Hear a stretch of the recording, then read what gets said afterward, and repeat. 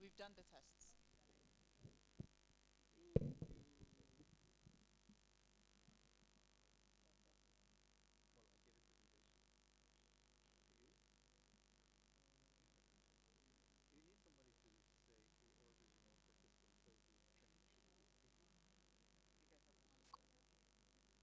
Or to tell us. Yes.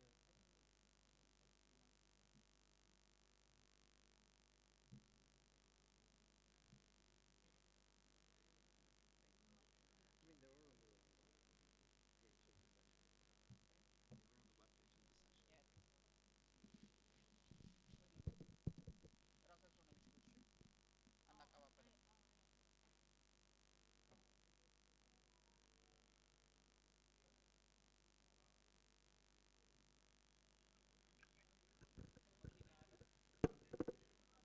Yeah, hola.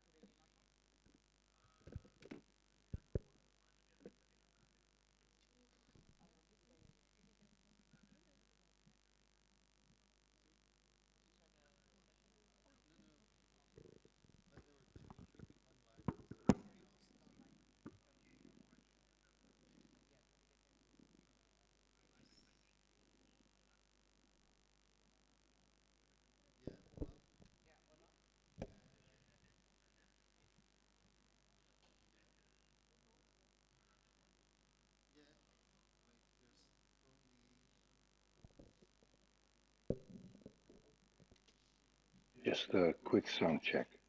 Hello.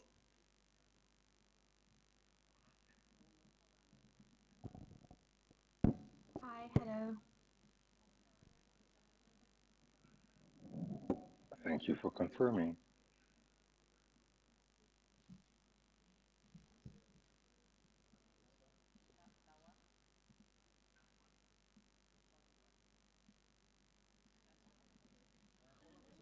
Now what? Oh, hola puts oh, hola puts host, and then you have Mazuba, and now what? Now what? So hola.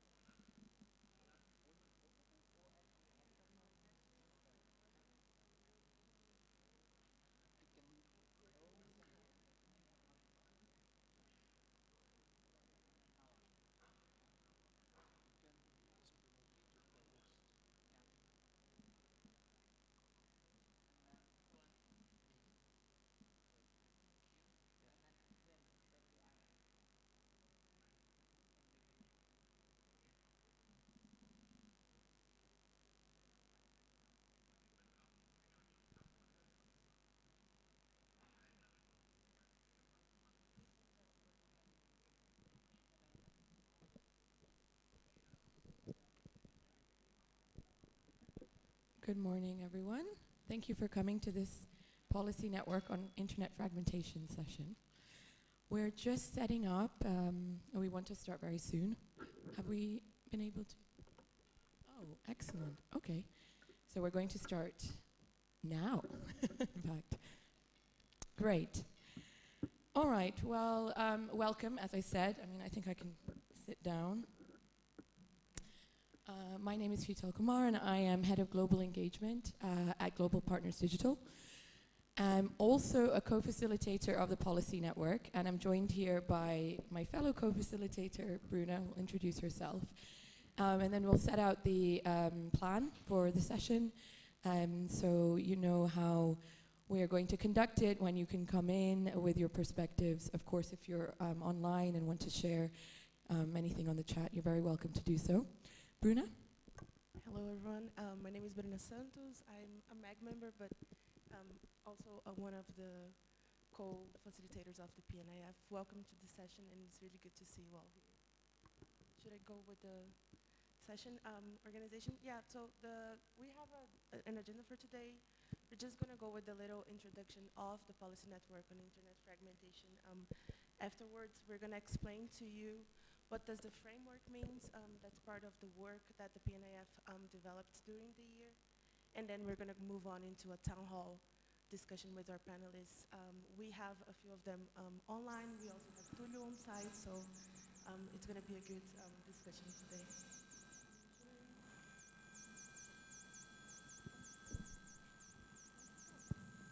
I don't know where is this noise. I apologize for that.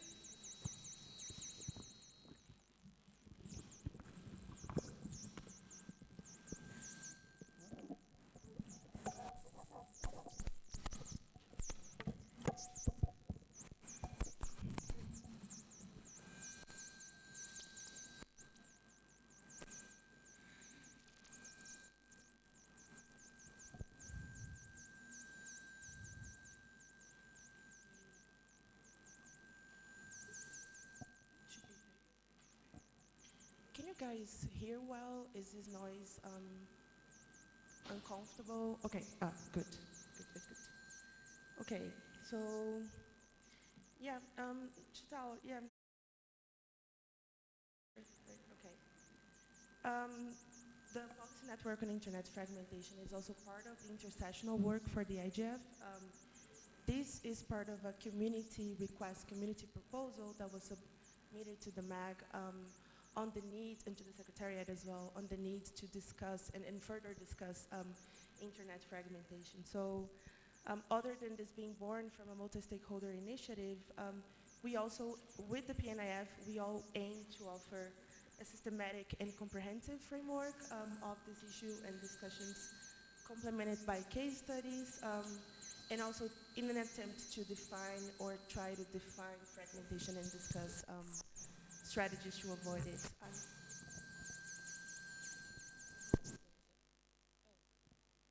We're back.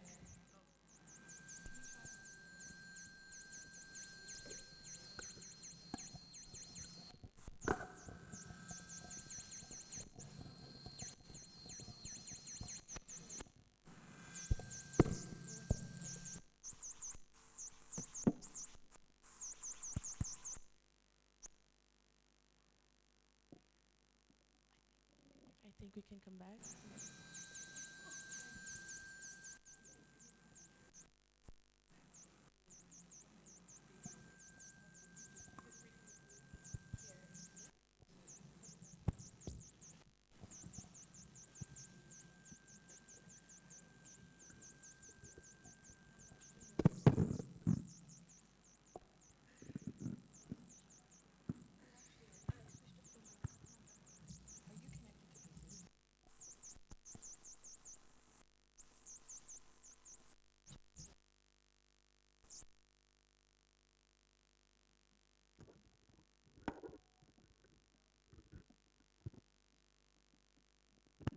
Thank you.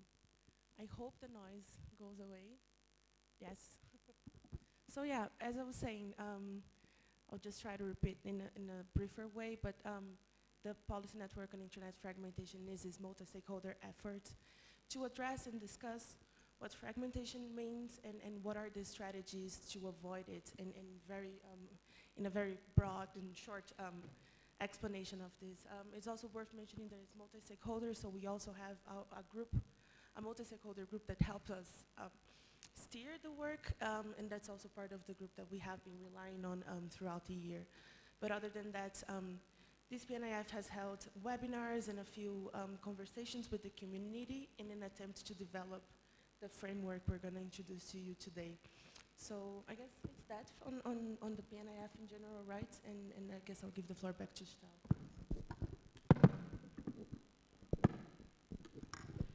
Okay, thank you, Bruna. Yes, so we wanted to give you an introduction to the framework we've developed over the past few months within the policy network. The framework has been developed as a result of conversations that we've had with many of you who have attended the webinars that we've hosted online, and the survey that we also published online. And these have been driven by some key questions which relate to what fragmentation is, how it's manifesting, where. We've taken some examples of what people have commonly referred to as examples of internet fragmentation and posed it in the webinars and asked, do you think this is internet fragmentation? Do you think a network disruption is internet fragmentation? Do you think data localization measures are? Do you think alternate root servers are? And in that way, we were trying to understand where there might be some commonality in the discussion, because there are so many different perceptions of internet fragmentation.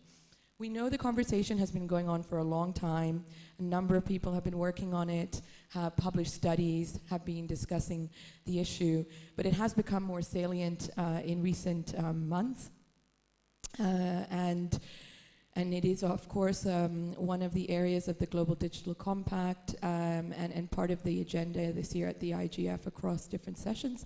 And I think we're going to do our best to try and make sure that we are bringing in the perspectives that have been shared at the other sessions on internet fragmentation into this.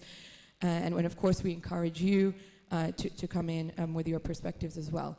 So I just wanted to explain a bit about the framework, which I don't think we have put up on the screen yet, but essentially, as we were having these discussions, as I mentioned about what is internet fragmentation, there were two main areas that people continue to speak to, or we identified as two main areas. One was the fragmentation of the user experience, and that, for example, can be a result of disruptions, intentional disruptions to information flows, for example, through network disruptions. And other examples could be through policy measures that block data from flowing across borders. And there are a number of other examples as well that people shared, where I think the main difference to the other aspect, which we identified, which is fragmentation of the technical layer, is that while the fundamental protocols and the technical layer of the internet may be intact, the actual experience of the internet as a space of information, free information flows, is not the case for those who experience such measures, as I've just mentioned. And as the increased tendency to use those measures, it manifests through policies and actions of both state and commercial actors, that fundamentally shapes the user experience of the internet. So then we also discussed other types of fragmentation that are commonly referred to. Some of these may not have happened yet, but are often referred to, and there is a concern around them. So that is, for example, proposals to have alternate root servers or DNS. Other practices that we're seeing that are actually happening that could impact the internet. For example, rerouting, blocking, essentially digital sovereignty practices, some of which we heard at the Internet Society session yesterday, that impact interoperability and can fundamentally impact the internet. So I think there are some areas of connection between these different aspects of fragmentation that we identified. One is, of course, a control over information flows that removes the ability for a user to decide if and when they can access information online. But there's also, so there's this question of control over information. But there's also this overarching point that kept coming up in our discussions, which was around the governance of the internet. And moving away from, or perhaps not ensuring that there are linked up discussions, that spaces where protocols, standards, and other spaces where policies are developed are disjointed, and that can contribute to issues around connectivity and interoperability that we are seeing, and so that there is a need to understand that the overall governance of the internet is, impacting across the two aspects that we've just discussed. So, as I said, I want to bring in other discussions that have happened this week. There was a Day Zero session on internet fragmentation on Monday. Many of you may have been there. Some of the elements that we want to discuss in the framework, which is available online. Sorry, I should have said if it's not up there. But it is available on the Policy Network webpage, and I encourage you to look at it, are qualifying whether certain measures and actions could constitute internet fragmentation. And some of the criteria that was discussed was around, for example, duration. If network disruptions, as an example, last for a certain period of time, impact a certain number of people, then potentially, we can say that qualifies as fragmentation. And that the experience of fragmentation or the different manifestations whether it's at the technical layer or at the user experience could be on a spectrum that we can collectively identify and then be able to point to and say, well, at this point, we're talking about internet fragmentation. This may sound a little bit abstract. The point is to have provided something that builds on the conversations of the past 2 months within the policy network that will hopefully provide a basis for us to continue discussion, to unpack those elements in greater detail, to develop as well, hopefully, not only a common understanding of the problem, but also some solutions and recommendations to different actors to address these issues. And so that's what we want to discuss here with you today, is how helpful the framework is, if it's helpful at all, how it could be used, and we want to unpack the different elements in more detail. Our speakers will help us do that, but we really want to hear from you as well. And then we want to hear as well from you about how we can ensure greater discussion with more stakeholders and get them involved as well. So I think, Bruna, we're going to turn over to the town hall discussion now. So I'll turn over to you.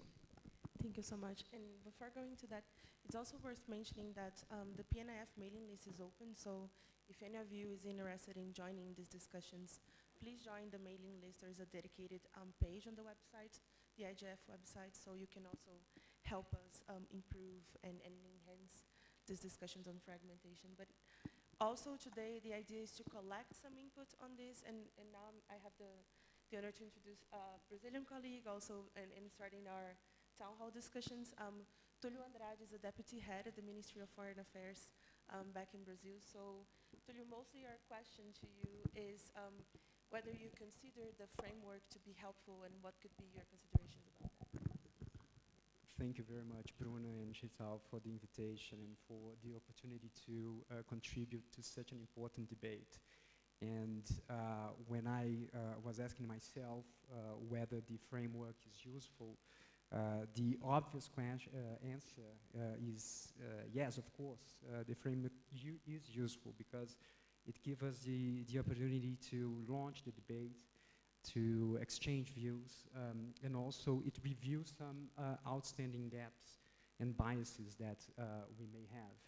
And one bias that came to mind is actually the focus on the user experience, which is a very, very important dimension of the role of the internet, which is very much anchored on human rights, but in a particular civil and political dimension of human rights. And perhaps it may leave aside another very important dimension of human rights, which are those social, economic, and cultural human rights. And in the context of their indivisibility and interdependency, this is a dimension that we cannot live without.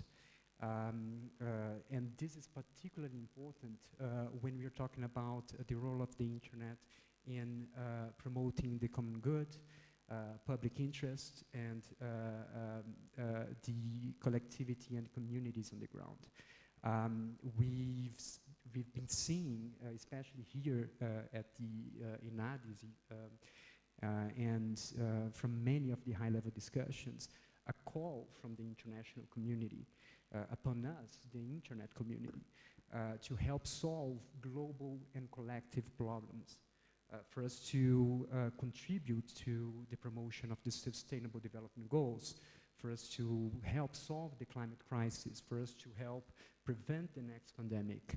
And when we're talking about that, we have to ask ourselves, what user are we talking about?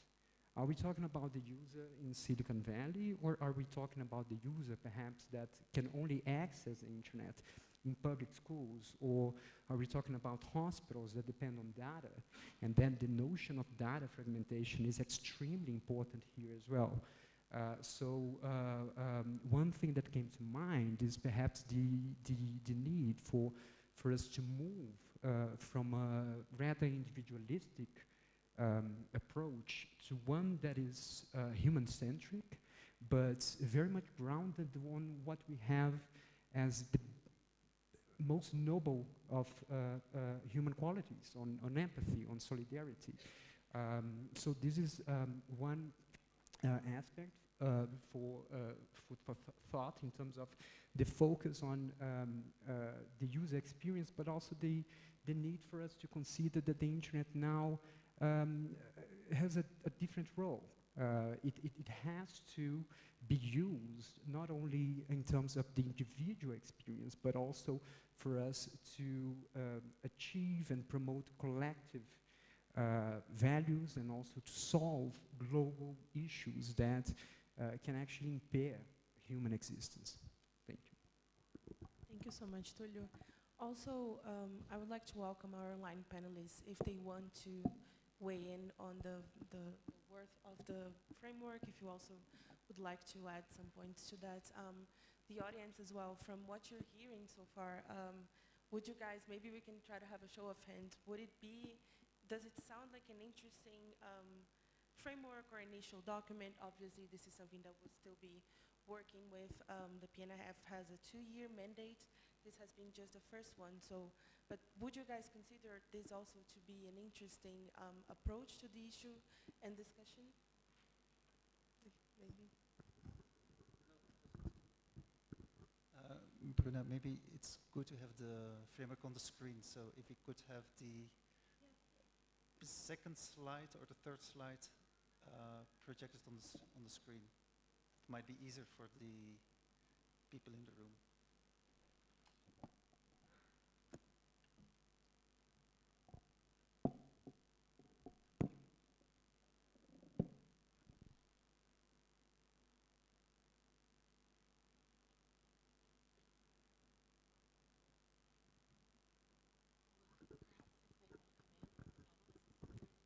I just try to, I'm just going to ask again whether Mazuba or Olaf or Nawal would like to weigh in on the framework as well. We're going to continue with the discussion if you don't, if you would like to continue with that, but just giving you guys the opportunity to also comment. If you would like, just raise your hands on the Zoom room.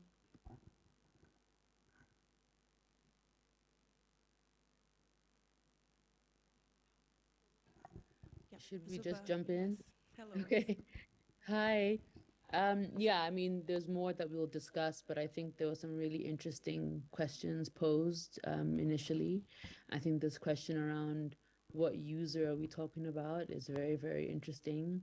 Understanding that there are multitudes of users, but how do we understand different groups and categories of users and the challenges that they're facing? How do we infiltrate or incorporate that into the framework? I think is a really interesting consideration. And so just excited for this conversation today. Thank you so much.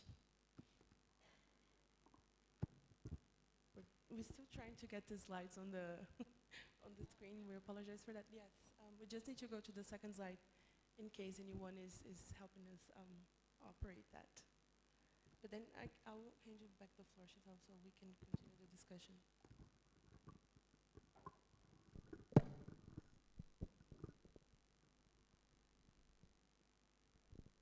Okay.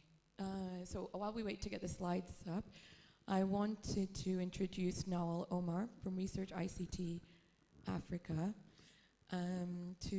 As we now go on to the second question about the two aspects, the main aspects of the framework, one being around user experience fragmentation, the other one, the technical layer fragmentation.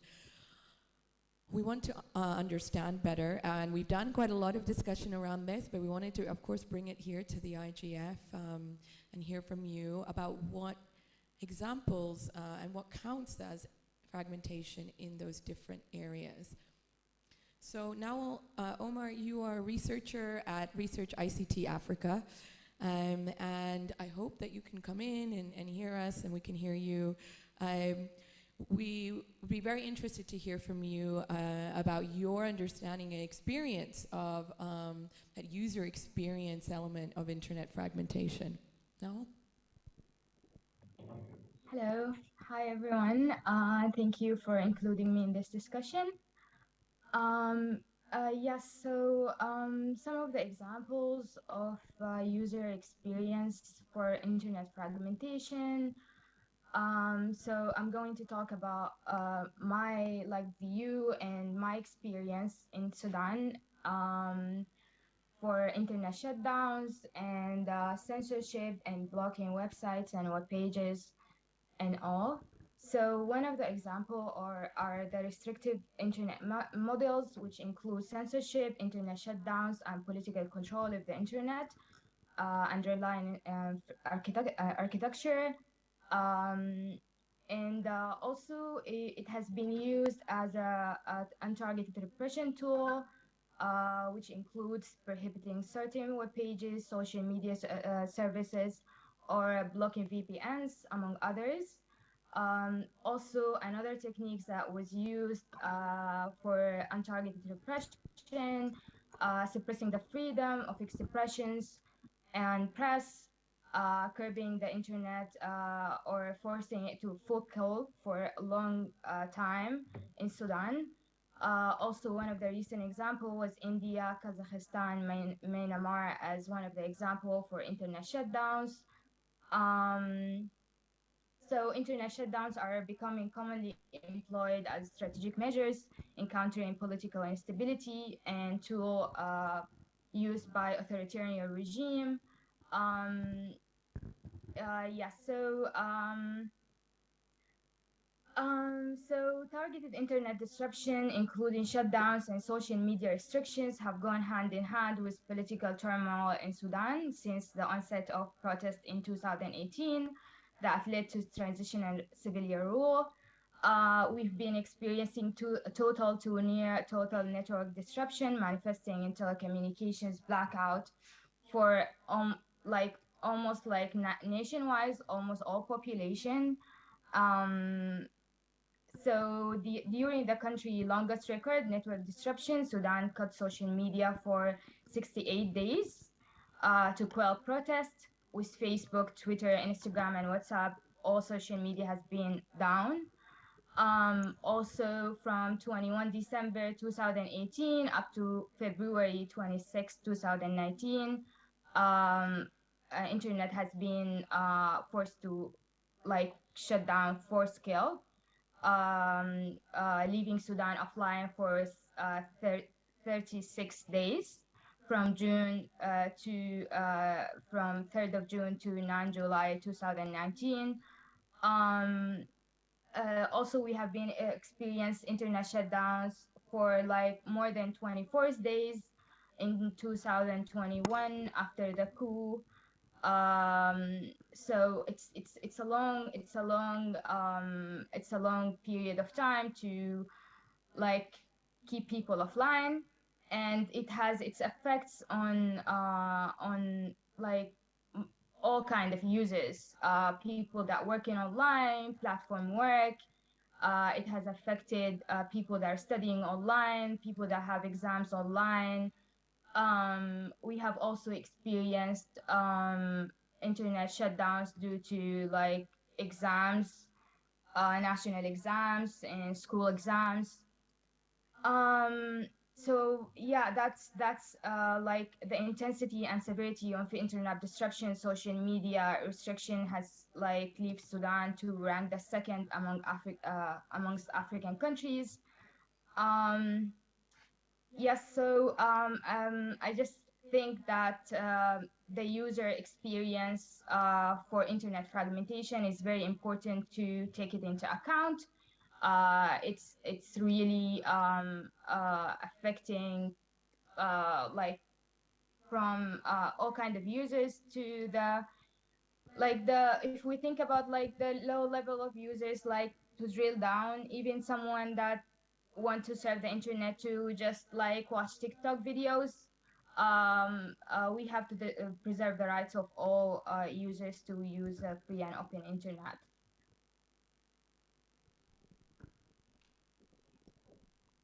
Thank you, Sital. Noel. Okay, thank you so much for sharing those perspectives and your experience. I think especially bringing so much detail as well to the discussion and explaining the different ways that these shutdowns and how long they were as well impacted people is really important to consider, and is one aspect of the user experience element of the model or framework we've developed that really kept coming through in discussions. There are others, of course, and we can go to those. But now I want to turn to Olaf Kolkman from the Internet Society. Olaf, the other element of the framework that we have been discussing is fragmentation at the technical layer. Now, perhaps you can shed some light for us on what that means to you. I know that we have had some discussions about that, but this is an area where I think we do need some more unpacking and discussion to better understand what is happening. Olaf, over to you. Yeah, and I think that, hello everybody, good morning, good afternoon, wherever you are on the world. The beauty of the internet is that we're now together, isn't that amazing again? The way that I want to approach this is through the document, through looking at the document. We have provided a number of bullet points in which we describe fragmentation at the technical level, and what that fragmentation is, and the lens through which we look when we look at fragmentation at the technical level is really the infrastructure level, and that's captured by this term called the public core of the internet. In the document it says the public core is not universally defined. And it's a term that came up in the discussions around cyber stability in the UN. was a term that was coined in a Dutch report, a term that was adopted by the Global Commission on the Stability of Cyberspace. And so a fairly useful term that indicates or is defined by roughly the naming, the routing, the forwarding, and cryptographic infrastructure that is needed to operate the internet at global scale. So naming, DNS, routing, and addressing is address distribution and the decentralized routing that makes up the internet. And then the encryption infrastructure is also infrastructure that we need collectively to interoperate. If we don't have certificate authorities, for instance, if we don't have common protocols to work with encryption, it will not work. Obviously, that's not the only infrastructure that we have around. And it might be that in the course of technical development, new infrastructure becomes important for the internet. Just to give an example of that, if you log into many websites nowadays, you can choose your Google ID or your Facebook ID or your GitHub ID to log in. The underlying technology that is used for that is called OAuth. But what you see is that those services now become infrastructure for other services. So where that boundary is between the hard wires and cables with the routing infrastructure on top of that, and where infrastructure stops is a matter of trying to find where that point is on the sliding window that Chital mentioned in the beginning. If you look at the examples, there's another example that I want to point out because it might be a little bit dense in the way that it's written in the report. And the example that is given is routing of internet traffic via private infrastructure by big tech companies. If you read it like that, it might be a little bit curious to say what does that have to do with fragmentation. But this is sort of an example of a long-term commercial activity that might, and there's it's almost a capital letter M there in might, lead to fragmentation on the long term.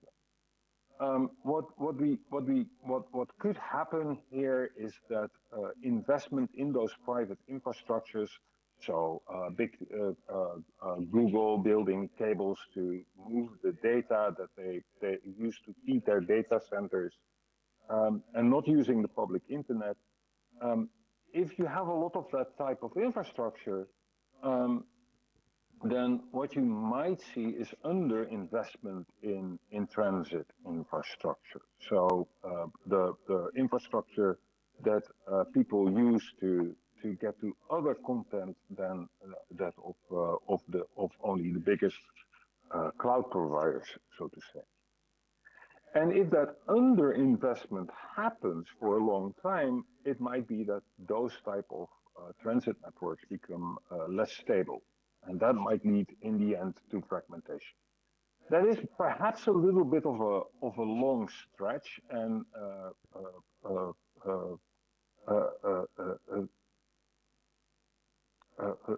sort of a theoretical example, but we have it there because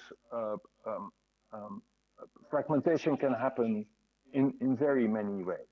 And we wanted to trigger people's imagination a little bit. Another part in the document here is the fragmentation of internet governance and coordination. As you all know, the internet infrastructure is run by many organizations. The infrastructure is decentralized. The naming structure is decentralized.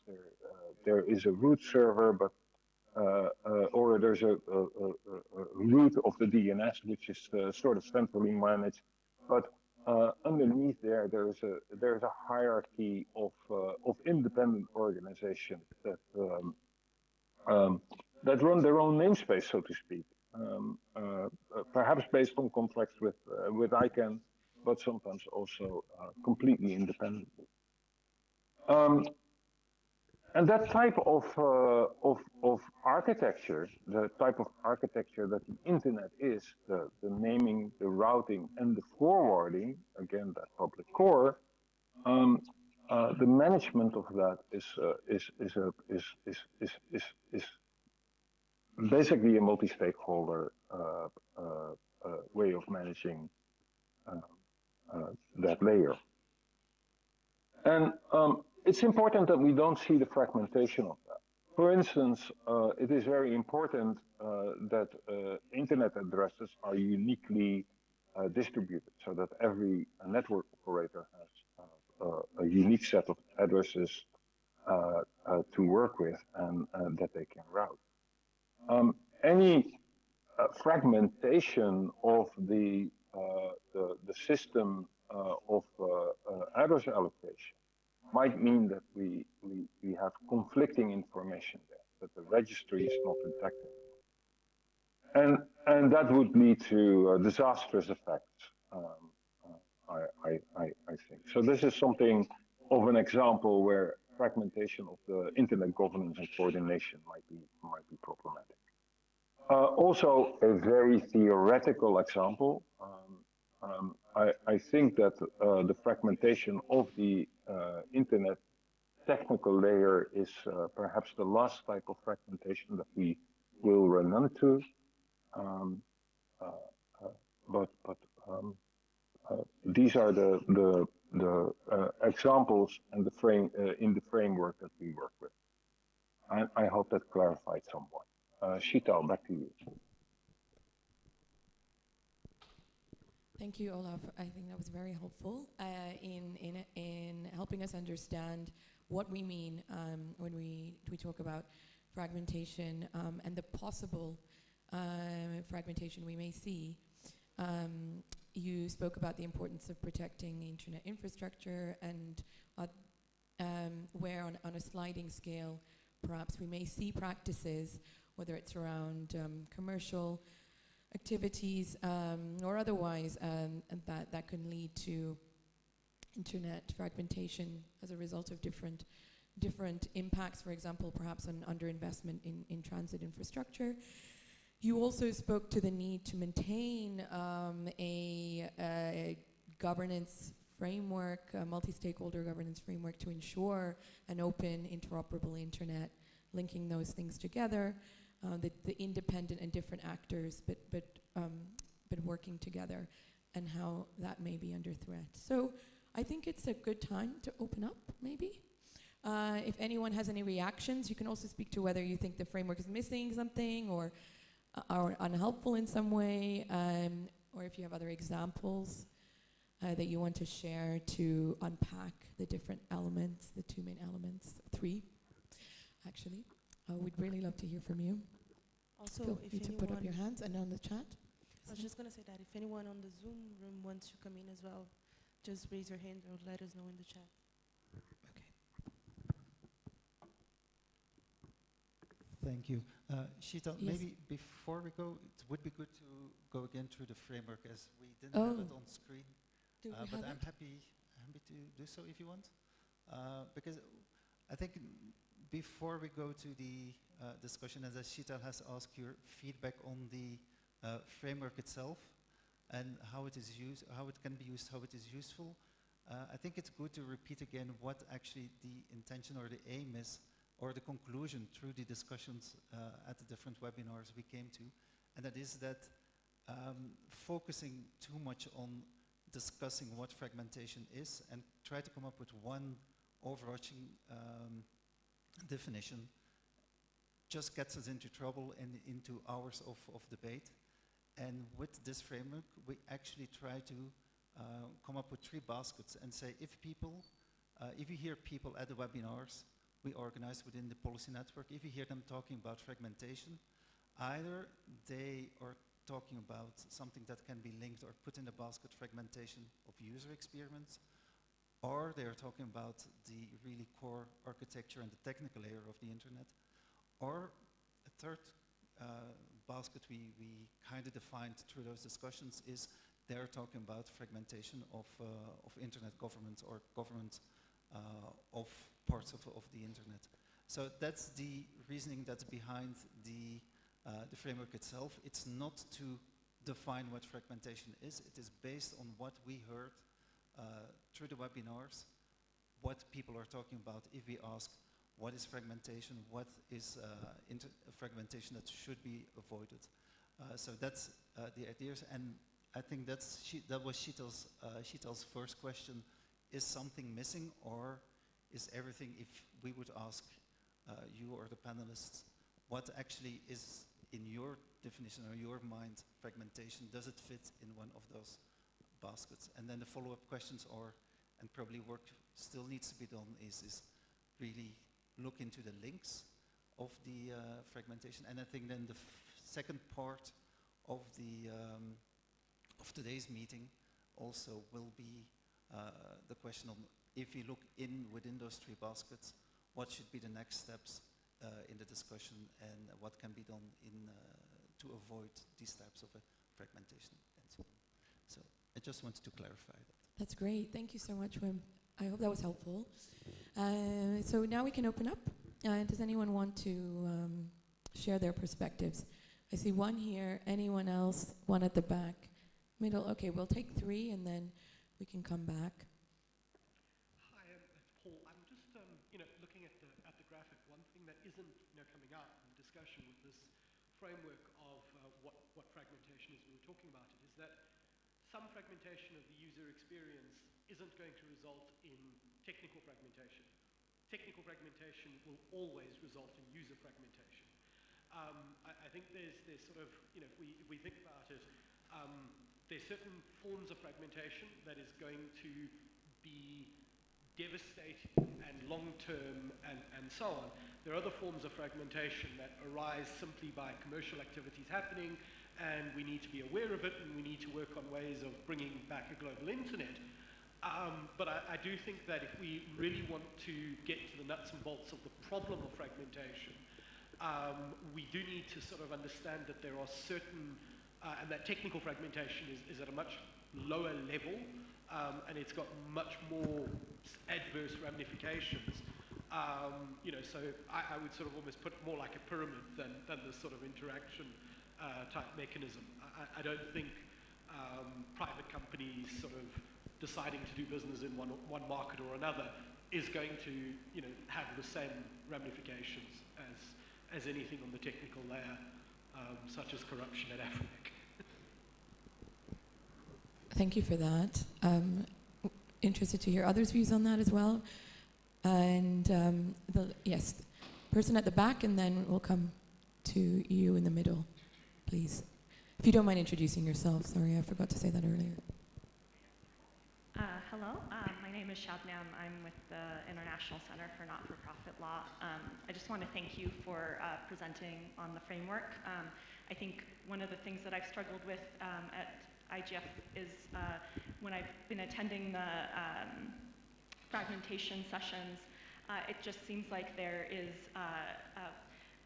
very differing perspectives that are shaped by political views regarding what is fragmentation and which aspects of fragmentation are most relevant.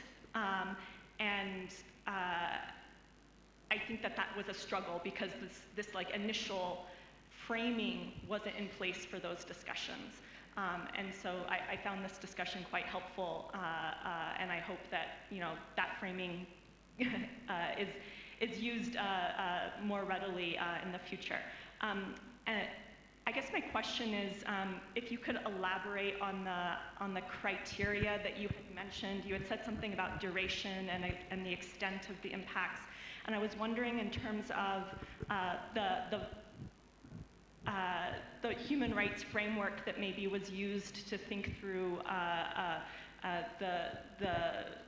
extent or how problematic each type of fragmentation is, and if that was part of the discussion or part of the underlying thinking behind the framework as well. Great, thank you. Happy to answer that. And now the person in the middle, please. Okay, thank you very much. I'm Abebe Bekele from Ethiopia. I'm working as Global Technology and Digital Solution in INGO. And what I would like to raise is, it's good, I mean, the topic is good, talking about the policy, the fragmentation is good. But we need to teach our users also. You know, as we all know, resources are not ample. They are scarce. We have a scarce resource. For instance, let's see this hall, how many users are connected to the internet. But how many of us are using actively? If we are not using it, why do we connect it? This also saves us our resources, and it enables us to consume properly. Thank you. Yeah, I think that's a really important point about scarce resources and using them in a certain way, and the sort of commitments, values, principles that shape, drive where and how resources are spent. And so we have a question there. I just wanted to, maybe we take the first three. Okay, and one here. Okay. We can respond to the first three, and I want to just check if the panelists want to perhaps take any of those questions, including the first one, which was around how technical fragmentation has broader, more perhaps serious impacts, and always impacts user experience, but not vice versa. Is that a problem? Could we still continue to discuss and of course try and understand the links between the two? Any reactions to that? I think that was an interesting perspective. And then I do have a response to that question about what we discussed when it came to the human rights elements. But panelists first, and then we'll come to you, if that's okay, and to yourself. Thank you very much, Ital. And this is very exciting discussion, and it only testifies to the importance and value of the framework, because it provides us a platform to discuss. And building on many of the views that have been expressed by not only the panelists but also some from the audience, if we are to engage also, in addition to the missing link on the collectivity, on the role of the collectivity, on us to move from a paradigm of individualism to a paradigm in which we are going to accept our radical interdependence as one humanity. This is one aspect that we would need to be to have reflected in the framework, but there are also two others that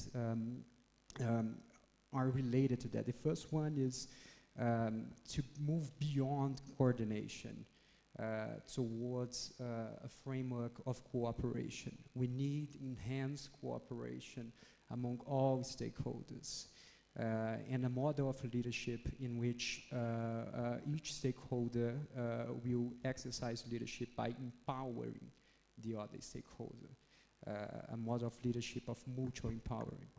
So this element of cooperation is something that is very much important when we're talking about internet governance. The technical aspect of the internet is not enough anymore when we are dealing with something that is extremely important. It is fundamental for us to achieve not only the full potential of the internet, but also for us to address some of the key challenges that we have before us, like climate, for example.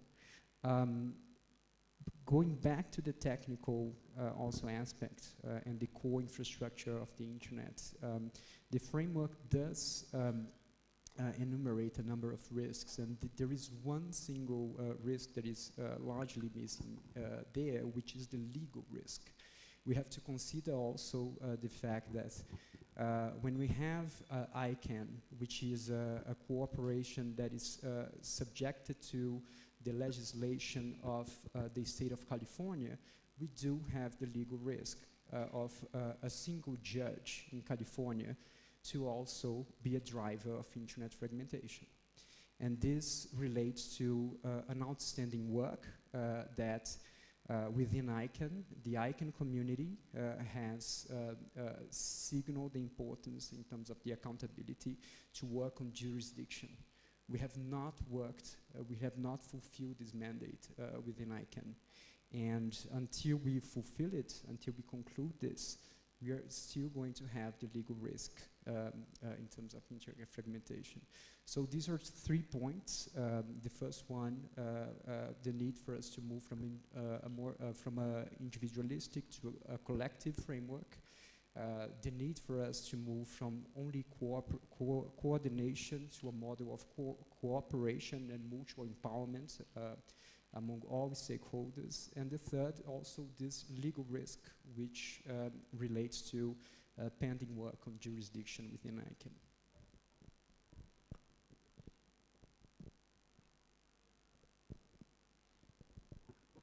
Thank you, Julio. That was bringing even more into the discussion, which I think is helpful. And but we still have this reference of the framework and the different ways we can approach what you've just mentioned.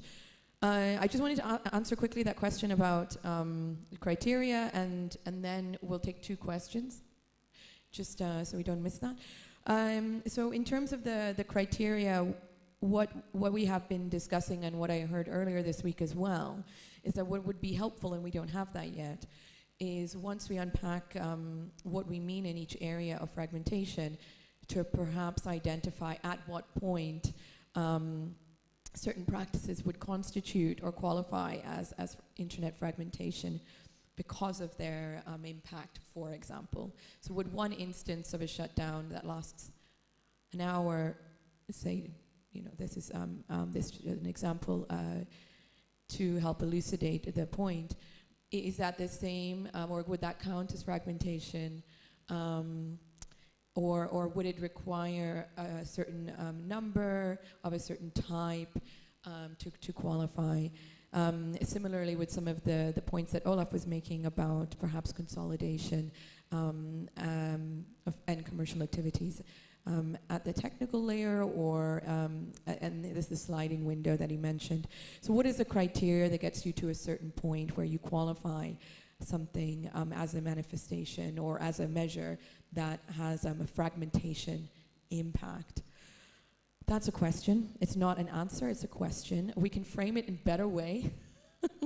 But one thing that was mentioned that you've alluded to, I think, is using a framework like the International Human Rights Framework to decide whether an instance of fragmentation is bad, so to speak, and has that impact on an open and interoperable internet that we would want to stop and avoid. For example, with data governance frameworks, it was brought up, and colleagues, please correct me if I'm wrong, but I believe it was brought up during one of our webinars that while a data governance framework might result in the short term certain requirements around certain safeguards, for example, that must be in place before data flows. If the end result is stronger norms and user rights are respected, then we perhaps wouldn't call that internet fragmentation, because the net result is positive for the user. Again, this is just an example. I'm not saying that it's correct or everyone agrees on that. But it was discussed. So can we take those 2 questions and then we can come back to the panel? Okay, yes, you were first. Thank you. My name is Ying. I'm from China, a PhD candidate at Tsinghua University. And I have a question regarding the fragmentation of internet governance and coordination.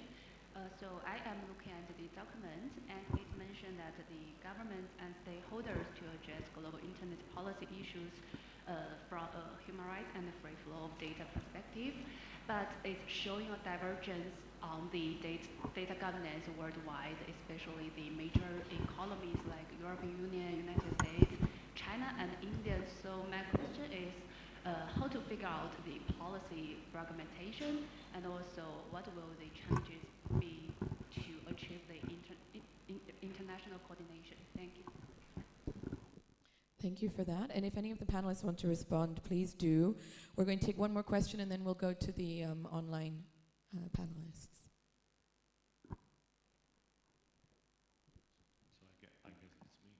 I have a simple typology or taxonomy question to professionals in the field, as this is not area of my expertise. Would you consider darknet a part of this discussion or not?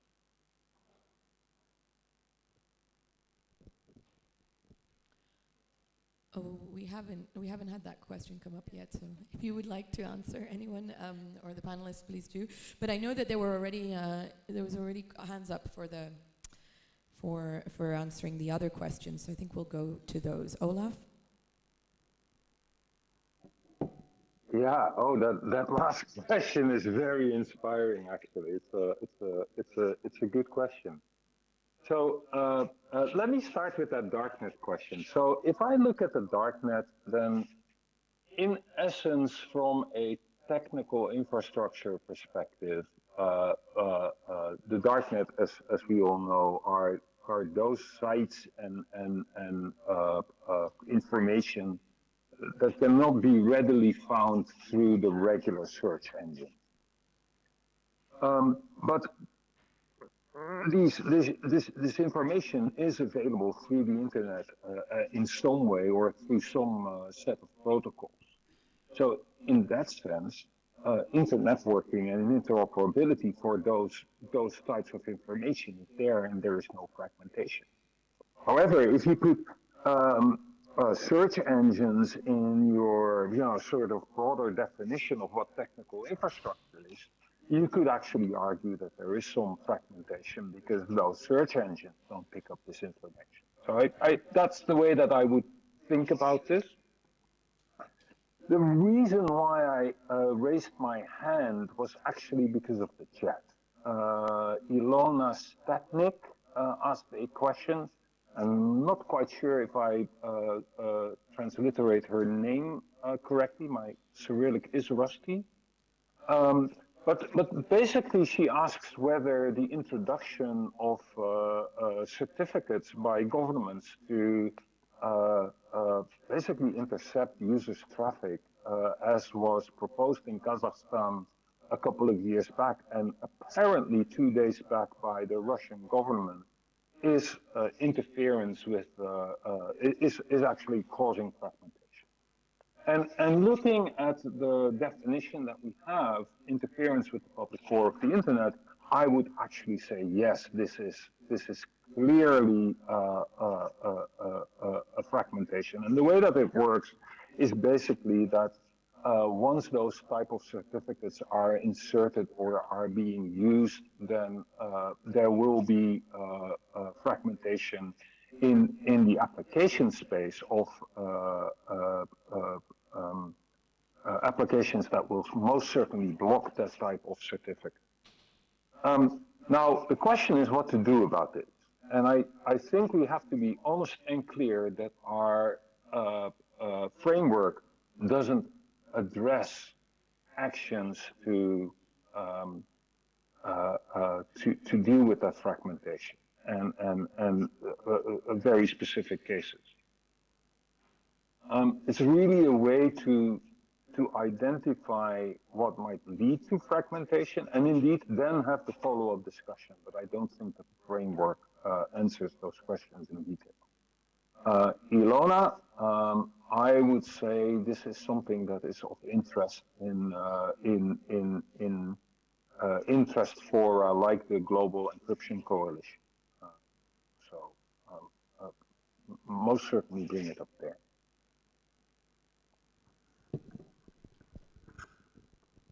Thank you, Olaf. Are there any other panelists who want to respond? Okay, so I think we can now move on to the next part. Bruna, I'll hand over to you. Sure. Oh, Wim, you've got your hand up.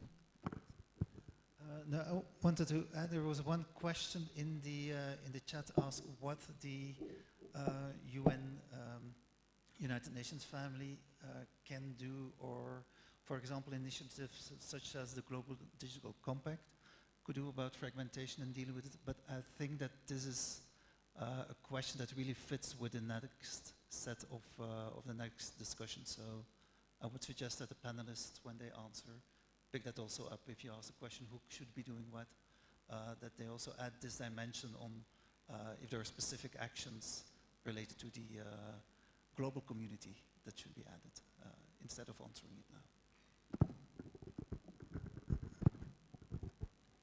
Sure. Thank you very much for this question on the chat, because it is going to be one of the key priorities in terms of digital governance and cooperation, and the upcoming work around the Global Digital Compact. And this is a very good reminder, because it is indeed the issue, the mission of us avoiding internet fragmentation is specifically mentioned in the report from the Secretary General, the United Nations Secretary General.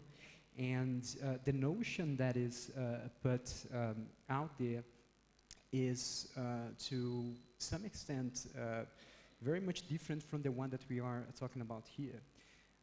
Because over there it's about the fragmentation of the information, the logical layer, the need for us to actually have a convergence in terms of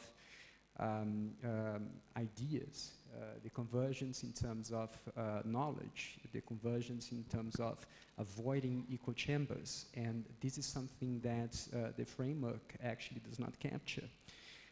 So it would be very useful for us to also reflect this within the framework, go beyond again the technical dimension of this, which as some has raised, may actually be more faithful to political priorities, so to speak.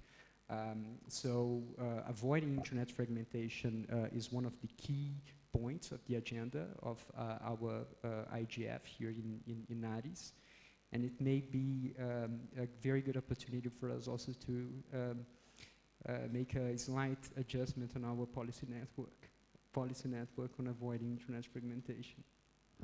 Thank you so much, Tulio. And it's good that we already went into the responses conversation, because I also want to bring in Mazuba back again. Mazuba Haniama is the head of human rights policy for Africa and Middle East at Meta. And Mazuba, basically our question to you is, if we're discussing approaches to avoiding fragmentation, what kind of responses do you think it's necessary, both from policymakers or other stakeholders, or even places? Where should this discussion be taken to? Thank you. Thank you so much. Yes, I think, certainly a consolidated, structured, and strategic response is needed. I really appreciated what one of the panelists said around going beyond coordination and thinking about cooperation. And that's a really important part that I hope we come back to. I think there are a number of stakeholders who play a role here and who come together to share how we can be responding, particularly tech companies being amongst these, government policy stakeholders. I think as a company, we recognize the role the governments play in avoiding internet fragmentation, and I think we've discussed this a little bit as we think about internet shutdowns. I think also, I spoke a little bit about this too a bit earlier, but I think the Russia-Ukraine war has accelerated trends of deglobalization, protectionism, and nationalism, and this is playing out in the digital sphere too. The rise of an authoritarian internet model, with citizens segregated from the rest of the global internet and subject to extensive surveillance. This presents a real risk to the open, accessible internet as we know it. And we're constantly encouraging governments to heed their human rights obligations and protect and promote the global free flow of information, recognizing access to the internet as a human right, and to refuse to resort to internet shutdowns, which inevitably harm human rights, including freedom of expression, access to information. And then, of course, we recognize the role tech companies such as ourselves play, With almost 3.5 billion monthly users, Meta's products impact human rights for good and for ill, more than many other companies in the world. And this is a responsibility we take very seriously. In our view, some of the most important tasks we have to promote an open internet and avoid internet fragmentation is to, one, maybe make sure human rights is centric as we develop our products and policies, and that's something that my team and many other teams at Meta are very focused on doing. We're also very committed to recognizing instances where governments play a role in defending an open internet. And then inside of this conversation that we're having now, we're really interested in promoting a multi-stakeholder and international cooperation initiatives that defend, an open internet. I can talk a little bit more about this as we continue, because I think there are a few more questions that speak to stakeholders and inclusivity. Thank you so much. Yes, and you spoke a lot about human rights being at the very core of this discussion, and I think a lot of us here agree, and that's why we also think bringing a human rights framework to our own framework and the discussions we want to promote within the PNIF is so relevant as well, because it's kind of a streamlined discussion and also effects to this, and not just a technical, simpler, in a way, debate around fragmentation. Maybe, I'm not sure if the other panelists want to weigh in on this as well. I know we have been doing a little conversation on responses too, but if there is anything that have not been said yet, just raise your hands and I'll be happy to hand the floor to. Hello?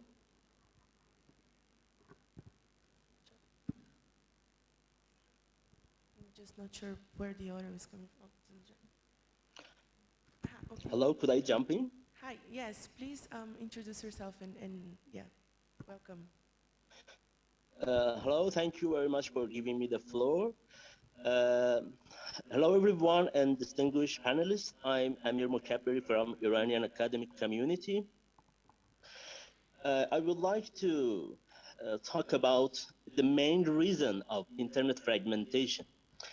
I would like to mention three main reasons. The first reason is increasing trends of internet weaponization and internet militarization, and defining internet as a new battlefield. The second reason for internet fragmentation is unilateral coercive measures in digital world. And third mention, I think, is non-cooperation of global digital platforms by law enforcement of other countries regarding illegal content and investigation of cyber crimes. The solution is defining internet as a peaceful environment based on international agreements.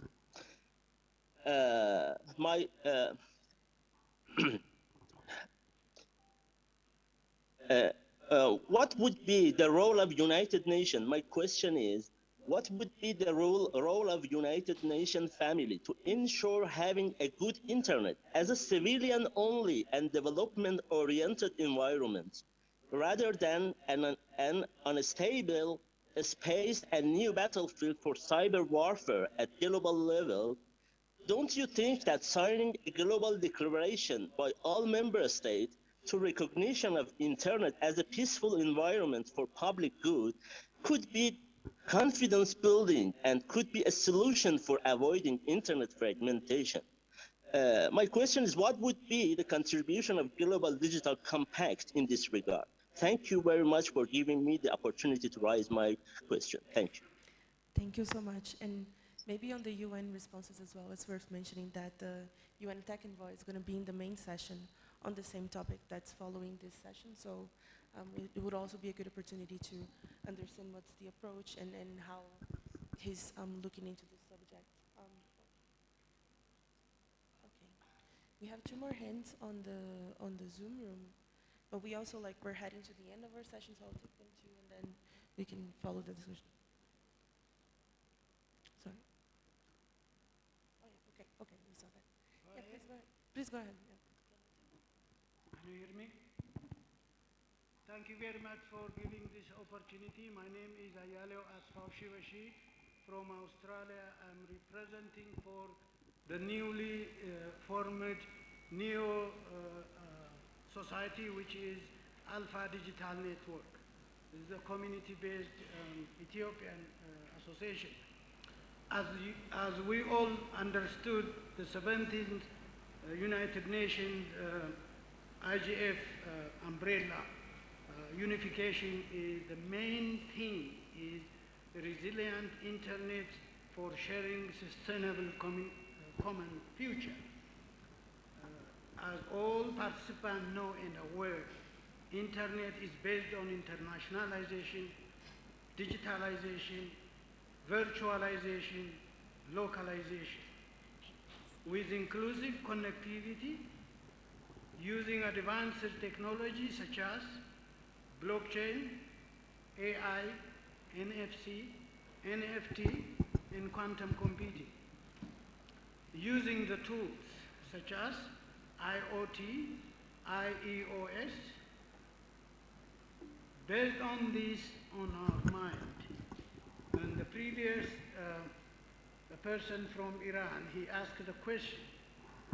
What I'm asking here is, Ethiopia is the best example of disadvantage and advantage of the internet. We have 67 million Ethiopians connected, and then also the Honorable Prime Minister yesterday clearly clarified the internet is the last 2 years distracted Ethiopia as a sovereign state. So, my question is, what are the UN plan in the future? What are the plan action protect such countries or member countries from spreading false and information to a sovereign state, and also attacking financial institutions? As you know, the current situation of the world is two different financial war, a currency war between the East and the West, which is the current SWIFT system and the newly established BRICS system. And based on this, what are the UN initiative member countries using securely and properly the international based internet for spreading all over the world with peacefully, productive, and accessibility in the future to all UN member countries? What are the plans? This is a good opportunity to Ethiopia. You are here in Ethiopia. You, the whole world know Ethiopia. The social media and the stream media was spreading false news about Ethiopia. Ethiopia is peaceful now. As you see, 6 months ago, it was a different face. Now I'm asking, on behalf of Alpha Dejen or Alpha Neo Society members, the United Nations has to start dialoguing and starting draft international United Nations Internet Governance Law. What are the plans if it's a plan? If not the plan, I'm asking you on behalf of my community, and also as an Ethiopian living in Australia, I'm asking on behalf of Ethiopian people, please understand, draft, start international law, then all countries, we know that America has it, and all developed countries have their own internet laws. So there is no international law. So what are we waiting 17 times of this kind of conference is not initiating international law? Thank you very much. Thank you. Thank you so much for your comment and question as well. just on that, I think other than the majority of the discussions we're having here, they also have some connection with the cooperation, the international cooperation, and how all stakeholders can come to the same place and table and to address and understand each other's issues. So this is also part of our discussion as well, and it's thank you for the input. We have some other questions from remote, but I'll maybe ask in spite of time for our panelists to reply on chat if possible. So yeah, but just to acknowledge them, we saw your questions, Izan and Bo. So yeah, Chital, I'm gonna hand it back to you. Thank you. So we want to spend the last few minutes asking you all online and on site about the next steps and what needs to be done. There are two questions there. What can stakeholders do to avoid fragmentation, to protect an open, interoperable internet? What can we discuss here that we can then continue to work on with reference to the framework in the next year? That's one. And then if you have any points you want to make about the next steps for the policy network itself and how we engage others, please do share those. So those are some questions to take us into the next stage of the policy network's life. If anyone has any comments, wants to share any perspectives, please do raise your hand. Seeing any here. Are there any online? Anyone online? There's one here, so go to you. Okay, thank you for your clarifications. I'm Dauda from Senegal, but there is still something which is going up my mind. Is fragmentation here is a concept or is it just a fact? And if it is going to be, if it is a concept that is going to be implemented, maybe it will have a huge impact on digital rights. Okay, am I right for that? That is my question. I believe the understanding is that it is happening and could get more serious.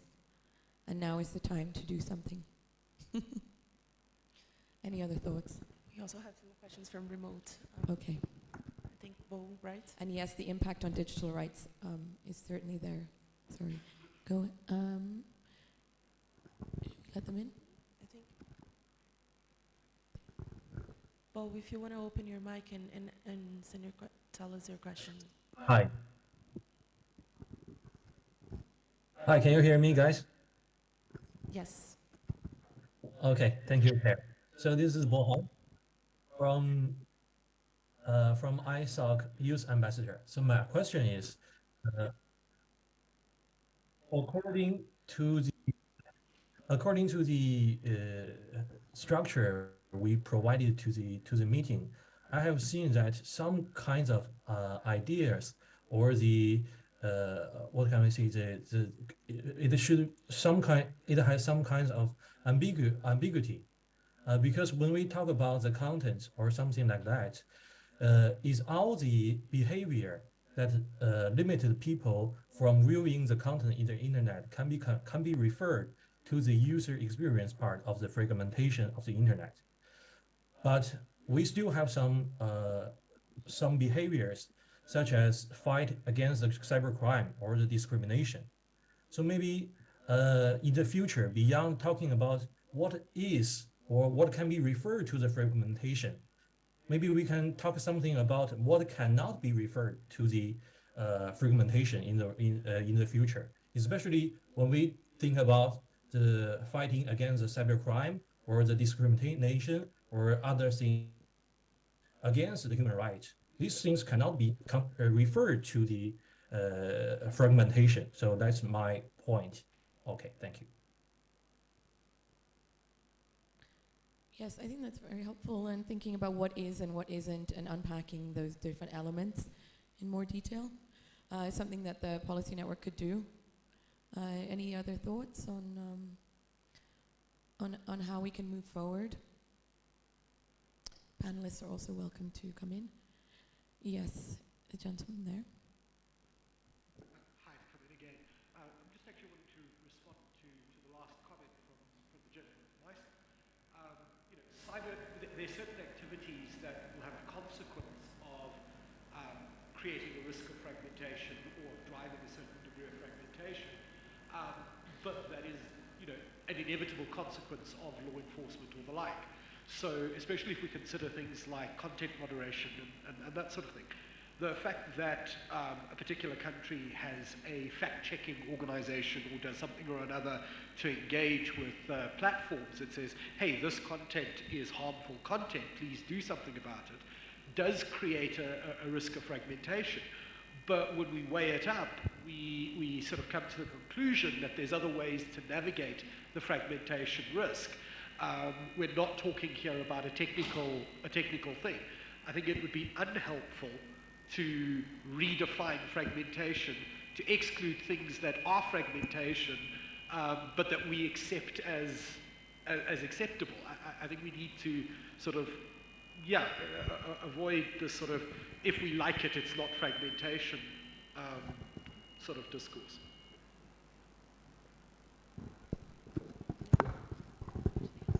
Yeah, I was just going to say that from some of your interventions as well, I get the feeling that the user aspect, the user basket, might be the one that we need to qualify or better define the most, or even like what, because as some of the interventions pointed out, geo-blocking content, even content moderation, application of content moderation rules, content governance in general, this has been happening forever, ever since the beginning of social media and intermediaries. So that is also the part that we might need some better qualifiers as well. So if anyone has ideas or inputs to that, it will be very welcome to the discussion, because we do want to know like what is definitely the problem here, right? Great. So we'll go quickly to the comments from the online participants, and then we'll be wrapping up. So Izan? Hi, can you hear me? Yes. Thank you. I mean, my question was sort of asked a while back, so I think the time for it has sort of passed. But in light of the recent comments on content moderation, I think it's come back to the fore. The question that I have for the panel is, does the framework address extraterritorial measures that are globally applied? For example, you have things like global content takedown orders, which may potentially go against certain human rights principles, but the user experience is not fragmented in that case. However, there is still overall loss. And so I think Olaf recently answered the question that arises from that, which is, should fragmentation be held up against an ideal version or standard of what the internet experience should be like, rather than what it actually is? Because you might have loss of rights even if the experience or the infrastructure is not really fragmented. That's the question that I have. Thank you. Thank you so much. I think we also have, Nawal has her hand up, right? Yes, thank you. I also wanted to comment on the ramifications of internet fragmentation on the emerging technologies and AI. If we look at this issue in the future, I think it would like have an immense like impact on those technologies. The free flow of data and information, restricting the free flow of information and data, will eventually like exacerbate the issue of unfairness and bias we see in right now in AI. It would like eventually may lead to stop these technologies or severely exclude those people and nations from the global space and be included on those innovation. Yeah, I think it's important to also take into account the impact on the free flow of data and how it will impact the emerging technologies like AI and IoT and big data when those like societies or like nations that imposing internet fragmentation continues to exclude those people. Thank you.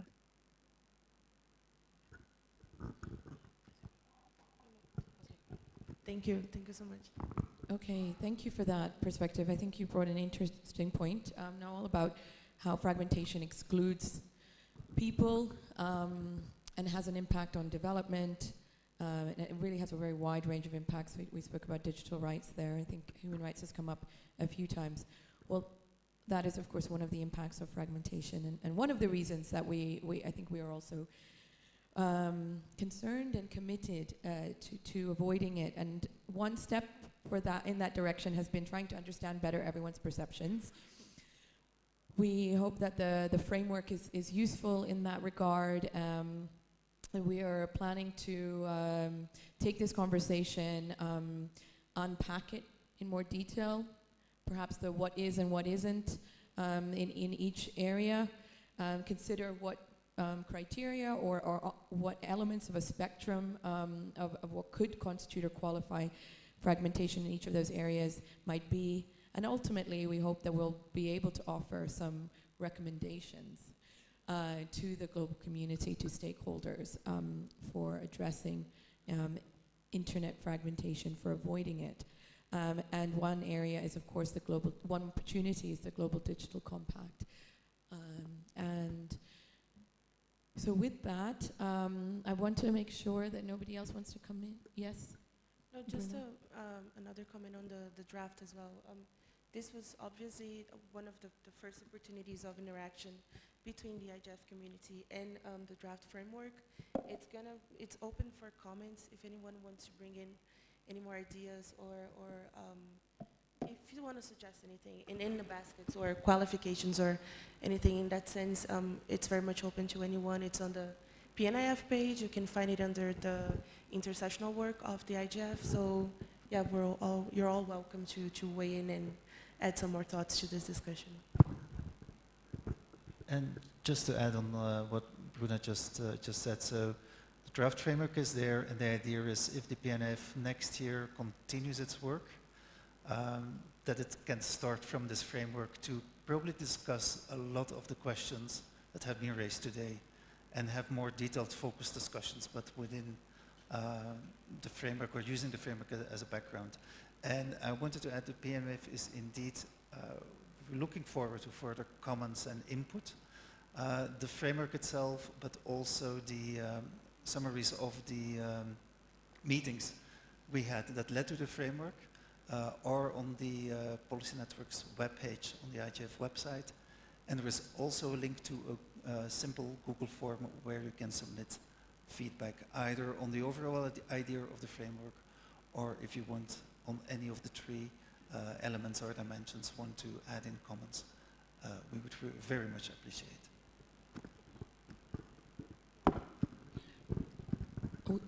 Thank you all again so much for coming. We would also encourage everyone who can to come to the main session on internet fragmentation, which is happening at 11. Starting 30 minutes, 11:30. Oh, 11:15. 11:15. 15 minutes. In 15 minutes, where again we hope to build on this discussion and hope to see many of you there. Thank you for coming. Thank you all. Thank you to the panelists as well. Yes. Of course, online.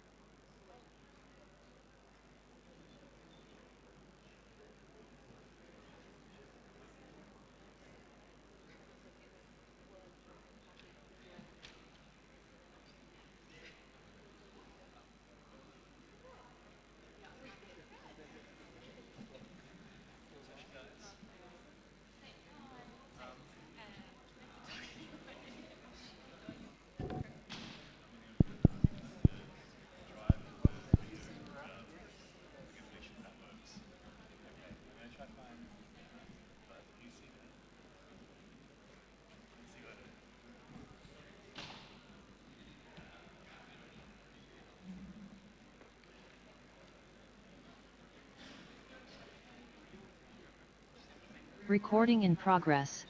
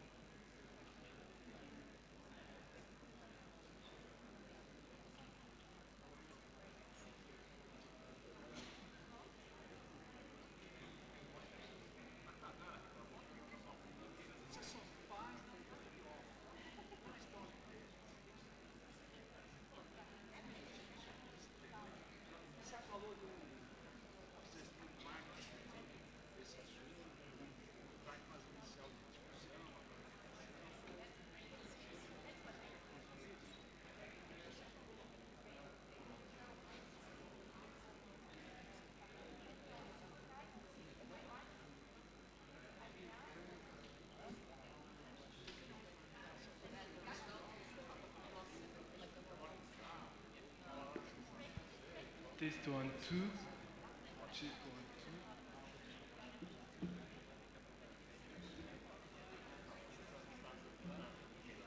Test 1, 2.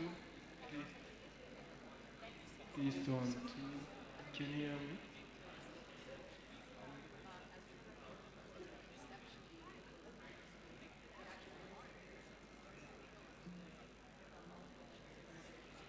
Test 1, 2.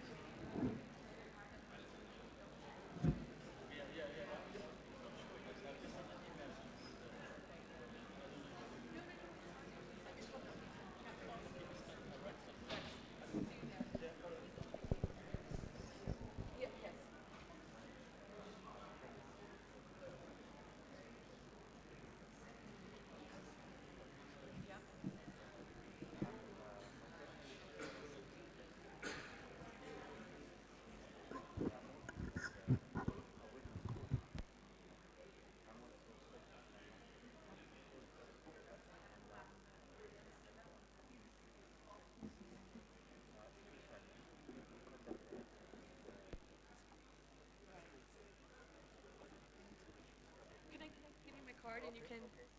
I have another session. That's the problem. But you can contact me here. And what the main point is that the police and citizens are highly vulnerable for Right.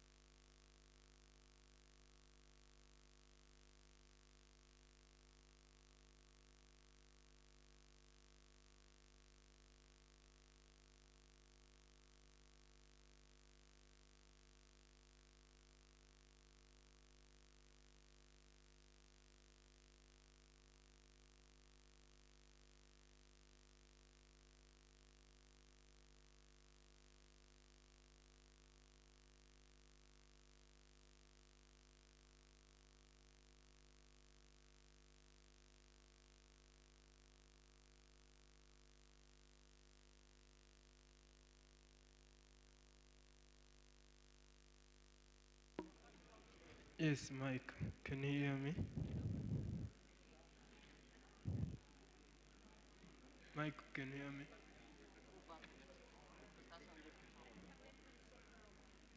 Mike, can you hear me? Mike, can you hear me?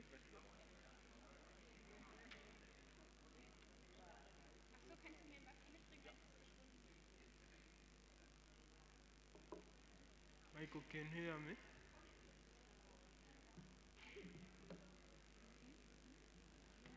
Mike, can you hear me?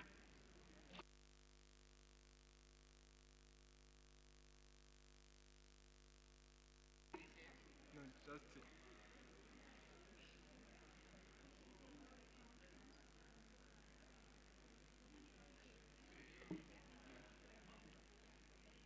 Michael, can you hear me? Test 1, 2. Test 1, 2. Test microphone 1, 2. Test 1, 2. Test microphone 1, 2. Thank you. Test 1, 2. Test 1, 2. Test 1, 2. Is it good now? Test 1, 2. Test 1, 2. Check microphone 1, 2. Test 1, 2. Test 1, 2.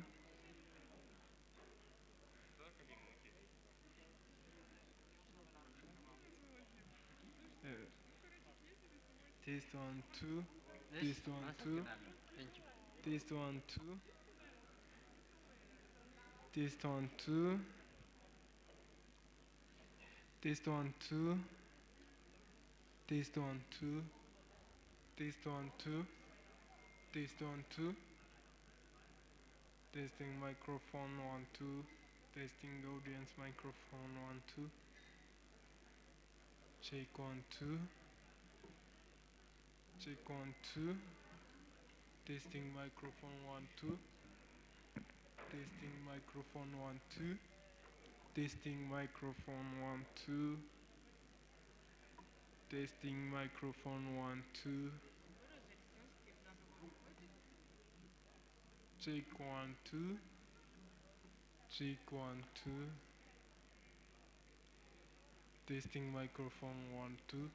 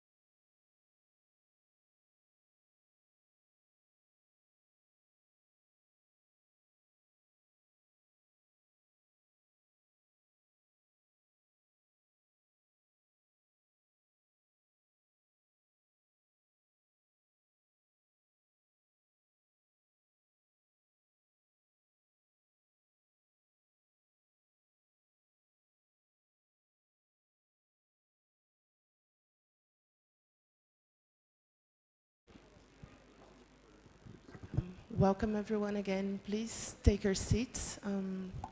We're starting a little bit behind schedule, but very happy to see the crowded room, so welcome. Okay. Okay, good morning everyone. So my name's Chris Buckridge. I work with the Right NCC. I'm also on the MAG, and I'm going to be moderating this session along with my colleague Bruna. Internet fragmentation, yeah, I think we've already had an awful lot of discussions about this just in the last 3 days, so 2.5 days. So I hope this is an opportunity in this main session to bring together a lot of the discussion and the learnings that have been happening, not just at this event, but in the lead up and in some of the other areas where this work's been going on. As we're all aware, the Internet Governance Forum this year is structured around a number of themes which are reflecting the themes that the Secretary General of the United Nations laid out for a global digital compact. And so the idea is that the IGF community will be able to structure its input, its feedback and its knowledge in a way that will inform that global digital compact and ensure that that can be a really useful and effective document. So avoiding internet fragmentation is one of those themes, and it's one that I think has, perhaps more than some of the others, required some deep diving, some digging into what does fragmentation actually mean, what do we mean when we talk about avoiding it, and what does that mean for the users of the internet, for the internet itself, and for what the internet can actually bring to our societies. So in the main session here today, we have quite a large panel actually, but I think a panel that will bring a lot of very different, diverse perspectives and knowledge to do the discussion. We have Amandeep Singh Gill, who is the UN Secretary General's Envoy on Technology. We have Tatiana Tropina, a professor from the University of Leiden. We have Edmund Chung, who's CEO of the .Asia organization and is also a member of the ICANN board.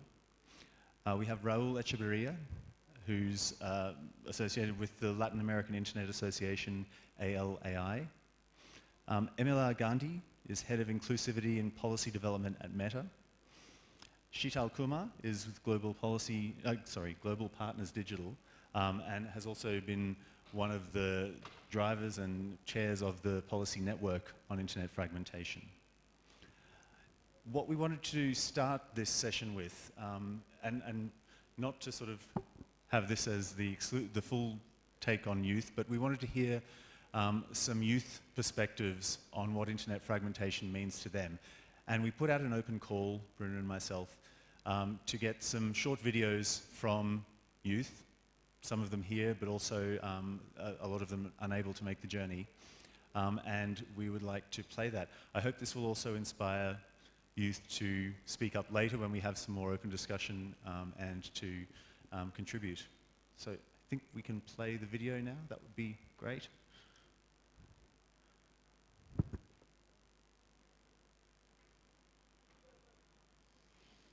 Maybe? Can we?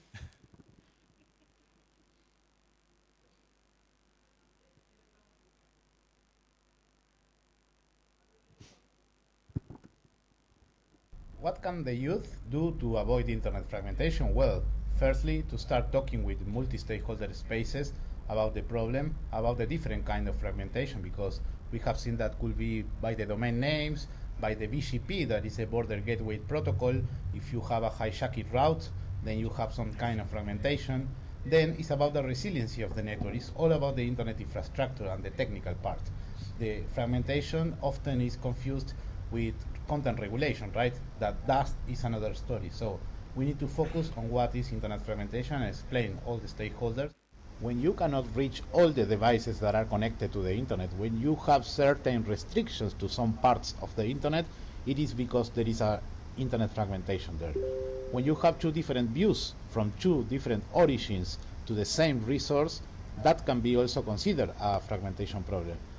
The area of internet fragmentation is full of frustration for us as a youth, because we have to face the consequences of the decisions of governments and private actors taken without taking into account our own concerns and needs. That's why, as a youth, we see that this is the outcome of the lack of trust in the multi-stakeholder approach and the lack of cooperation between different actors in the internet ecosystem.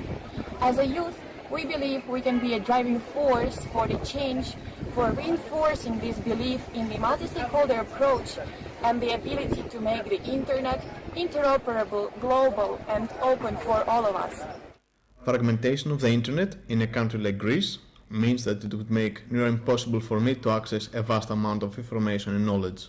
Subsequently, there will be less job opportunities and less direct communication out of my local community.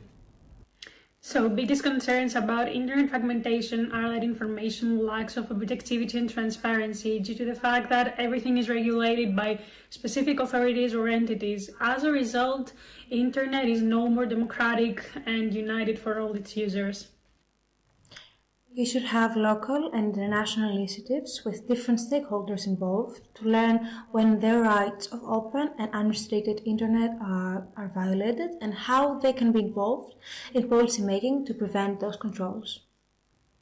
Young people, as the generation that has benefited the most from new technologies, can showcase the benefits of an open internet and advocate for policies against internet fragmentation.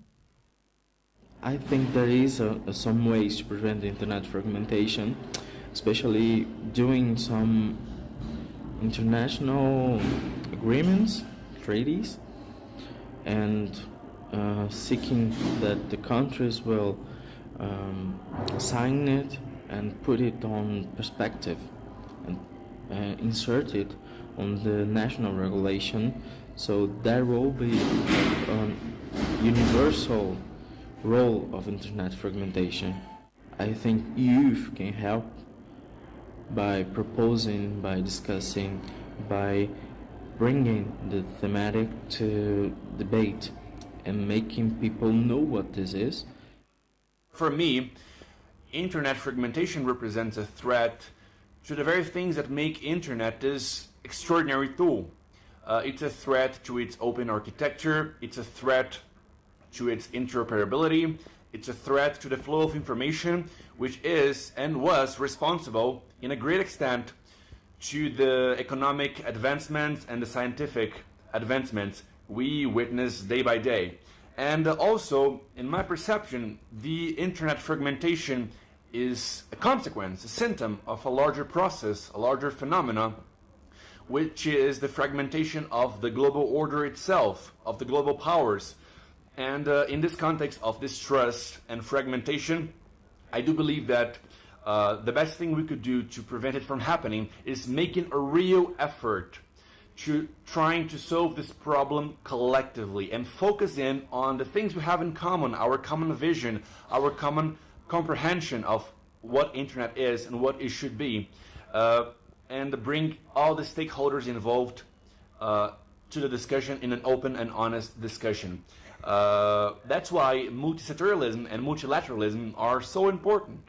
And also important is young people involved in this process. We should expose young people to this debate, explain it to them, give them the opportunity to learn what is the internet infrastructure, how it works, how it is governed, and most importantly, why it is fundamental, it's paramount to keep it an open and safe space for everyone. Thank you.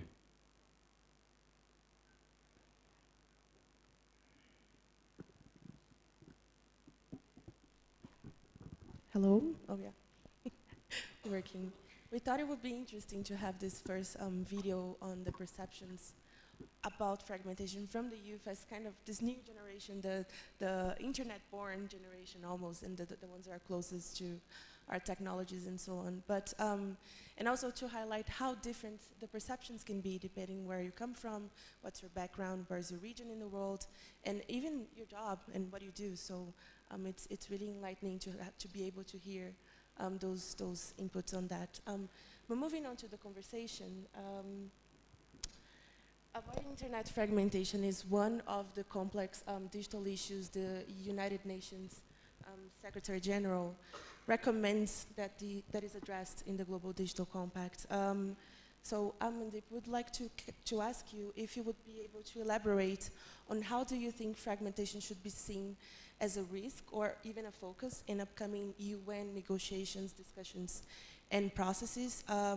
And the idea for us is for you to help us understand what is this perspective from the UN on this topic, and even this has been a question in the previous session too, so there's a huge interest in that. Thank you so much, and congratulations to you, Bruna, and Chris, for flipping this session, bringing the youth voices up front. And it was very instructive listening to the youth perspectives.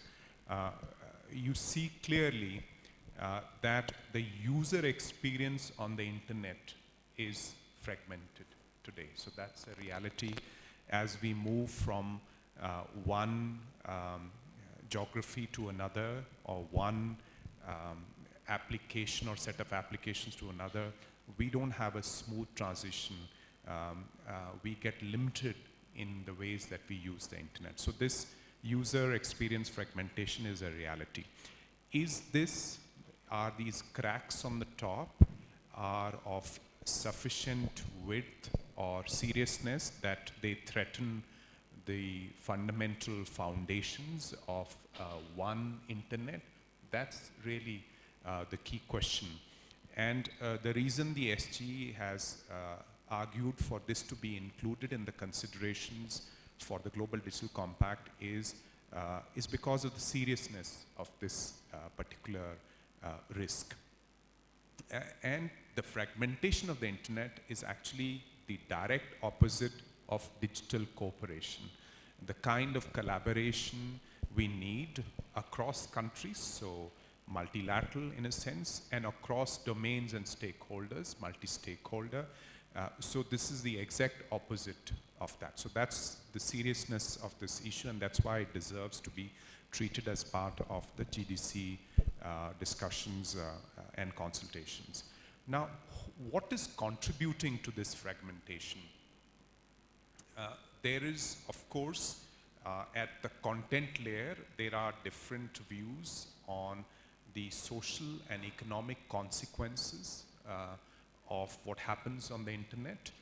Different countries, different cultures may have different regulatory approaches, whether it is religious or other cultural sensibilities or particular national perceptions around data protection and privacy. So some of this is legitimate, some of this may be done in a way which is blunt and which kind of leads to those fragmentation issues. So that's one aspect of the story. The other is the economic opportunity drivers for fragmentation. It's ironic because on the one hand, the one open, free, secure, inclusive internet has delivered such tremendous economic benefits. And one of the youth participants mentioned this aspect of the opportunity. But then when you see these gigantic market capitalization figures, and you see some of these other aspects of success, whether hyped or not in the media or otherwise, there are some who consider, why don't we have an equal share in the pie? And so they start to look at, how do I cultivate my own digital economy? And for that, do I need to have control over data or over platforms? Do I need to, like in the old days, in the industrialization sector, do I need to protect and build up my own national champion? So that's another driver. And the third one is simply lack of sufficient international collaboration. People are just being left to do their own things, lack of sufficient multi-stakeholder collaboration, and we need to work harder to address that problem in the context of the GDC and beyond. You mentioned one question, which is like, self-reflection for the UN forums. Are we also contributing to fragmentation in terms of like the governance discussion or otherwise? And frankly, one of the 3 pillars of my office's work is coherence.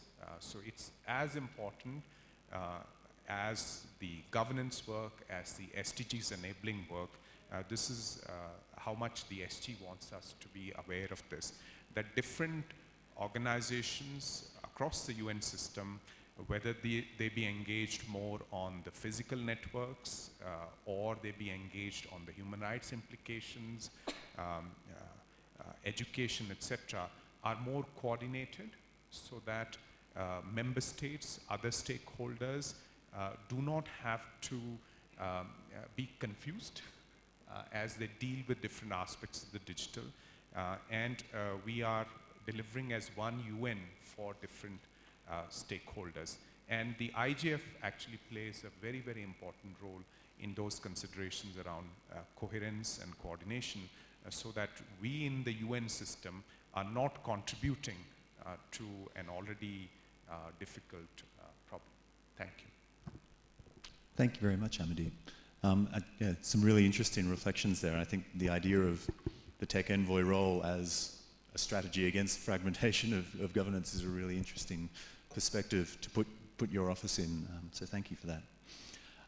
We are running a hybrid session here in the spirit of the modern IGF, and our next speaker is Dr. Tatiana Tropina, who's still back in The Hague, I think. So Tanya, I'm turning to you as someone who's been involved very much in the academic discussion of fragmentation. I know you've done some work recently that sort of summarized a lot of the other discussions that are going on. The question I guess we wanted to pose to you is, what's the current status and the sort of existing risks of fragmentation looked at from that academic perspective? And I think also importantly, has that changed significantly in the last few years? We've seen this topic really come up in priority, come up in sort of focus. Has that reflected changes, or is that just, well, the Secretary General perhaps bringing it onto the table? So, thanks, Tanya. To be this remote diversity token. Thanks for having me. So let me start with the idea that have already been floating here and has been expressed by Amandeep, that we are looking at fragmentation from various layers, right? Technical layer, and then content layer, and also infrastructure layer. And from my perspective, internet has always been fragmented, right? So it is a mesh of network, self-governing autonomous systems. So it has been fragmented already, but it is not at the same time, because connectivity remains. All these systems speak the same language. There is a dominance of TCP/IP protocol. There are unique identifiers like domain names, IP addresses, and they are governed globally. And this connectivity has not been challenged. So in a way, as long as it remains, internet is not going to be fragmented. So everything that we thought about like 5, 6, 10 years ago in terms of internet fragmentation, challenging this connectivity, like let's say alternative route, or a few years ago the new IP, or something else that will break or splinter the internet into some islands of connectivity, it did not materialize, or it has not materialized yet. However, what we are seeing, and why this debate is very important today, is various governmental and international intergovernmental organizations and initiatives tackling this global connectivity, tackling exactly this technical layer.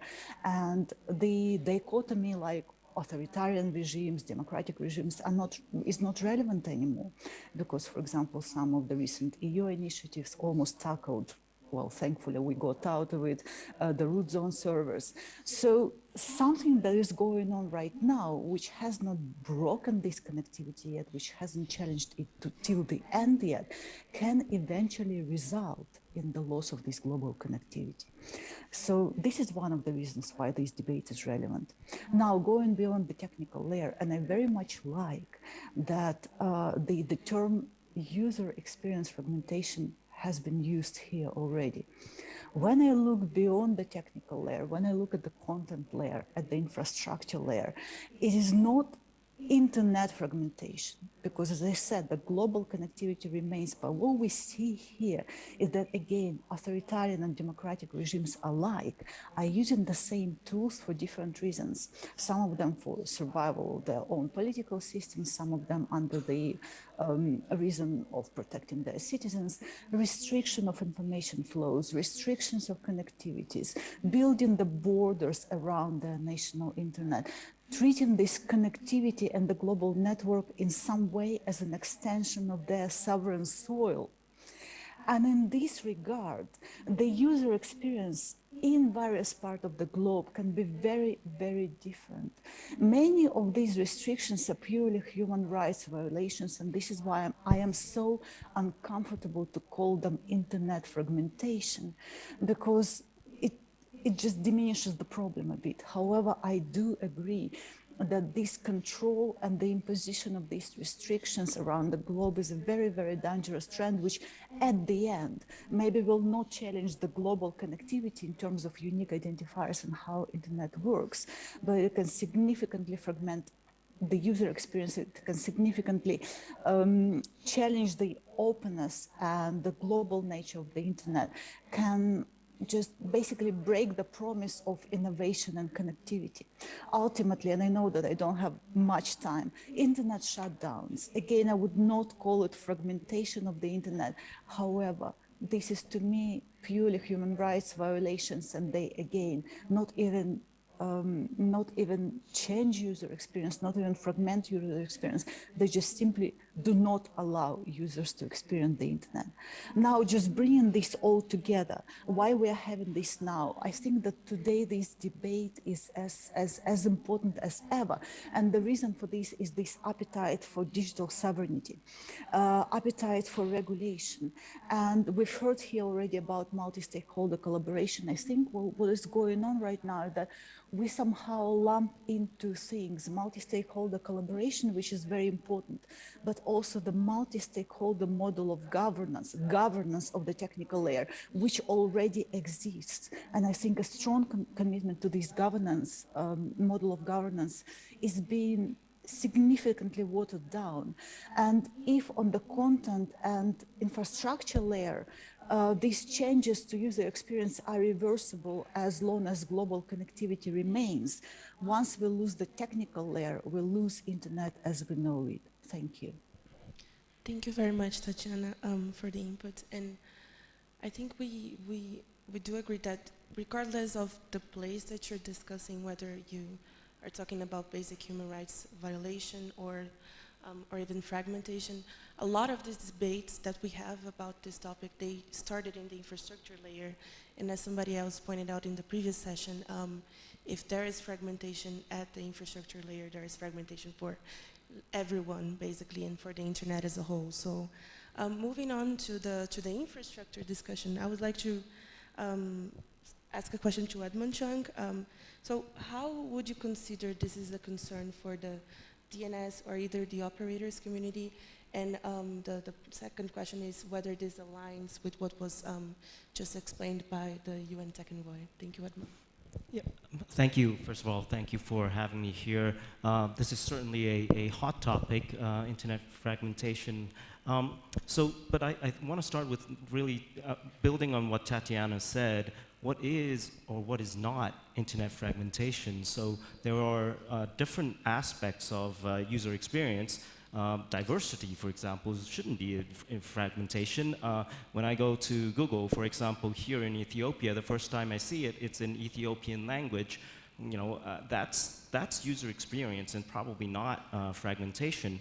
But so I think the framework that the policy network has been putting together is very useful to allow us to discern what is or what is not fragmentation, and the layers of fragmentation that we can talk about, the technical layer, the governance layer, the content or the user experience layer.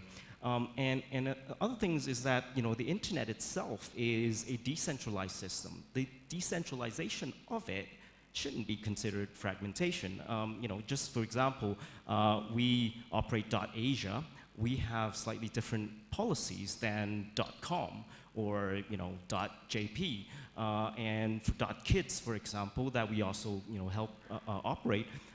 It's very different. The policy for .kids obviously would be different from .com, right? I mean, this is a space for safety and protection of children and for children's rights. So this is, I think, the risk when we really talk about it is when we take it too far. This concept of internet fragmentation, and one of the good examples is like digital sovereignty. I think many different governments like to talk about digital sovereignty, but when you try to apply it all the way down to the technical layer, the fundamentals of the internet, if it breaks the one internet that we talk about, that's a problem. That's when we should really be wary of those who try to break the institutions that and the multi-stakeholder models that we have built over the years. So to make the internet work or just work as it is right now. I think reinforcing the institutions, reinforcing ICANN, participating at ICANN, participating at IETF, those are important aspects, participating here at the Internet Governance Forum and the Internet Governance ecosystem. I think that's the kind of thing that's important to the topic of the day, which is how to avoid internet fragmentation. And to avoid the fragmentation, I think there's, in terms of the technical layer, when you think about the DNS or the fundamental layer, it's also important to continue to adopt and upgrade some of the standards from, for example, moving from IPv4 to IPv6, DNS-wise, DNS security, internationalized domain names, basically domain names and email addresses in your own native language. Upgrading those basic protocols is also an important part. And finally, I wanted to pick up on one of the things that one of the youth participants in the video said. It's really about trust. If we wanted to avoid internet fragmentation, trust is kind of the glue that keeps the internet whole and unfragmented. If we try to introduce multiple incompatible protocols and standards, if we try to challenge the governance of the mechanisms, the institutions that we have by certain local or regional legislative rulemaking, we kind of dissolve the glue that binds the internet that we love.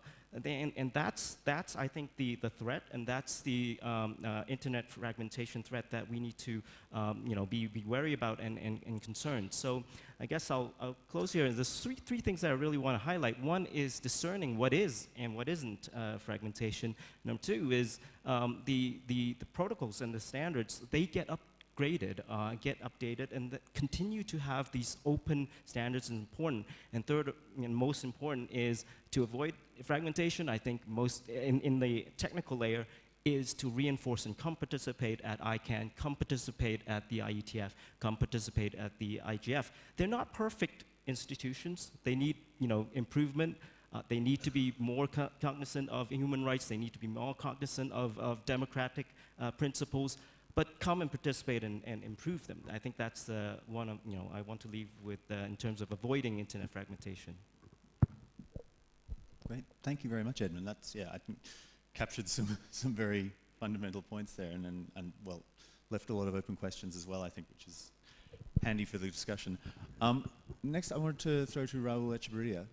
So Raul, you're someone who obviously has some background in the technical community, but these days I think is coming more from the sort of the industry side, the private sector, and I think bringing that private sector perspective into this discussion is really fundamental.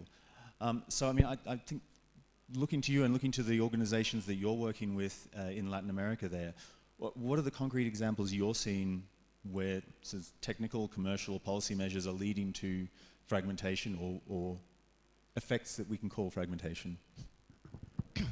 Okay, thank you very much. Thank you for the invitation to the organizers.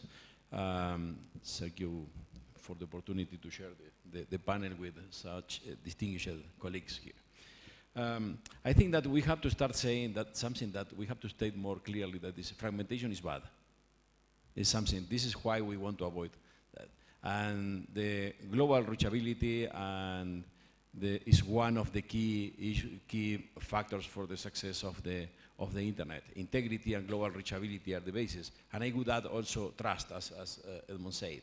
And the problem is that when people get different responses to the same action on the internet, similar actions, different responses, just because they are connected to different networks within the same country or in different countries. So the trust is lost, because you cannot trust in the tool that you are using.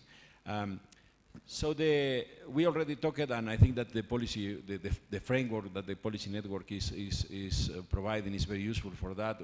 We understand the different kind of fragmentations. Also, other colleagues already talked about the experience, the user experience fragmentation. So let's focus more on the technical aspects or the technical layers. And we know also that inside of that category there are different situations. There are intentional fragmentations, and I think that in the previous session we heard about a concrete story about a country where it is happening, and so when that fragmentation is intentionally provoked, so it's a political issue, and I think that is aligned with what Tatiana said before. This is not just a fragmentation. We don't have to keep the idea that it's something that we can resolve just with technical measures. It's something that is in the political layer.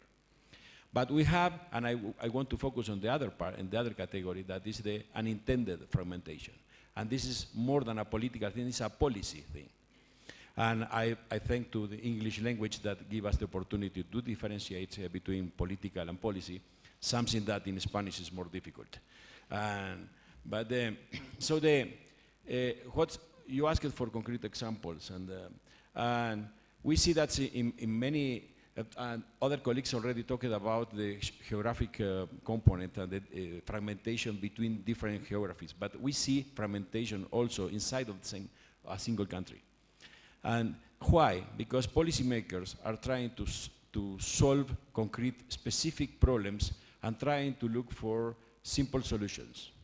And so one example could be to block or filtering content because they are violating intellectual property rights, or because they are considered illegal, or we see examples regarding gambling, or many other cases. So we see laws and regulations that simply say to the internet service provider or to the platforms, you have to remove or you have to filter this content. But unfortunately, filtering or removing content is more complicated than what it seems. And so policymakers underestimate because sometimes because they don't involve all the stakeholders from the beginning in the discussions. There is a very interesting paper from Internet Society, I think from 2018, not sure, that explains all the ways that existing mechanisms to filter a content, and it explains all the risk associated to each of them. So this is not simple, and the risk, beside of course the obvious risk associated to the affecting rights, especially freedom of expression, there is a huge risk of fragmentation because different ISPs can take different actions to comply with the same order to filter content. We are seeing now, right now, that all of us are following, I guess, what's happening with the World Cup, and we have seen a lot of initiatives, policy initiatives in different countries that are trying to protect the rights of those who have the rights about the transmission of the games. And so it's the laws or regulations just say to the ISPs, you have to remove the illegal streaming on those games, and it leads to the problems that I mentioned before. But it could be even worse. There is also an example that what we know as a kill switch, that is when, what is it about? Is when the law just say that if a site or a company don't comply with certain rules, it should be blocked. But it ignores the evolution of the internet architecture in the last few years. So it's not that we can just block a site simply, because the architecture has evolved. We have clouds, we have platforms that host sites of other companies or other services. You cannot just block Amazon.com or Facebook.com or something like that. So how the ISPs try to comply or try to implement resolutions like those is high, risky, and this is the kind of thing that should be avoided. Thank you very much. Yes, and I think you captured a really relevant point, and also why we insist this as part of a bigger global cooperation, and why this is also something so relevant to be discussed at the IGF.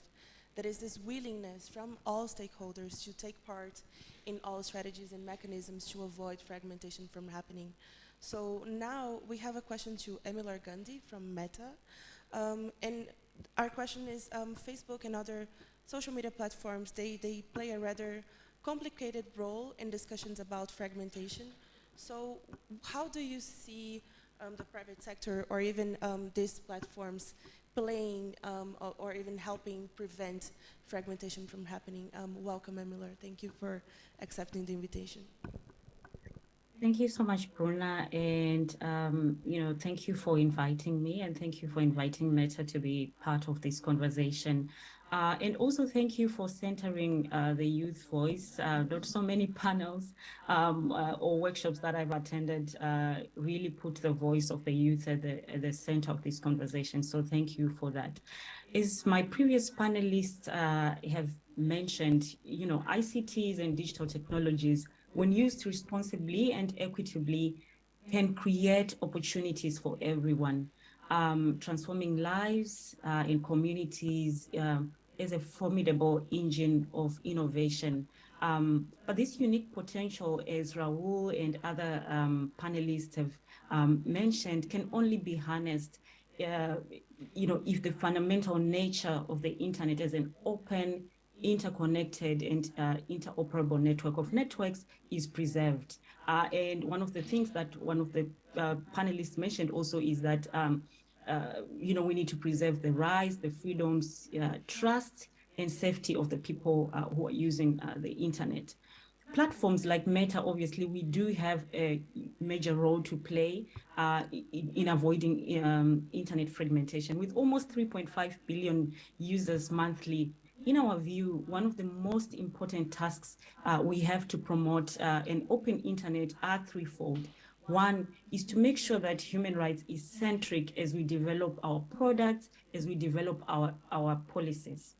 Secondly, recognizing instances where governments can play a role in defending an open internet. And third, promoting multi-stakeholder and international cooperation initiatives that defend an open internet. And how do we see these play out as Meta? So first of all, as some of my fellow panelists have already mentioned, is that people all over the world are increasingly exercising their rights to freedom of expression, participating online. Some of us are enjoying the World Cup and hoping an African nation wins the World Cup. Access to information, health, education, and so much more online. But at the same time, we cannot run away from the crucial challenges. We recognize those crucial challenges. First of all, people are being siloed, or people who are using our platforms or people using the internet are being siloed and limited on their ability to use our platforms to express their rights due to restrictions on the open internet. Secondly, violations of human rights are increasingly taking place online, from hate speech, bullying and harassment, to misinformation and disinformation, surveillance, and many other things that have been covered in other IGF workshops. What have we done as a platform and to avoid this fragmentation? What has been our approach? So we've taken several steps to put human rights at the center of how we approach this work. So first of all, we've built a human rights team and I'm sure some of you have met, part of our human rights team. We've adopted an ambitious human rights policy, launched an oversight board, created a human rights defender fund. We've also joined the UN Global Compact and recently published our first ever human rights report. One of the things that we are also doing beyond all these things that we've mentioned that my team focuses on is putting stakeholder engagement at the very heart of how we develop our community standards, focusing also on underrepresented and often marginalized and minoritized communities who are usually at the periphery of policy development making processes. So those are some of the approaches that we are taking.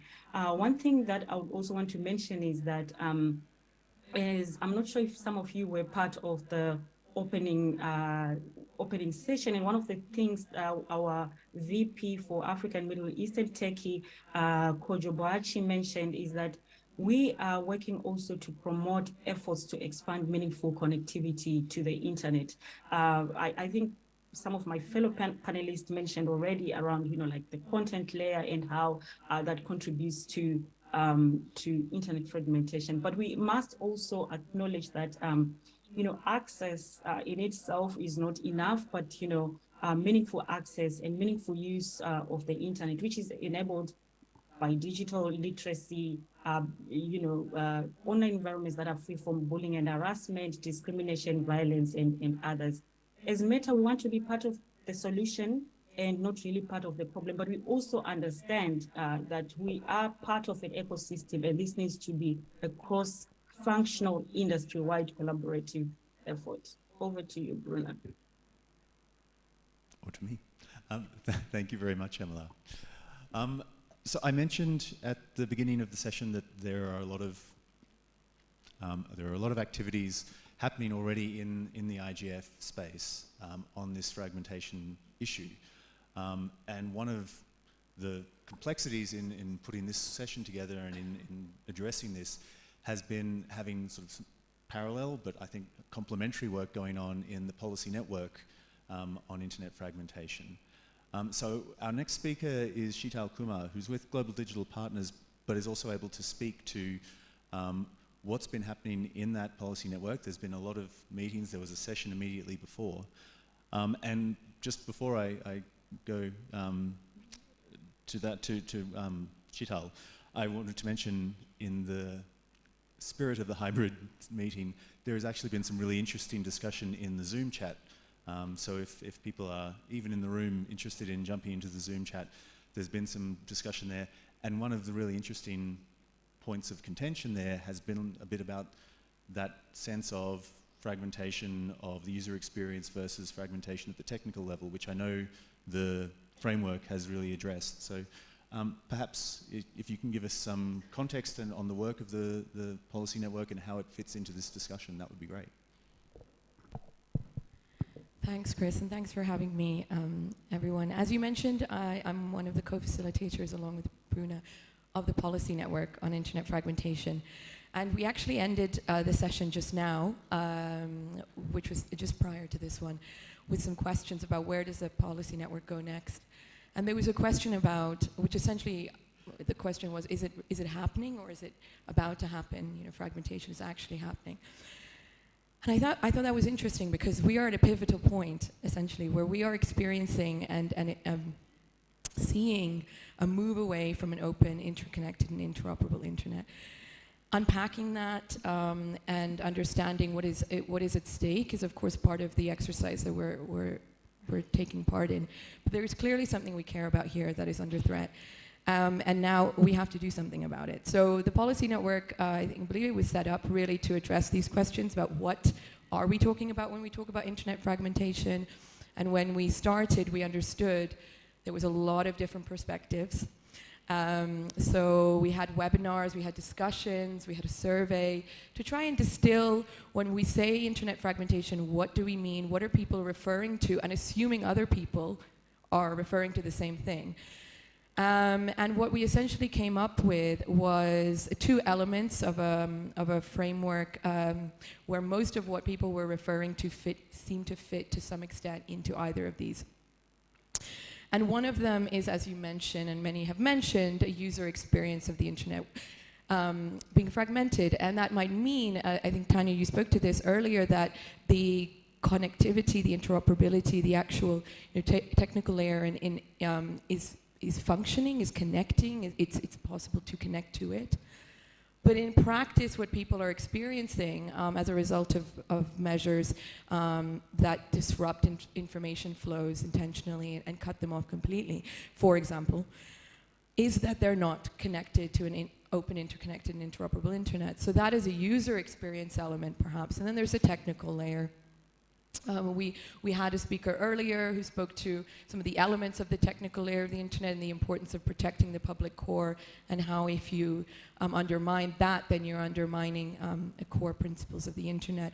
And you mentioned, I think, Raul, about how the internet is evolving, and I think there's also a lot of questions at the technical layer of how you continue to evolve the internet so that it remains open, interconnected, and interoperable. So I think there's a mix of things that are actually happening and a threat, and then what we are trying to ensure doesn't occur.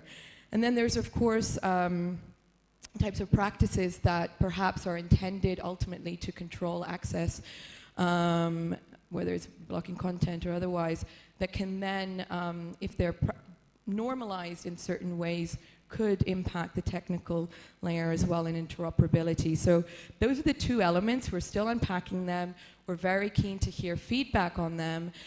They may not be comprehensive. They may, I think they need some more work. One of the comments we had was the need to perhaps in each of the elements unpack what is and what isn't.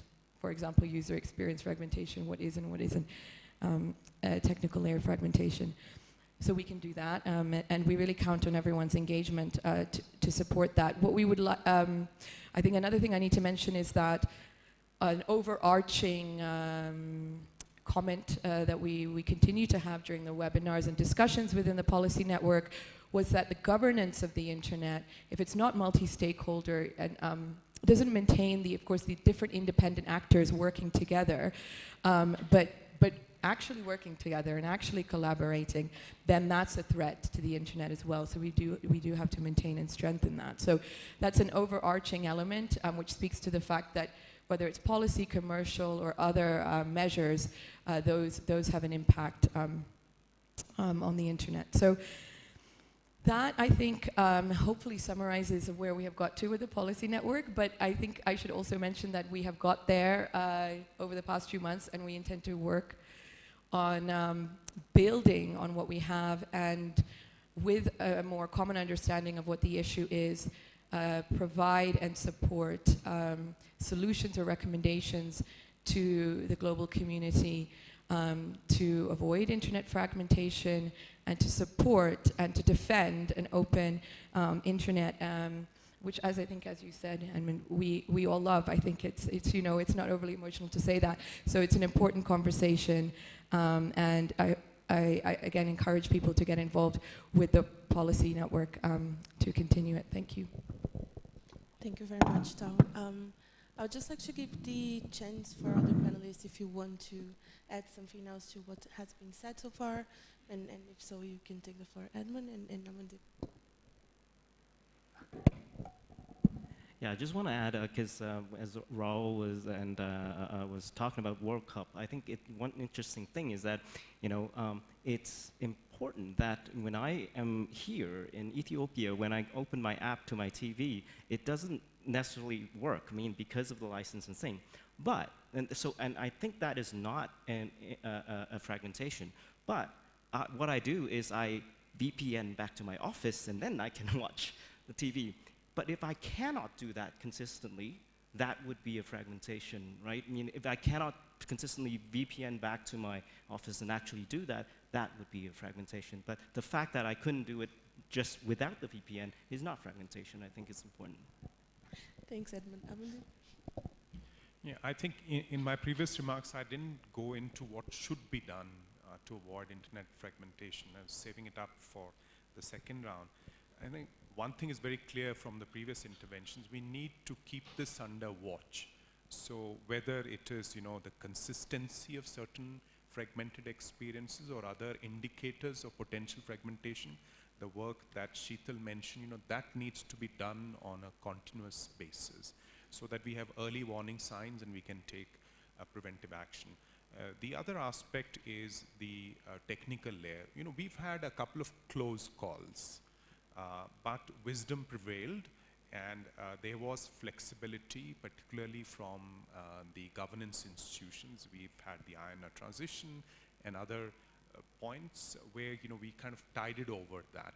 So I think reinforcing trust in the multi-stakeholder governance of the technical layer on a continued basis, that's the second important aspect of our work going forward. And the third one is essentially when it comes to the policy area, the governance area. I mean, many of you might have read about the 3 internets, 4 internets, Dame Wendy Hall and Kiran O'Hara's book. So maybe it's caricaturized, but I think we need greater collaboration across the major jurisdictions that are legislating on the digital domain, whether it's the European Union, the United States, China, India, Brazil, in the African Union. So I think that aspect of digital cooperation, that needs to be facilitated, and it cannot be left only to bilateral channels. Yes, there is the TTC between the US and EU, there are many other channels, but there are aspects that are of interest to the wider global community, and that's where I think the value add in terms of the Global Digital Compact lies. Yeah, thank you very much, Amandeep. We are going to throw to the floor, so and just before we do it, sorry, I am taking note, I wanted to ask, I think Amandeep took us into that space that this panel, this session, I think should move towards, which is, what are the measures that we can actually do practically, particularly looking towards the Global Digital Compact. So I don't know if other speakers here or online, I'm looking at Tanya and Emila, but maybe we'll throw to the floor, and if people come up with ideas they would like to comment, then that's fine too. So the gentleman in the front row. Please just introduce yourself and speak loudly. Can we correct the sound? Okay. So, hello, thank you for giving me the opportunity to talk. My name is Timothy, I'm from Russia. Earlier today we have talked about different definitions of fragmentation. Well, I may have a nice example how I face internet fragmentation basically every day. Somebody said that the end result of internet fragmentation is when end users like me can't reach internet services or are limited to use them. Well, nowadays, my country, 140 million people can't use abroad services for just one simple reason. We can't pay for them. Because United States, you know that very good, imposed sanctions resulting in Visa and MasterCard payment systems cut off Russia. Why these sanctions led to such consequences? Because turns out key backbone services, such as payment systems, are historically concentrated in the United States and, much more important, are not protected from political interference. I think vulnerability of such backbone services to a political interference is a root cause for global problems of fragmentation. So my question is to all the panelists, what can we as IGF, as United Nations, do to change that? Thank you so much. Thank you for your question. We're going to take a series of 3 or 4, and then we're going to drive back to the panel. I see Henriette, I also see you here, and there is, so maybe we can go with Henriette and then here. Thank you very much, Bruna. I'm Henriette Esterhuizen here, Association for Communications, for Progressive Communications. Thanks for a really good panel, and also for the work of the Policy Network. I think it's very helpful. I just want to emphasize 2 things that I think the panel said and then ask a question. I really want to emphasize what Sheetal said about normalizing fragmentation at the level of user experience, actually risking technical fragmentation like seeping in.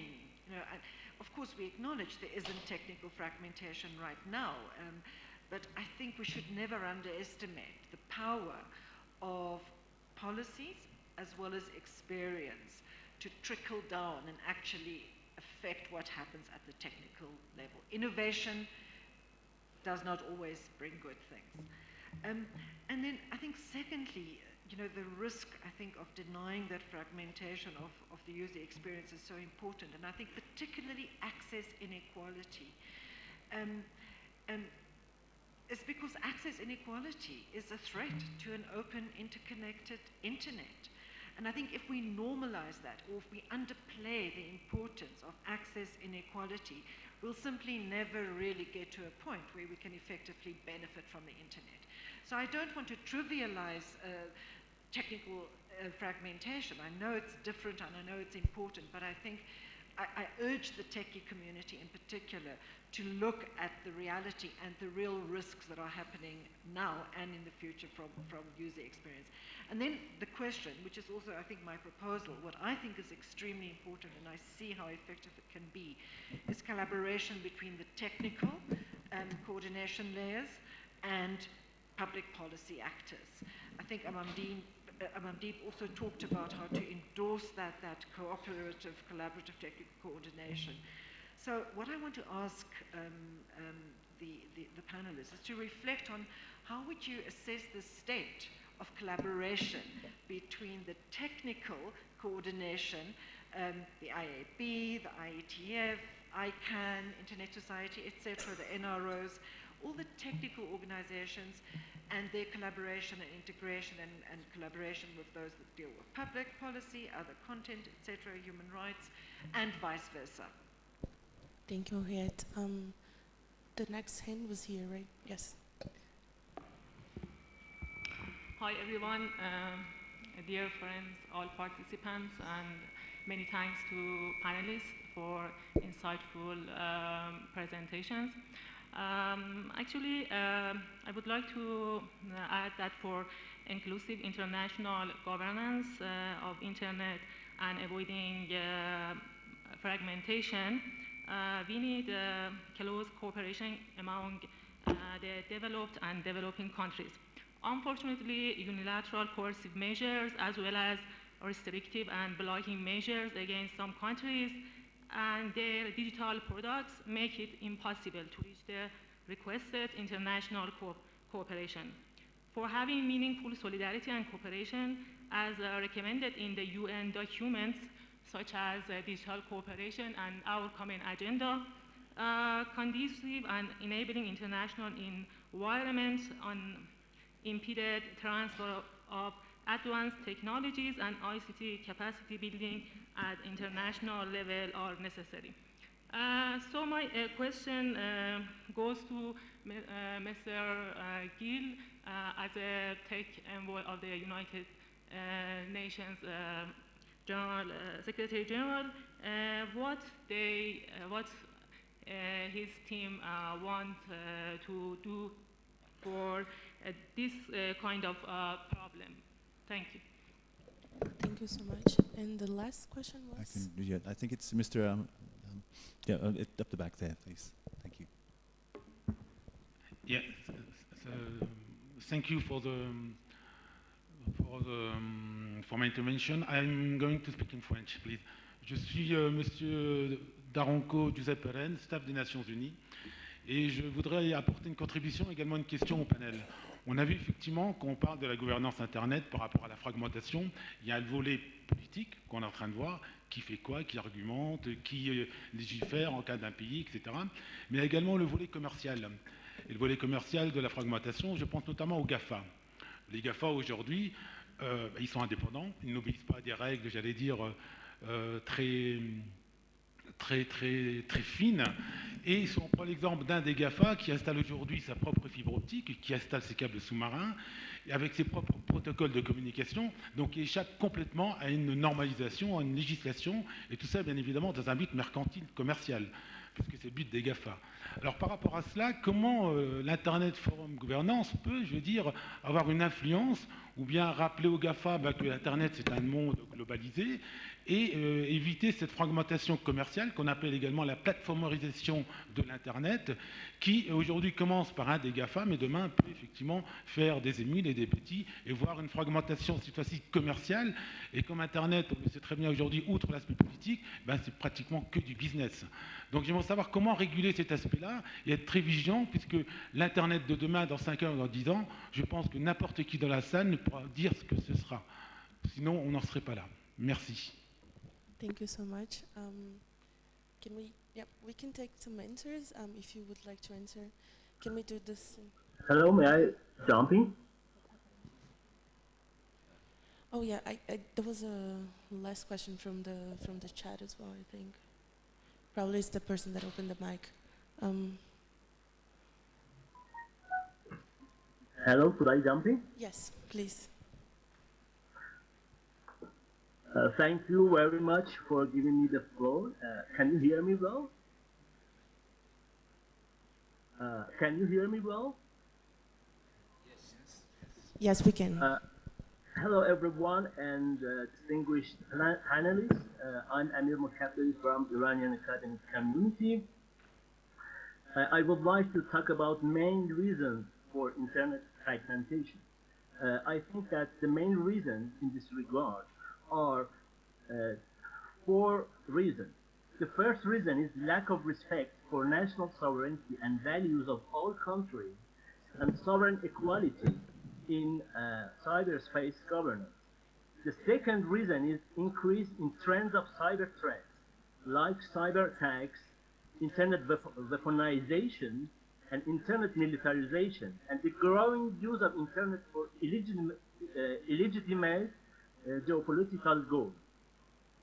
The third reason, I think, is unilateral coercive measures, UCM, in digital environments at all layers. The fourth reason is non-cooperation of global digital platforms with law enforcement of other countries regarding illegal content, like incitement to like content related to incitement to violence and organized disinformation campaign, and lack of cooperation in preventing and combating cybercrime. My suggestion to solve these issues are: 1. Development of international legally binding agreements on internet governance based on international law. For example, International Treaty on Data Sovereignty. Second suggestion is establishment of global framework, rules and norms on responsible and accountable behaviors of global digital platforms and service providers. Third suggestion is defining internet as a peaceful and development-oriented environment for public good through signing a global declaration by all member states. Defining the nature of internet as a peaceful-only environment, not as a new battlefield, as defined in some countries' doctrine and strategic documents, could be lead to internet fragmentation. My question to all dear panelists, especially Mr. Deep, is that what would be the contribution of Global Digital Compact to address these critical issues and implementation of this solution? How this digital Global Compact going to address these critical issues like national sovereignty, cyber threat and internet weaponization and militarization, UCM, and non-cooperation of digital platforms. Thank you very much for giving me the opportunity to raise my question. Thank you. Thank you so much for your question. We have a last one here in the middle, so.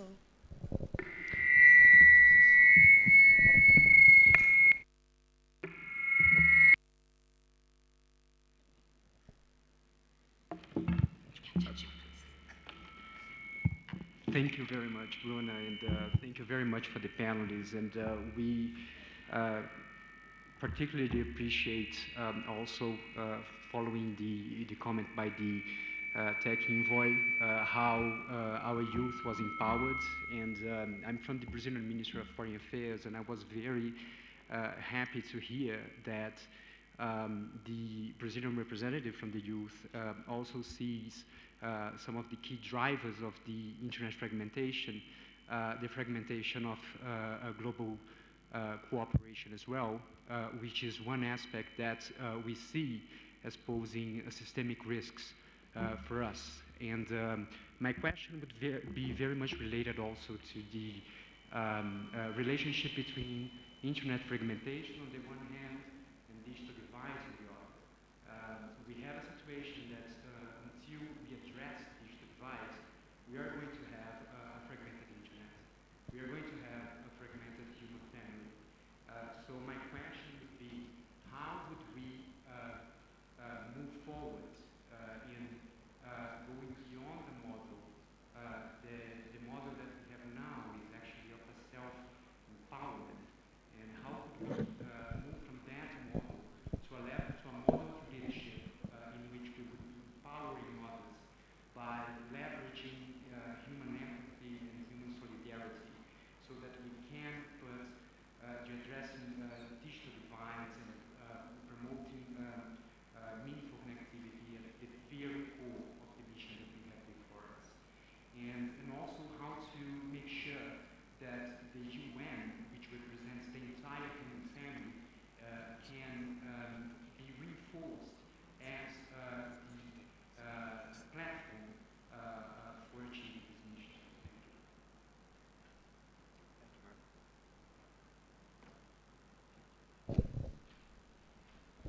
Thank you, Bruno. Thank you, Tulio. We have about 15 minutes left. I think it was really valuable and useful to hear all of those comments from the floor, so thank you very much, and for the questions as well. I want to ask our panelists if we can maybe go back through in reverse order and give you all a chance to quite briefly maybe make some final comments. And I think obviously some questions specifically from the floor, but again also coming back, understanding that the IGF is working towards what can be some messages to output towards those working on the Global Digital Compact. If you can maybe consider some reflections on that. So Sheetal, perhaps. Thank you.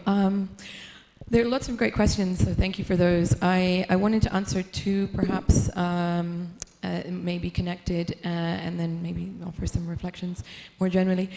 So Henriette's question about the engagement of different communities and spaces where decisions are being made that have an impact on others, and how much, for example, other stakeholders apart from the technical community are involved in certain spaces, and vice versa. It seems to me that there are certain actors, perhaps those are more the commercial ones or those with resources, who are engaged in a cross-section of the policy and standards and other decision-making spaces that have an impact on the internet, but others are not so involved. So I think there does need to be a much greater understanding of the different communities, the work and the impacts of each other's decisions.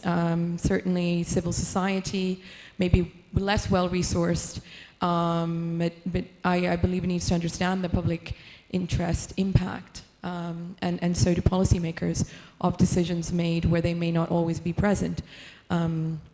So there's that. And then I think you mentioned how those with larger resources may be able to shape discussions in certain areas more so than others. And again, that's a call and a plea for everyone to be more involved, I think, in understanding those implications, especially from a fragmentation perspective, and how, whether inadvertently or deliberately, decisions can be made that result in a less open, less interoperable, less connected internet, and understanding those ramifications, understanding how and why that's happening, I think is really key, and it's not necessarily happening at the moment. So certainly more discussions like this and more specific and nuanced ones need to happen. I think it's great that we're bringing this discussion here. So I will stop there and let the other panelists intervene. Thank you. working. Emma, can I turn to you for some closing reflections? Yes, can you hear me? Yes, we can.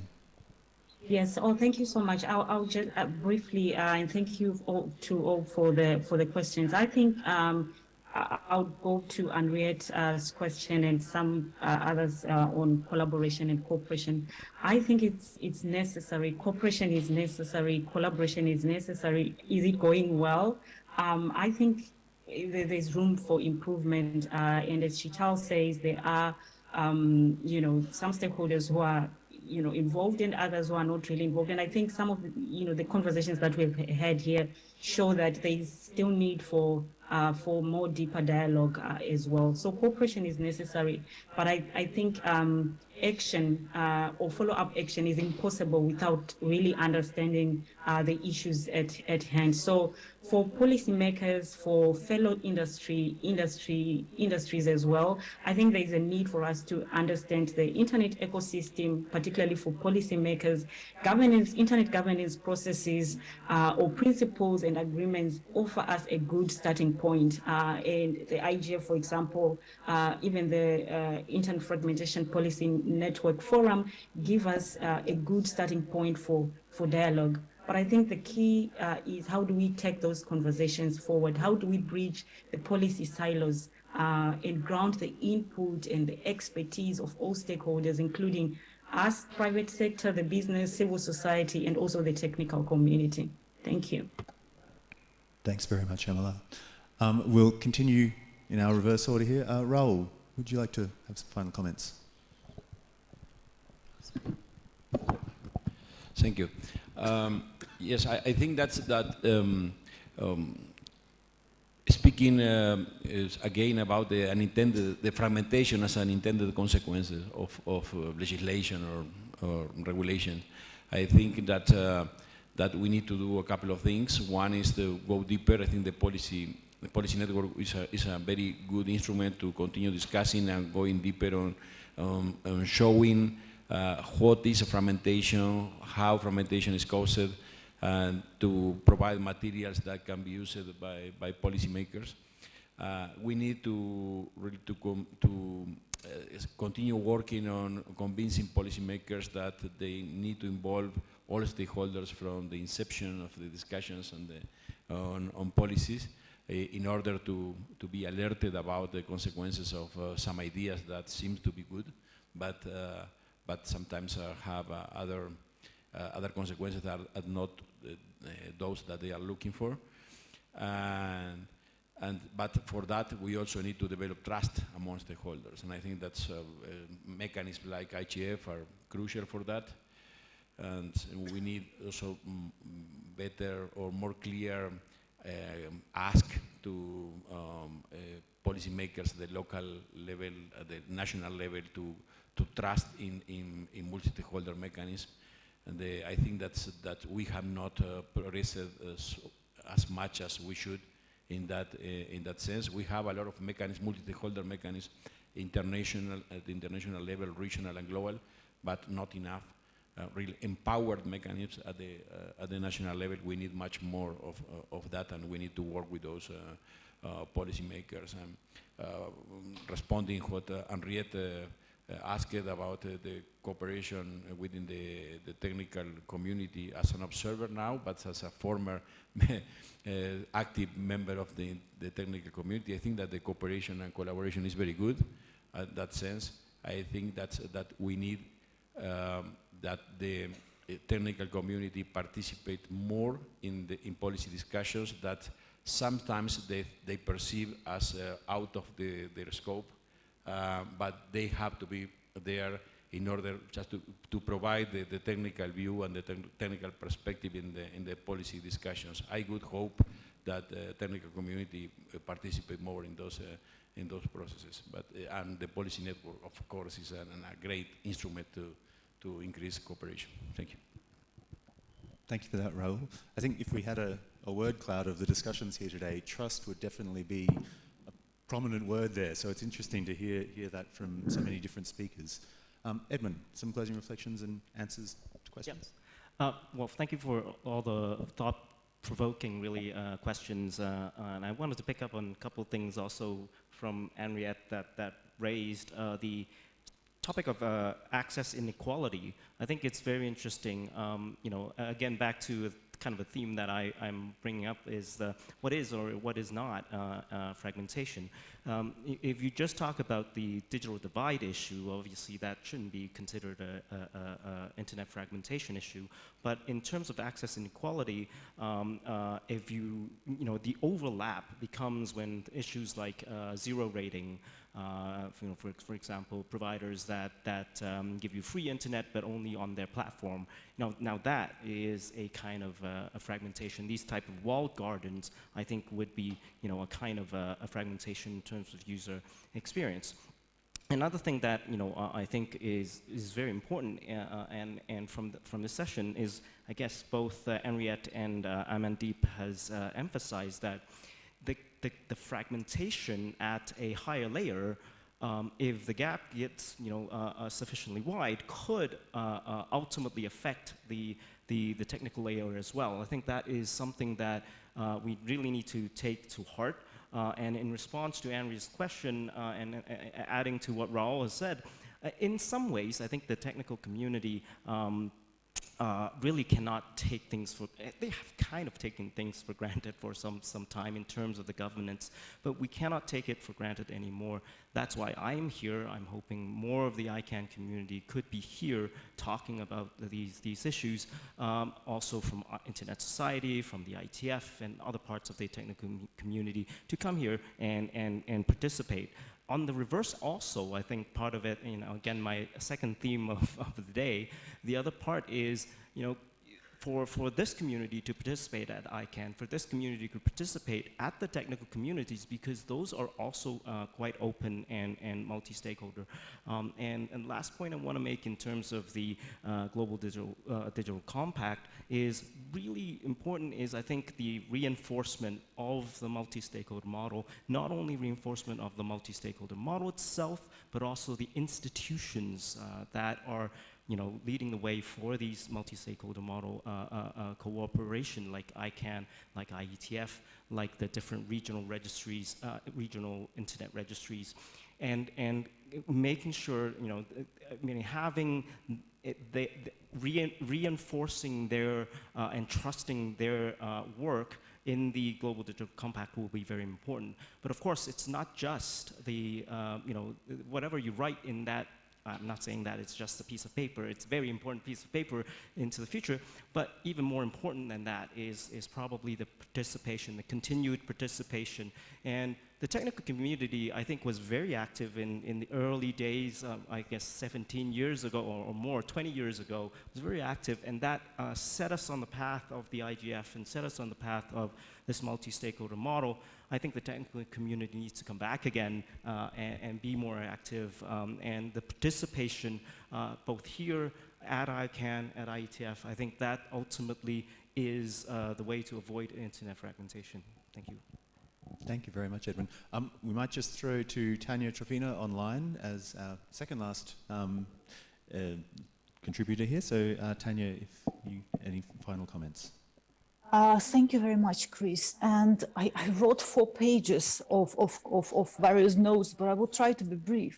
I think what we could see or hear during this session round of questions is how diverse the issue of fragmentation is, how it pertains on different layers and different issues.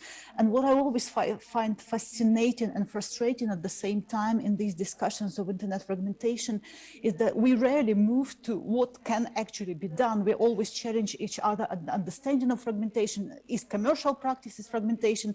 Is technical layer fragmentation? Is internet fragmented?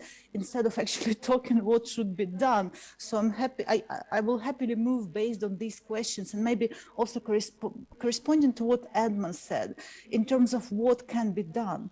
And I think from this diversity of issue where fragmentation can be considered, I think that we are always focusing on what can be done in relation to the internet, right? But I think that there are, let me put it like this, the states have not, many of the states have not formally committed to the multi-stakeholder governance. Many of the states have never formally committed to the multi-stakeholder internet and fragmented internet. There are other instruments. Many of the states committed to human rights. Many of the states committed to equality. Many of the states committed to development. And some instruments can be used to address many of these issues that have been called fragmentation at this session. Where I would like to put the emphasis here is what Edmund said, the technical layer, the multi-stakeholder governance on the technical layer. Let's remember that no government and no international organization imposed this technical layer. Community implemented these standards. Community is using these unique identifiers because community put trust in it, right?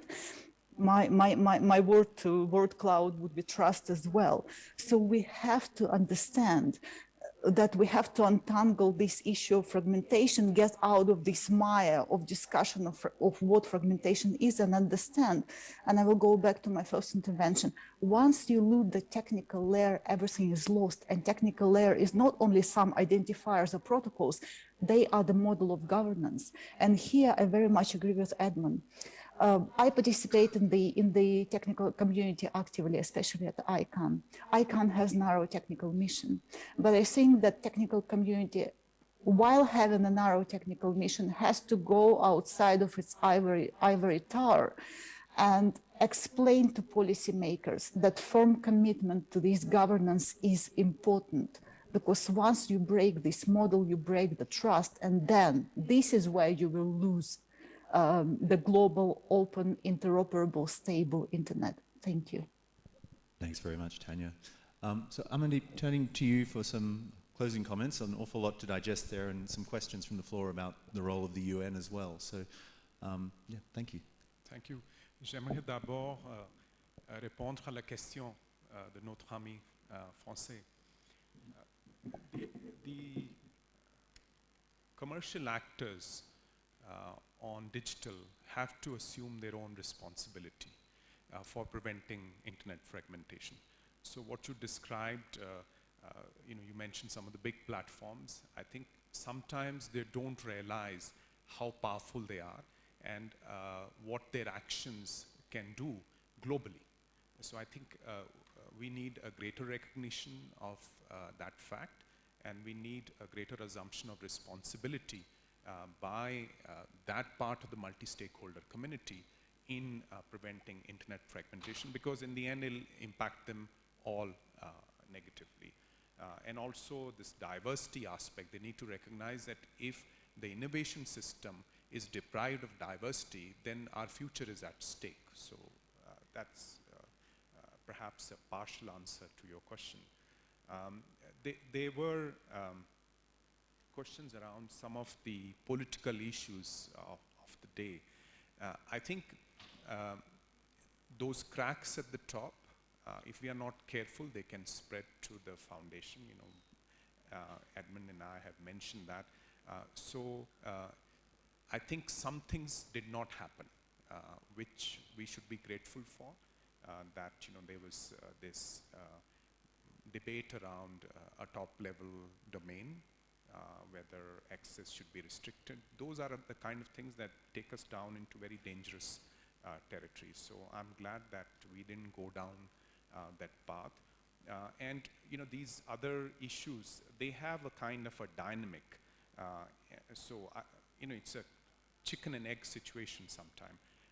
Some of the like digital sovereignty type of responses, whether they're a response or something else. So again, we have to be careful that that dynamic is not pushed beyond a point where again fragmentation gets pushed along.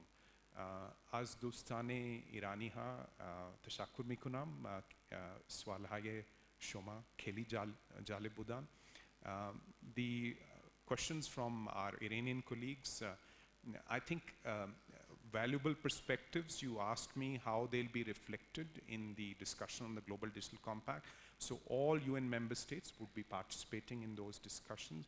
So each and every one will have an opportunity to state their point of view, to participate in that discussion and contribute to what is proposed to be a truly global document. And I hope that it ends up addressing the issues that have been raised in today's discussion. Very, very interesting, very, very valuable, and so thank you to you for putting it together in such a nice way.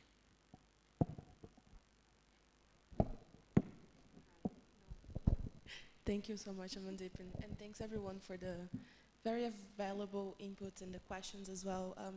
This is far from being the end of these discussions on fragmentation. There's a lot to unpack. There's a lot of qualifications to make to this debate as well, whether we're just talking about things like jurisdiction or just the infrastructure layer. But one of the things we keep on hearing throughout the session was some issues around trust, but also, I would also add these reinforced commitments over the multi-stakeholder process around the IGF and so many of the things that made the internet what it is today. So I would just like to thank everyone for attending this session. And if you, I think our plan for this session as well is just to reinforce that the consultation for the Global Digital Compact is open until the beginning of next year. And since this is one of the key topics in the discussions, please make sure to send in your contributions as well. So thanks all and have a good lunch. Thank you. Thank you. Thank you.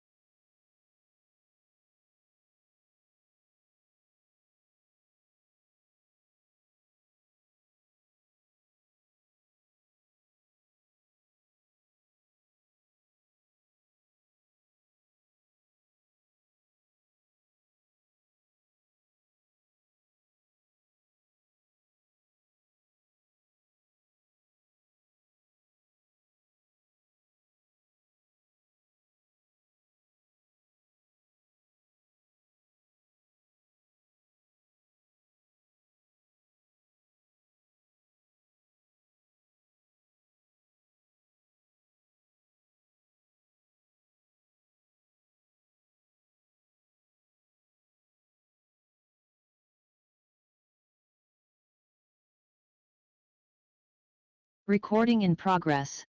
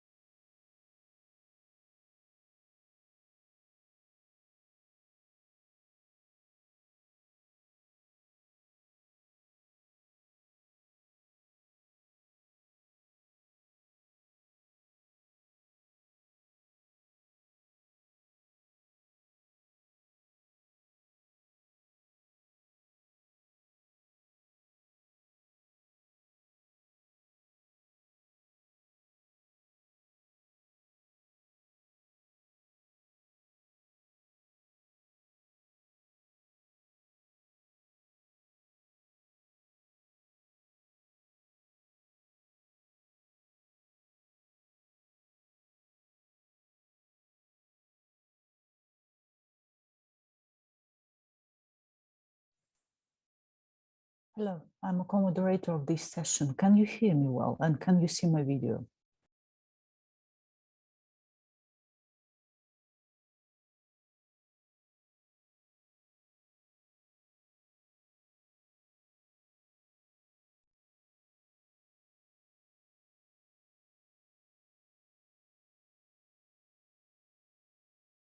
Hi there. Hi, Tatiana. How are you? Marianne here, just checking as well. Hi, Marianne. I can see and hear you very well, so I guess it's working. I mean, at least for the online. Good, good. Okay, well, catch you later. Catch you.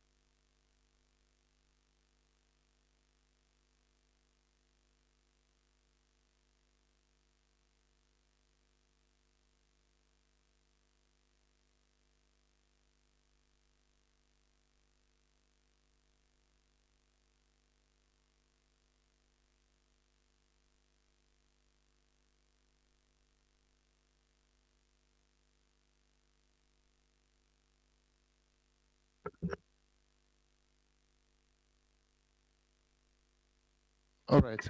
Good afternoon, everybody. Please take your seats.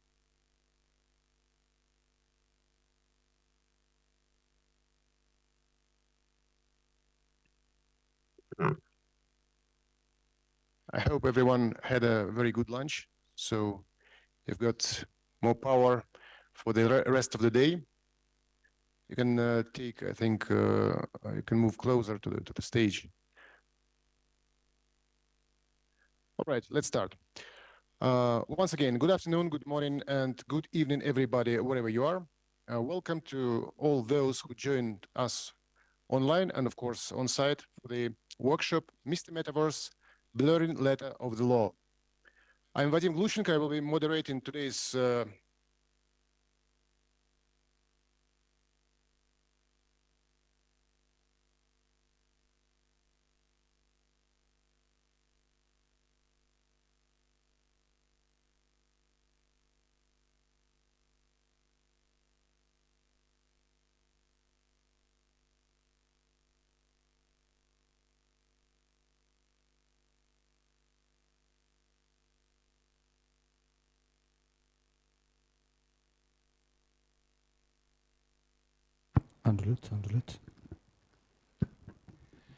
Good afternoon to the main session on dynamic coalitions, how they can contribute and support to the Global Digital Compact.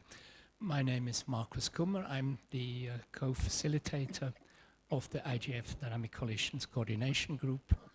Next to me is Jutta Kroll, who's my co-facilitator. And we have a session that is divided into two parts. The first part will look more at how the dynamic coalitions can contribute to the IGF Plus model, and the second part will look at how they can contribute to the Global Digital Compact. I have the first panel here, and to start also to my very left, there is the UN Secretary General's Envoy on Technology, Under Secretary General Amandeep Singh. And next to me we have Jutta Kroll, as already said, on the left, and to the right there is Paul Mitchell, he's the MAG chair, also a member of the leadership panel. And to his right is Wout Denatris from the Dynamic Coalition on Standards. And to the very right is Mark Carvel, who will be the rapporteur of this session. Let me start by saying a few words about the dynamic coalitions. They came into being right at the first IGF meeting back in 2006. There was the idea, the notion that there is a need for some work between the annual meetings, and somebody came up with the name, let's call them dynamic coalitions. Right now we have 24 of them. They are very diverse and they're self-formed and they're autonomous. They abide by some common principles. They all agree to be open, to have open archives, and to be open and inclusive. So this is the very basic notion, and they have also to produce an annual report. But again, they're autonomous. And right now we will discuss and look how they can maybe evolve and make a positive contribution to the IGF Plus model. With that, I would like to give the floor to the MAG chair, who may have a few ideas in this matter. Please, Paul. Oh, my apologies, I have forgotten to introduce the co-moderator, who is online. You can see her waiting patiently. Hello, Tatiana. And can you maybe also say a few words and give your vision? And I would invite you then also to be a tough moderator and ask follow-up questions and make it hard for the panelists. And also to look a bit at the online chat and bring in the participants who are remote participants. Tatiana? Thank you very much, Marcus, and welcome everybody, especially my fellow online participants. I want to say that I'm excited yet again to co-moderate the session on dynamic online coalitions, because we frequently forget that IGF is not once a year event, that work is going on in between the annual IGFs. And dynamic coalitions is some sort of, for me, institutionalized process which channels this work, which splits it apart into different channels and then brings the outcome back to the IGF. And yes, I am going to be a very tough moderator, so be ready, all the panelists. I'm going to ask about actionable outcomes, about the significance of your outcomes for the IGF Plus, and then later for Global Digital Compact and WSIS Plus 20. So with this, back to you, Marcus. Thank you. Thank you, Tatiana, and my apologies to Jenna Fang. I forgot to introduce her. She is a remote participant and she's a remote panelist, and she represents the Youth Coalition on Internet Governance. But now, again, back to you, Paul.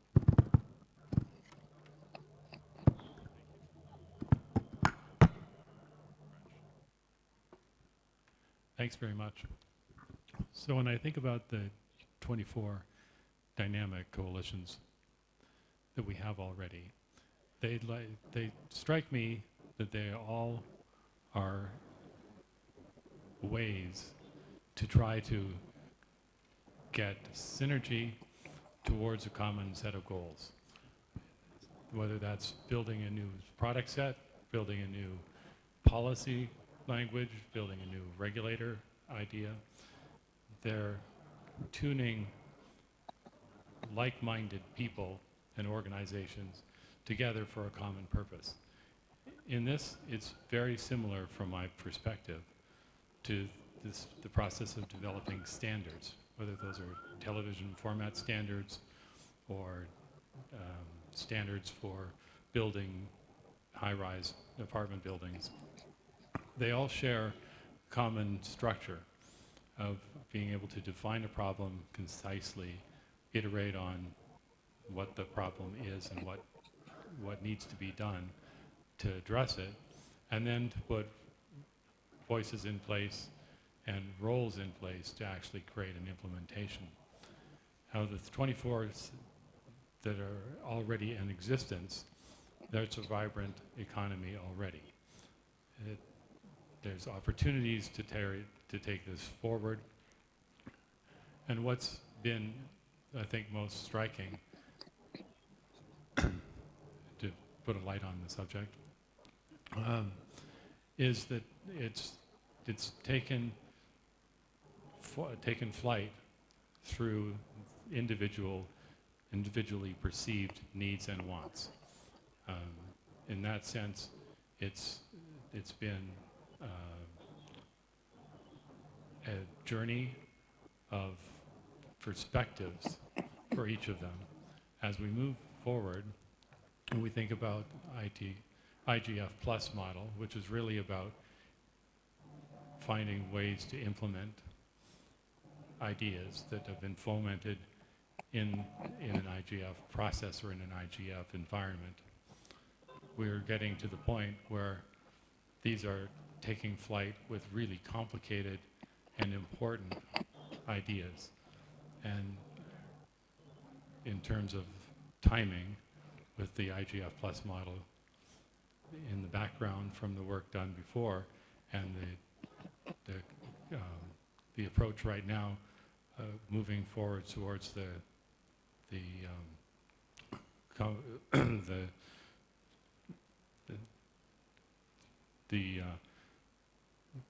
sorry, I'm blanking. So I'll just collect my thoughts and end here. Thank you for these initial comments. One thing I forgot to say, we have a very strict time control, and I ask all the speakers to respect the 3 minutes timeline. With that, can I give the floor to you, Jutta?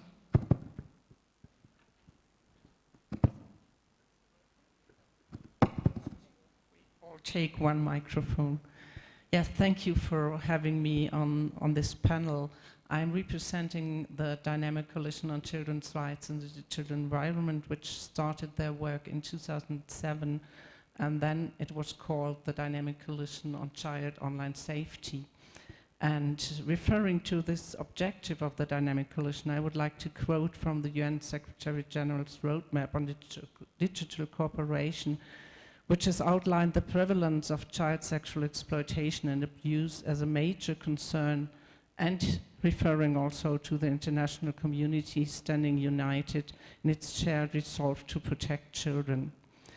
When we decided to rename the Dynamic Coalition from Child Online Safety to Children's Rights in the Digital Environment, this was a deliberate decision to underline that children are humans, so they enjoy all human rights. But given a certain vulnerability of this group, they afford also the rights dedicated to them in the UN Convention on the Rights of the Child. And just recently, more explicitly laid down in General Comment number 25 on children's rights in the digital environment. Several members of the Dynamic Coalition have been part of the working group on this achievement of the General Comment. Having said that, I would like to go more into the details of these rights of children as a cross-cutting issue in internet governance. And that is where I come to the cooperation that we need between the Dynamic Coalitions and between all the other platforms that we have within the internet governance ecosystem. The Dynamic Coalition on Children's Rights has a strategic focus on facilitating the stakeholder dialogue on human rights, advocating for children, being respected as rights holders, and early adopters of technology. And this leads me directly to the long-lasting debate that we have had with the freedom of expression community. And that is another example where we see that we only can address the issue when we have a balanced approach between these two objectives. When we look at the developments in the technology that we see so far, Internet of Things, artificial intelligence, and now innovations like the metaverse, all of these are impacting not only on the lives of children, but on all our lives, and therefore they are matters that affect also the rights of children, as referred to in Article 12, the right to be heard. Let me eventually refer to the right of privacy, which holds some ambiguity. Privacy needs to be protected regardless of age, but at the same time, privacy needs to be balanced with other rights to protection. For example, the right to be protection from exploitation and abuse. I see I have to stop here, but we will continue the debate further on. Thank you so much for listening. Thank you, Jutta. And let's now turn to Wout, Internet Standard Security and Safety Coalition. Please.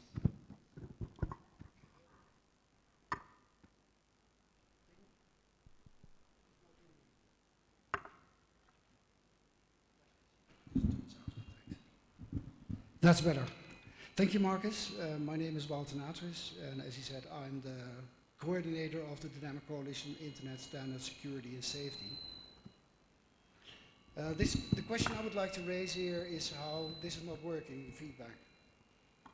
I don't know what's happening. Can I use yours somehow, Marcus?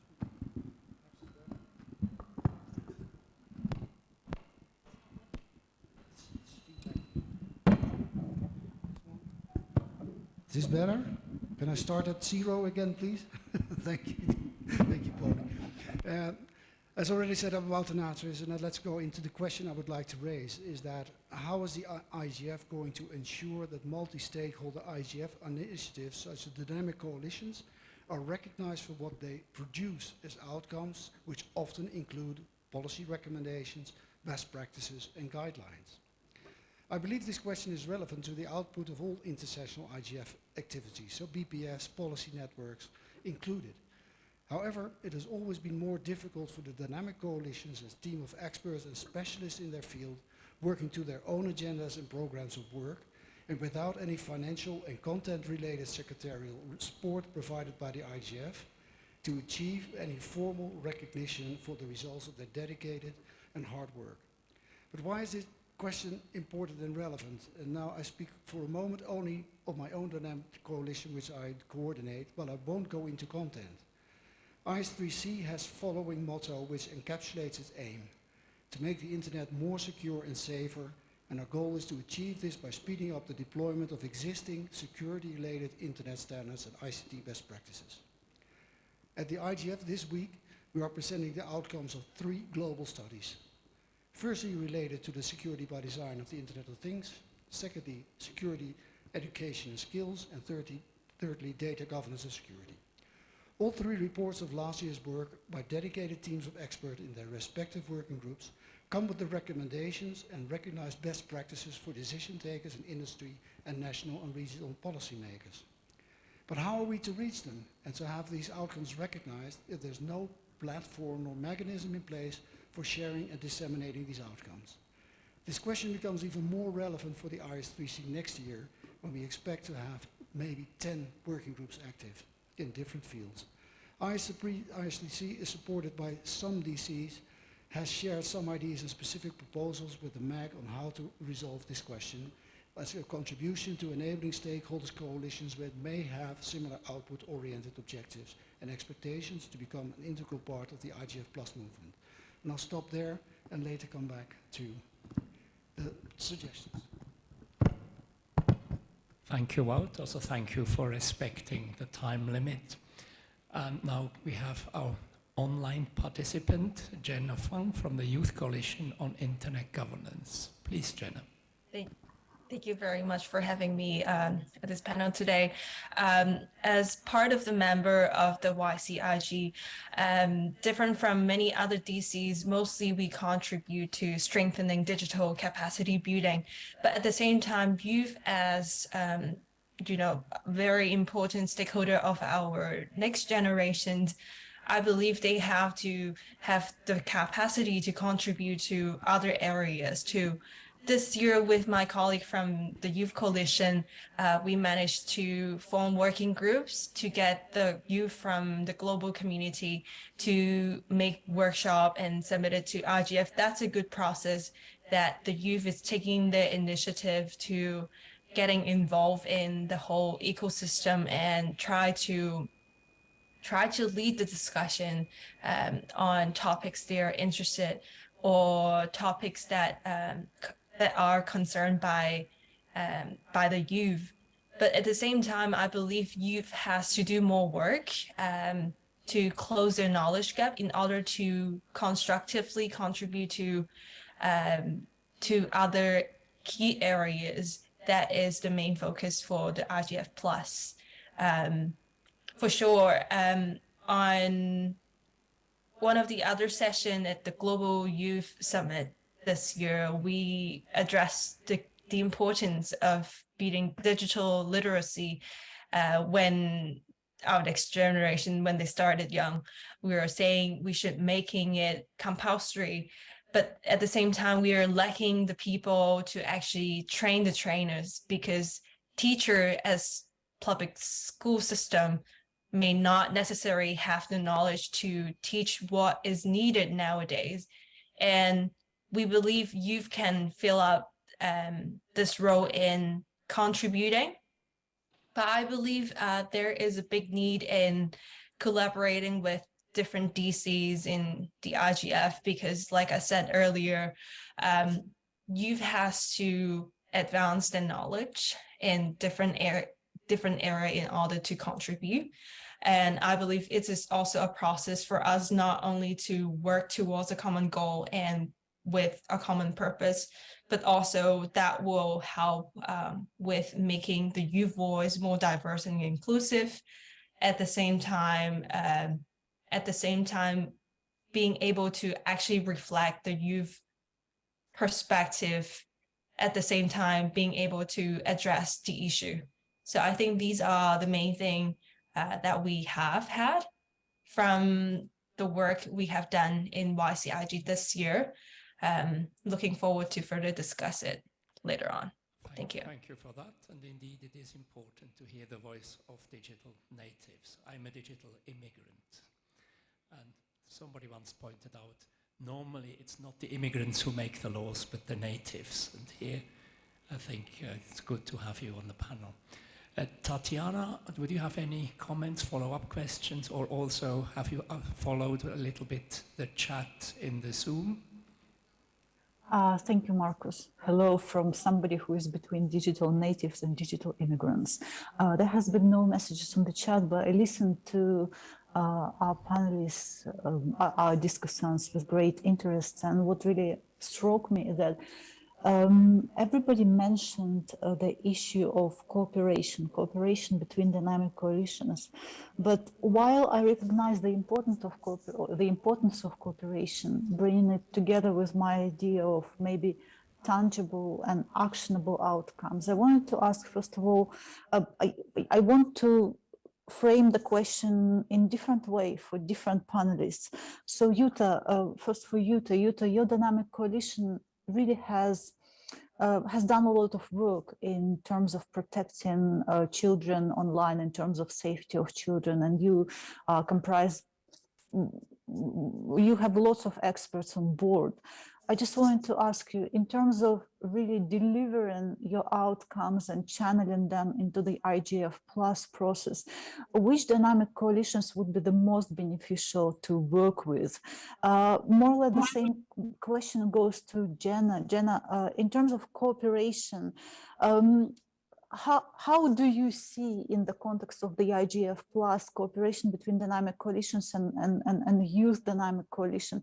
How a few ideas how to streamline these and to vote a bit of a different question, because I do agree with you that perhaps the dynamic coalitions need more recognition and need more instruments to become more visible. But so again, I would like to ask you, how do you see cooperation between other coalitions? Because you also mentioned this, but what I wanted to ask you is this interplay between the outcomes of dynamic coalitions and visibility. Like your dynamic coalitions produce several reports, right?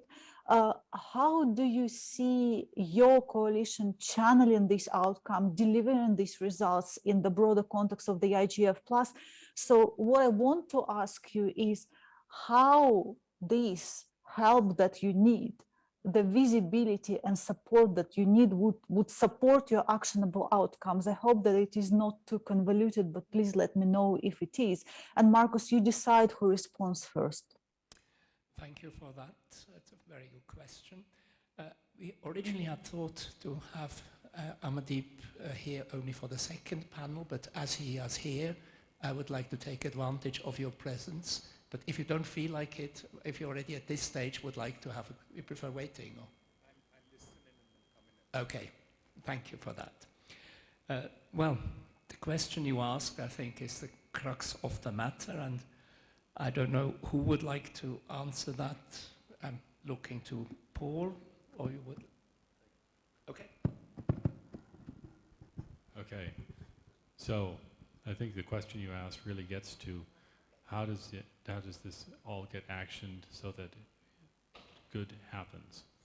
I think that's the key challenge, and the key approach is to be able to reach out to those with common interests, define what it means to actually have an implementation of whatever this outcome, this work has defined, and then work through the process to get supporters that ultimately can put it into position for operations or execution, depending on whatever it is that it is.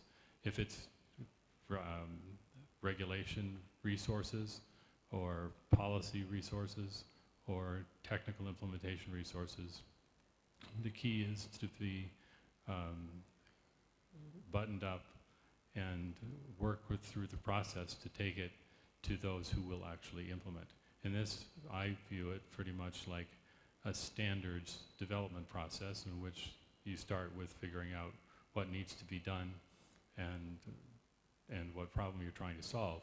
I think the examples here that we're using with the outputs of the dynamic coalitions are problems needing to be solved, and the coalition's doing the solving.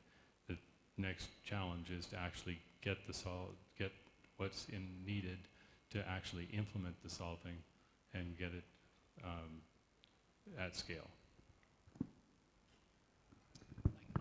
And Wout, thank you, Paul. Yes, and thank you for that question, Tatjana, because it's probably the hardest question that we have in front of us. When I look at the dynamic coalition as it's working now, basically I have the question, who do we direct our output to? It's not the MAC chair, is it the leadership panel? We don't know yet. Is it the tech envoy? Is it the UNDESA?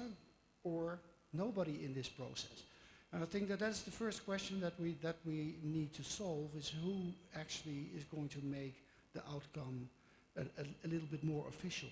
Because how can it get an IGF stamp on front of the report that the coalition is writing? We have some ideas on that, on how to make that possible. For my own dynamic coalition, IS3C, what we came up with is a public review, to use the IGF review system to say, okay, this is our findings, these are our recommendations, what are your comments? And that way, everybody around the world literally can comment to what we propose to do in a draft version, and then we come up with a more final version.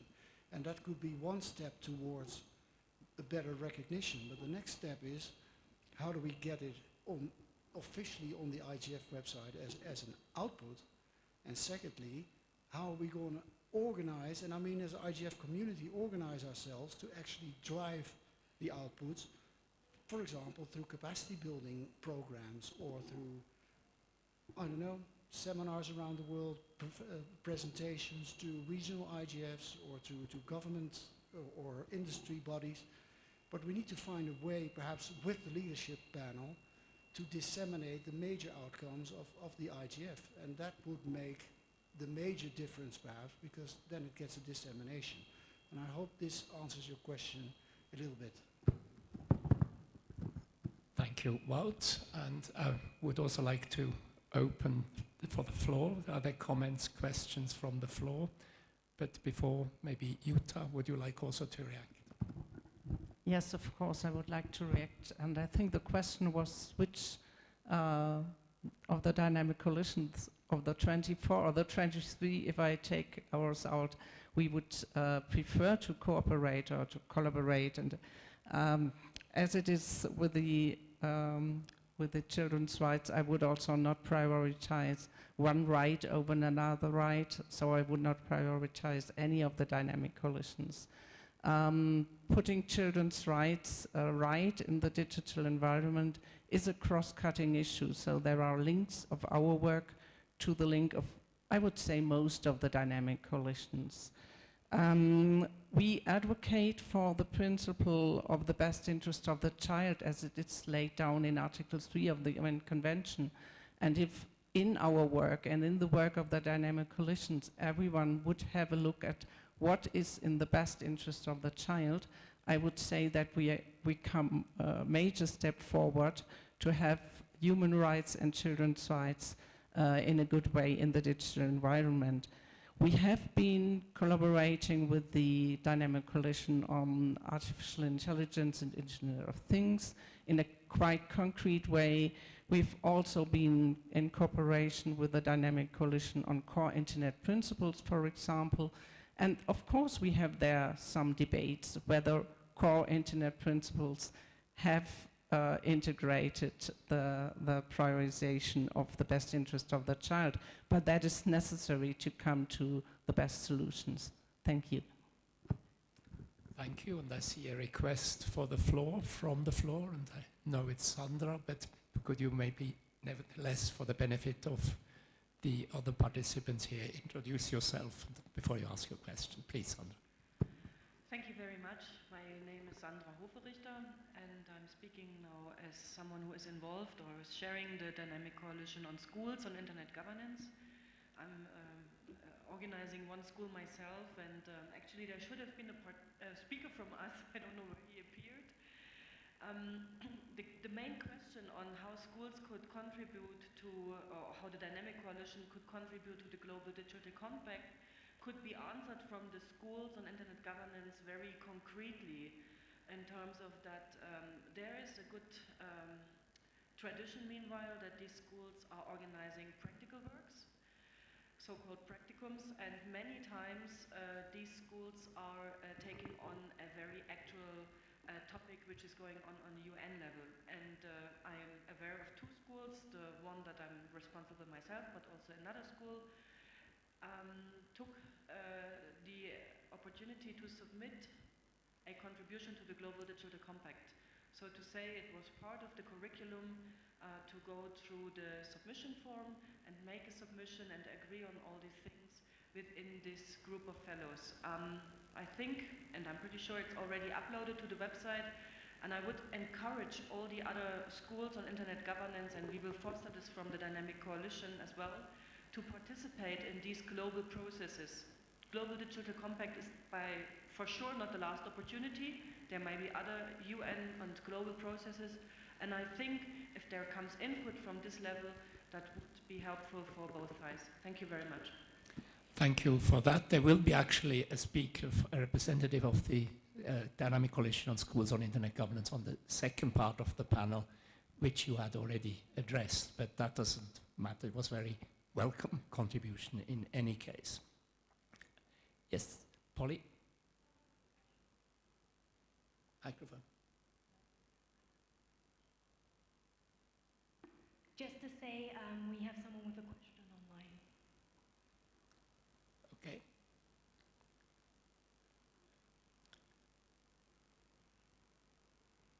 We have somebody who, yes, please. Well, no, I think Jenna raised your hand. So Jenna, would you like to go ahead? Yeah, sure. I would like to go ahead before we figure out the logistic on site.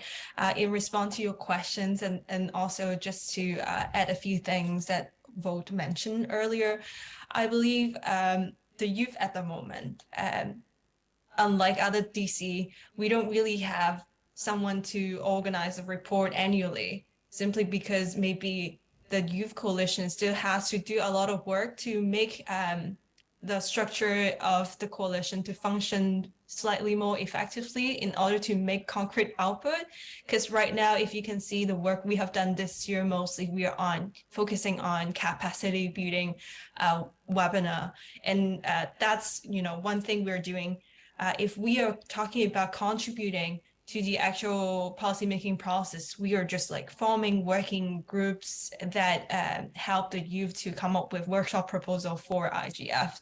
So comparing to so many other DC, I think there's still a long way for us to get there in order to get the youth voice officially recognized, just like what Vogt mentioned earlier.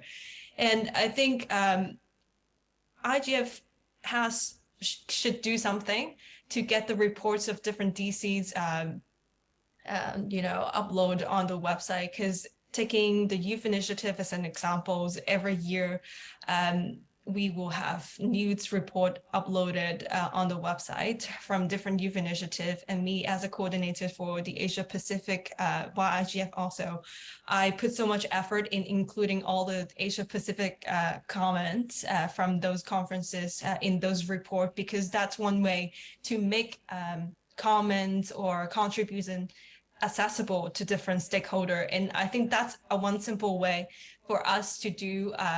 In terms of collaborations, I believe anyone on the panel or any members of other DC can easily contribute and provide insights to newcomers, because to newcomers, they are very new to internet governance and everything is very new.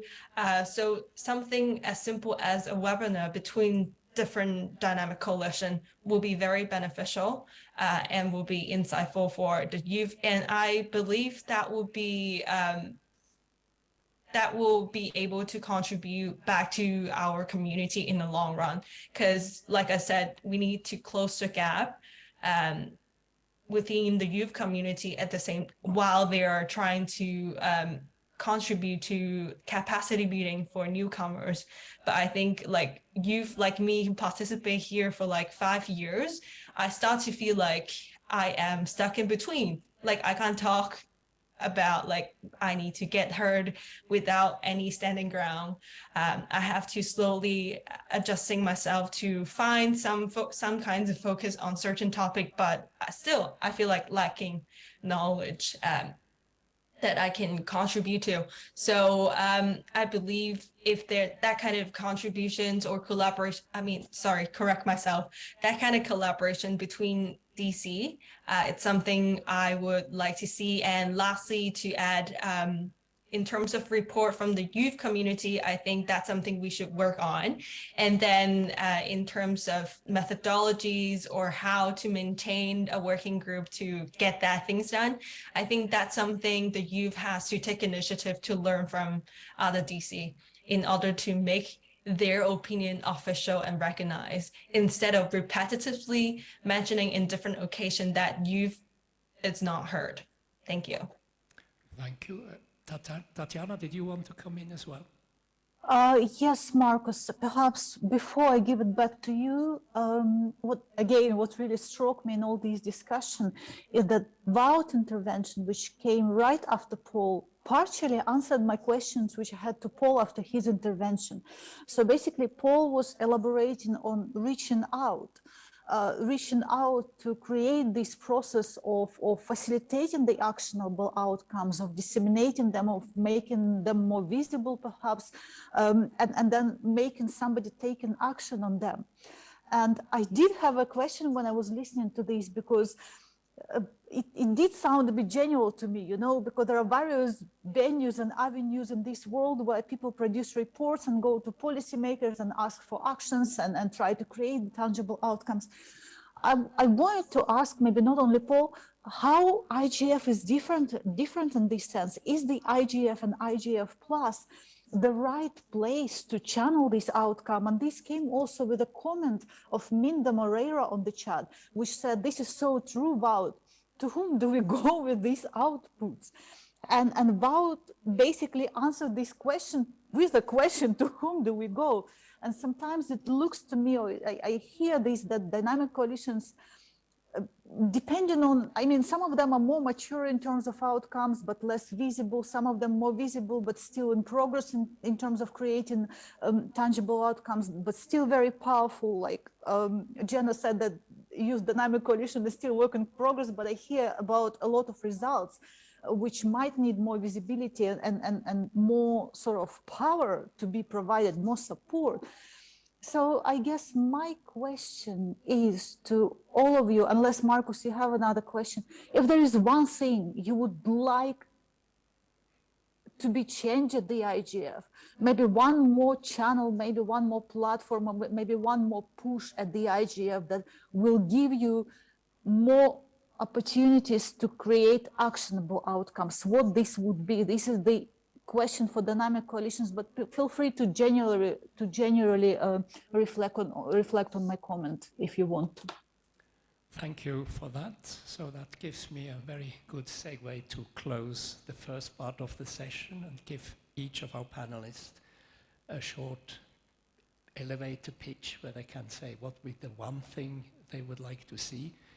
I would like to ask you last, after you heard all the others. Can we start with Jutta first? What would be the one thing you would like to see? I would like to see that we all understand our work in internet governance not as competitive, but that as cooperative. Thank you. Very concise. Thank you. Yeah, short question, Tatjana, that I'd like to answer first. I think that the IGF is the only platform where everybody can meet on an equal footing.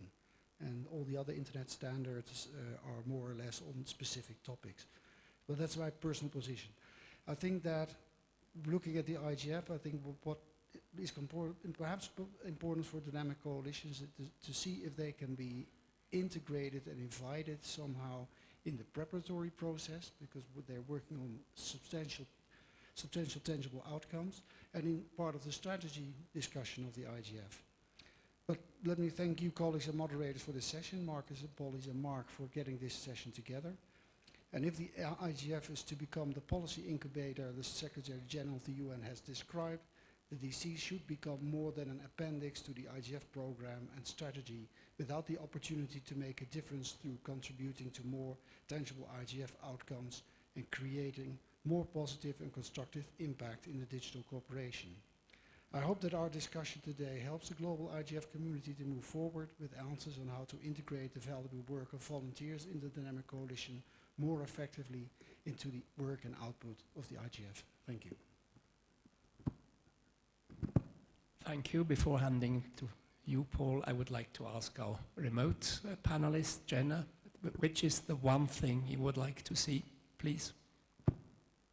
I would really like to see a partnership between the dynamic coalition, because that's like that's the key to achieve all the common goals and purposes that we identify. And one last thing is, I want to highlight this, may be my personal opinion, but I believe output sometimes not necessary to be a solution, but the progress or the process itself could be the outputs also. And I believe with our partnership, we can make the discussion outcomes and discussion process accessible to more people. Thank you. Thank you. And now to you, Paul. I would just advocate that there be a process put in place somehow to now allow tangible outputs to go forward. Thank you. So with that, we close the first half of our panel. The panelists here are free to stay, but they're also free to go, and I would like to invite the other panelists are, I think, mainly remote, but we have one Babu here. Can you come up and take a seat? And is Professor Gupta, is he in the room? Oh yes, here he is. Yes, please join us. It's up to you.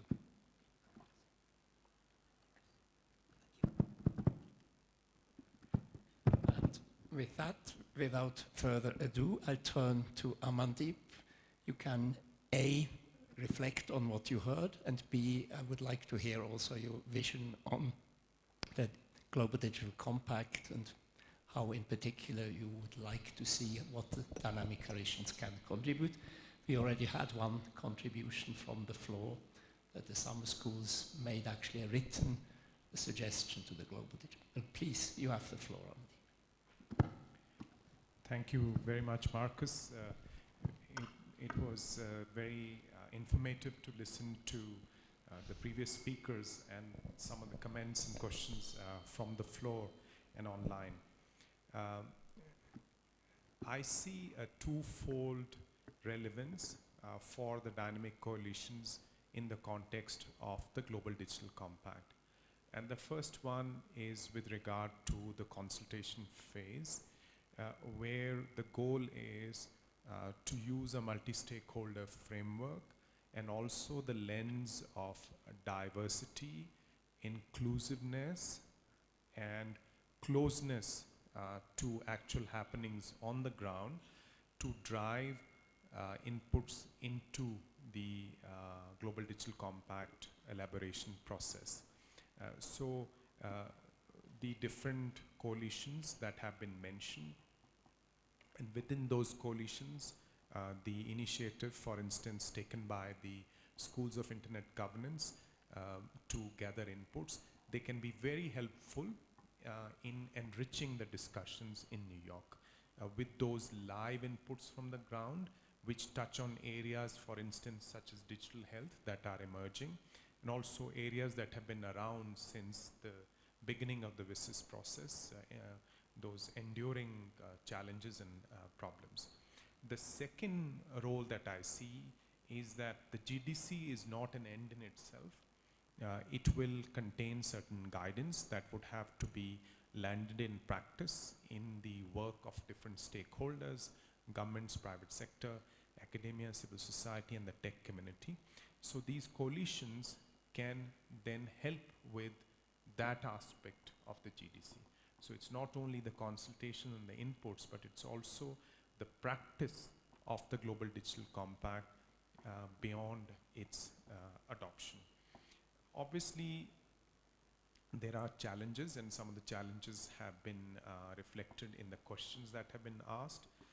The dynamicity in terms of both the topics and the membership, how can that be kept up as the tech field evolves, as the societal economic implications are better understood or better debated, and also the participation.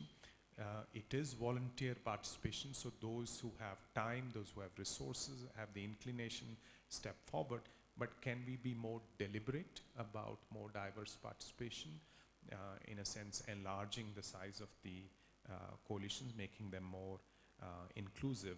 And then those questions around channeling the output, the visibility, who to address, what's the right link in a sense.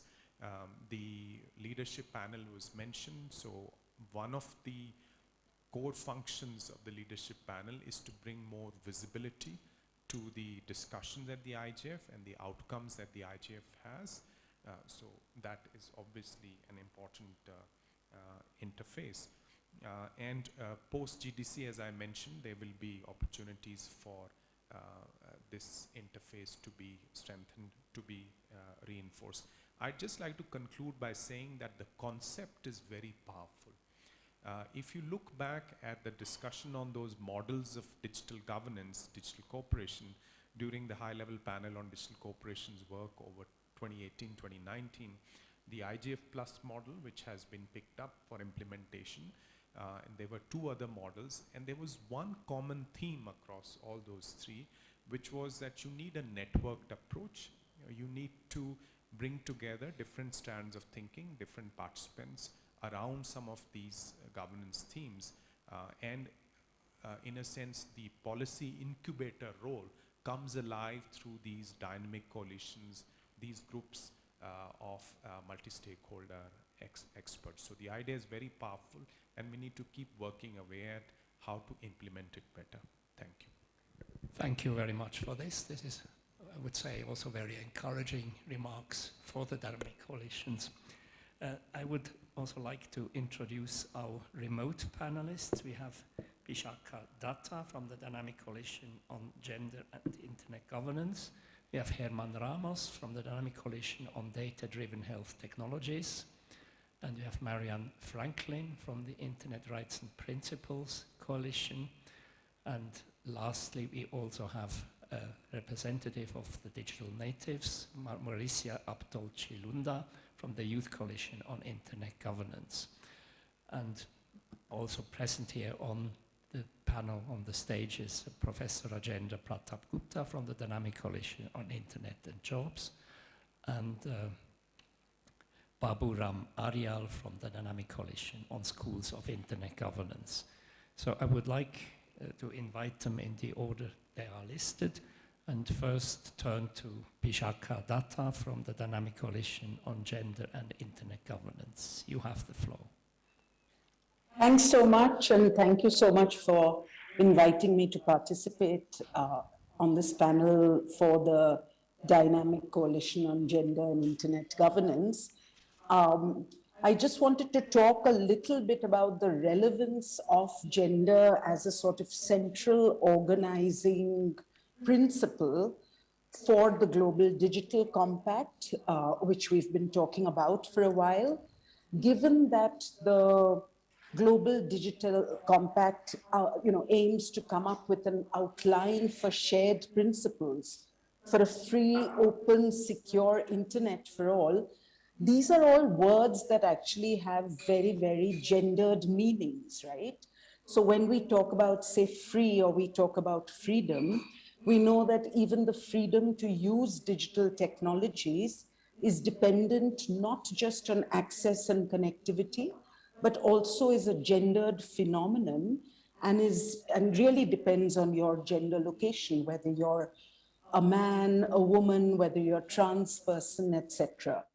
I think similarly, when we talk about a secure internet, we know that the word security, particularly in the context of the pervasive online harassment, violence, etc., and abuse that we see, is something that needs particular attention in the context of gender, right?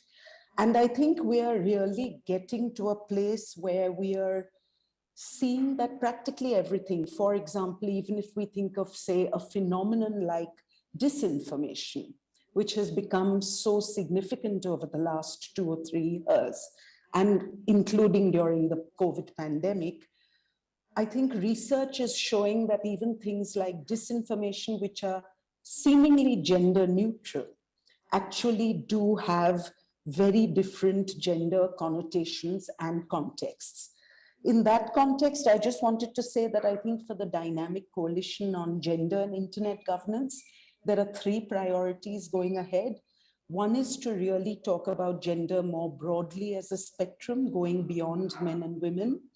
The second is to really talk about gender in the context of the internet, going beyond online violence to many more things.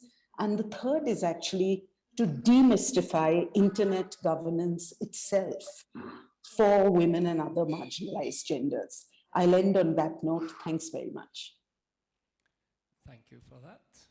Next speaker is Herman Ramos from the Dynamic Coalition on Data-Driven Health Technologies.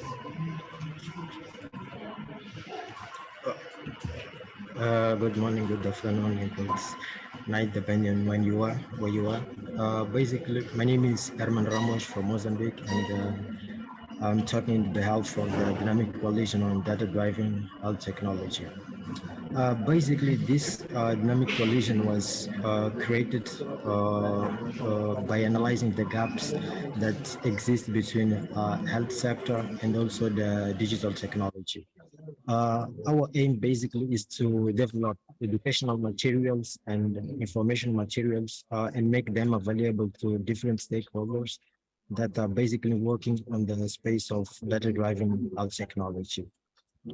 Basically, for that, we work with different kinds of members from medical doctors, technologists, developers, and we try to engage in a collaborative way and produce different kinds of piece or scientific evidence and different kinds of studies. Uh, we uh, we aim to explore the relationship with other dynamic with other dynamic coalitions, but also we aim to expand our work between acquiring partnership with different kinds of organizations. That's why during the year we conduct different kinds of conference and events related to the internet governance space.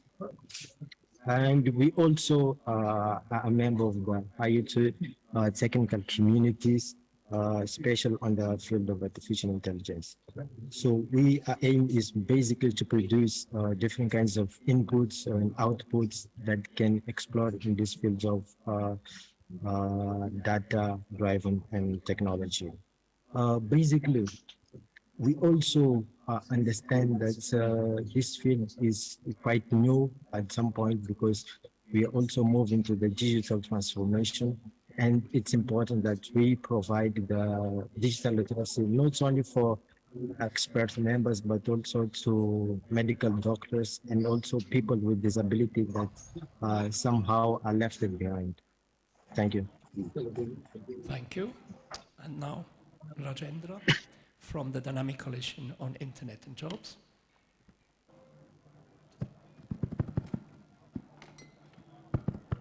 Thank you, Marcus. As you can see that I am, compared to my colleagues, underdressed for the occasion. But as we heard yesterday, Windsurf, who is one of the founding fathers of Internet, who said, we should roll up our sleeves and get into action. So I literally, you put that to practice, and I'm in my t-shirt, sorry about that. As Dynamic Coalition on Internet and Jobs, we were founded as a result of our efforts in 2018 at IGF Paris, where during the closing remarks, I said that proliferation of technology should not be just for productivity and profits. It should bring people at the core. And I must say that I do not know of any organization other than IGF that has 193 countries and thousands of people who attend. I'm given to understand there are 170 plus countries registered in this IGF with 4,000 people. So I think this makes it the most impactful platform on digital technologies and IoT. Now, given the work that we have done over the years, we produce our annual report called Internet and Jobs. 2020 we produced, 2021, and 2022 is in the works. But besides that, I want to draw attention to what we heard yesterday, that 2.7 billion people are still not connected to the internet. And one of the other things that we have seen in the last month or so is massive layoffs. I think driving back to what Paul Michel recently mentioned, we're going to have a process for tangible outcomes. So today, I'm going to announce a project here, and I know that IGF was founded in Africa, and this project I'm announcing is about tangible outcomes. This project is called CREATE, which stands for Collaborate to Realize Employment and Entrepreneurship for All through a technology ecosystem. What we want to do is flip the model where we are looking at technology and automation leading to redundancies and job loss. We want to make sure that internet for all should lead to livelihood for all. I think this is where, as a dynamic coalition, we want to make sure that when we meet next year in Kyoto, we'll have a blueprint that we should take internet for all and create livelihoods for all so that there are no job losses, rather there should be job creation opportunities. And I'm immensely thankful to Marcus, with whom we have worked with the team. And we hope that our work and our reports will lead to achieving our goals. Thank you so much. Thank you so much also for respecting the time limit, and for those who are new on this panel. Again, the same time limits will apply, 3 minutes for all the speakers. Marianne Franklin from the Internet Rights and Principles Coalition, one of the very old, so to speak, coalitions. Please, Marianne, nice to see you online. Yeah. Tēnā koutou katoa. Thank you for having me. If I may take 10 seconds extra to share my screen.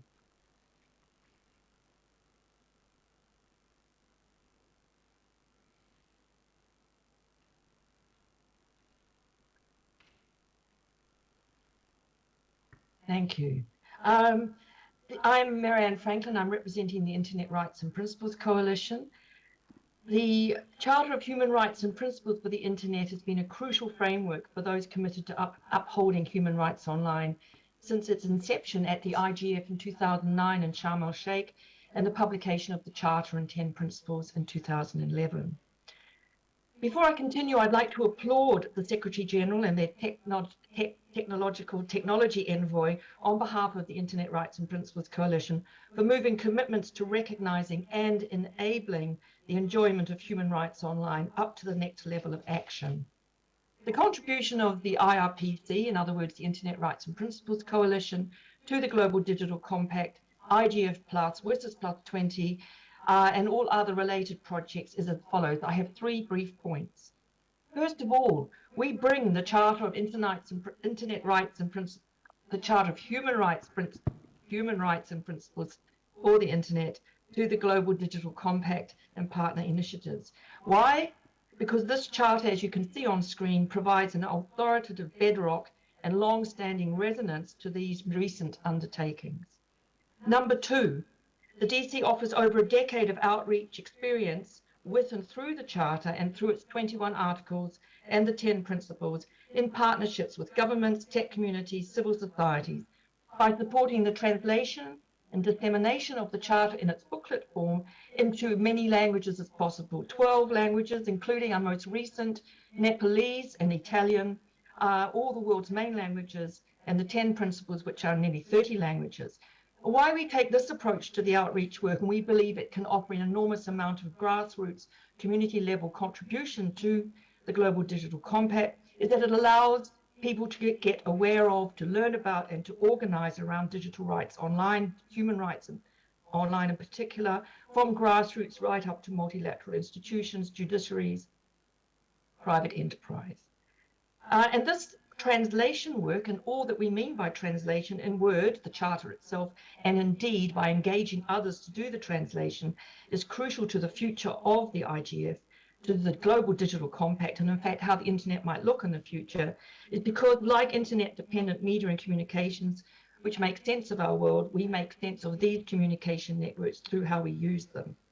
So thirdly, we bring to the Global Digital Compact, and particularly the Summit of the Future in 2024, all 21 articles of the Charter and the work that we are doing to dig down deeper, particularly around environmental sustainability, which is listed in Article 4, and human rights online at the online and offline nexus through the Charter's articulation of the full spectrum of existing human rights and principles, so that the internet for the future can be, by design, diverse, fully inclusive, respecting for individuals' rights and communities, and a contributor to addressing climate change and climate justice. Thank you for allowing me 10 more seconds. I hope that was clear. Thank you very much. I will stop sharing. Thank you, Marianne, for this contribution. Now next is Baburam Aryal from the Dynamic Coalition on Schools of Internet Governance. Thank you, Marcus. We School on Internet Governance Dynamic Coalition is very common to others as well. We are capacity building school, and this dynamic coalition contributes to the content of all other dynamic coalitions as well. So these synthesize all the standards and policies and principles and brings to the grassroots level of people, user, innovator in School on Internet Governance. We have various stakeholders as participants, and these all participants or these grassroots contributors build a big ecosystem, and that contributes to the objective of IGF that already our tech envoy acknowledge the importance of School on Internet Governance. And this School on Internet Governance is very important, not only because of grassroots engagement of people on internet governance, rather bringing the policies and principles to the grassroots, and bringing those grassroots at this senior levels like regional IGF and other forums and IGF forums.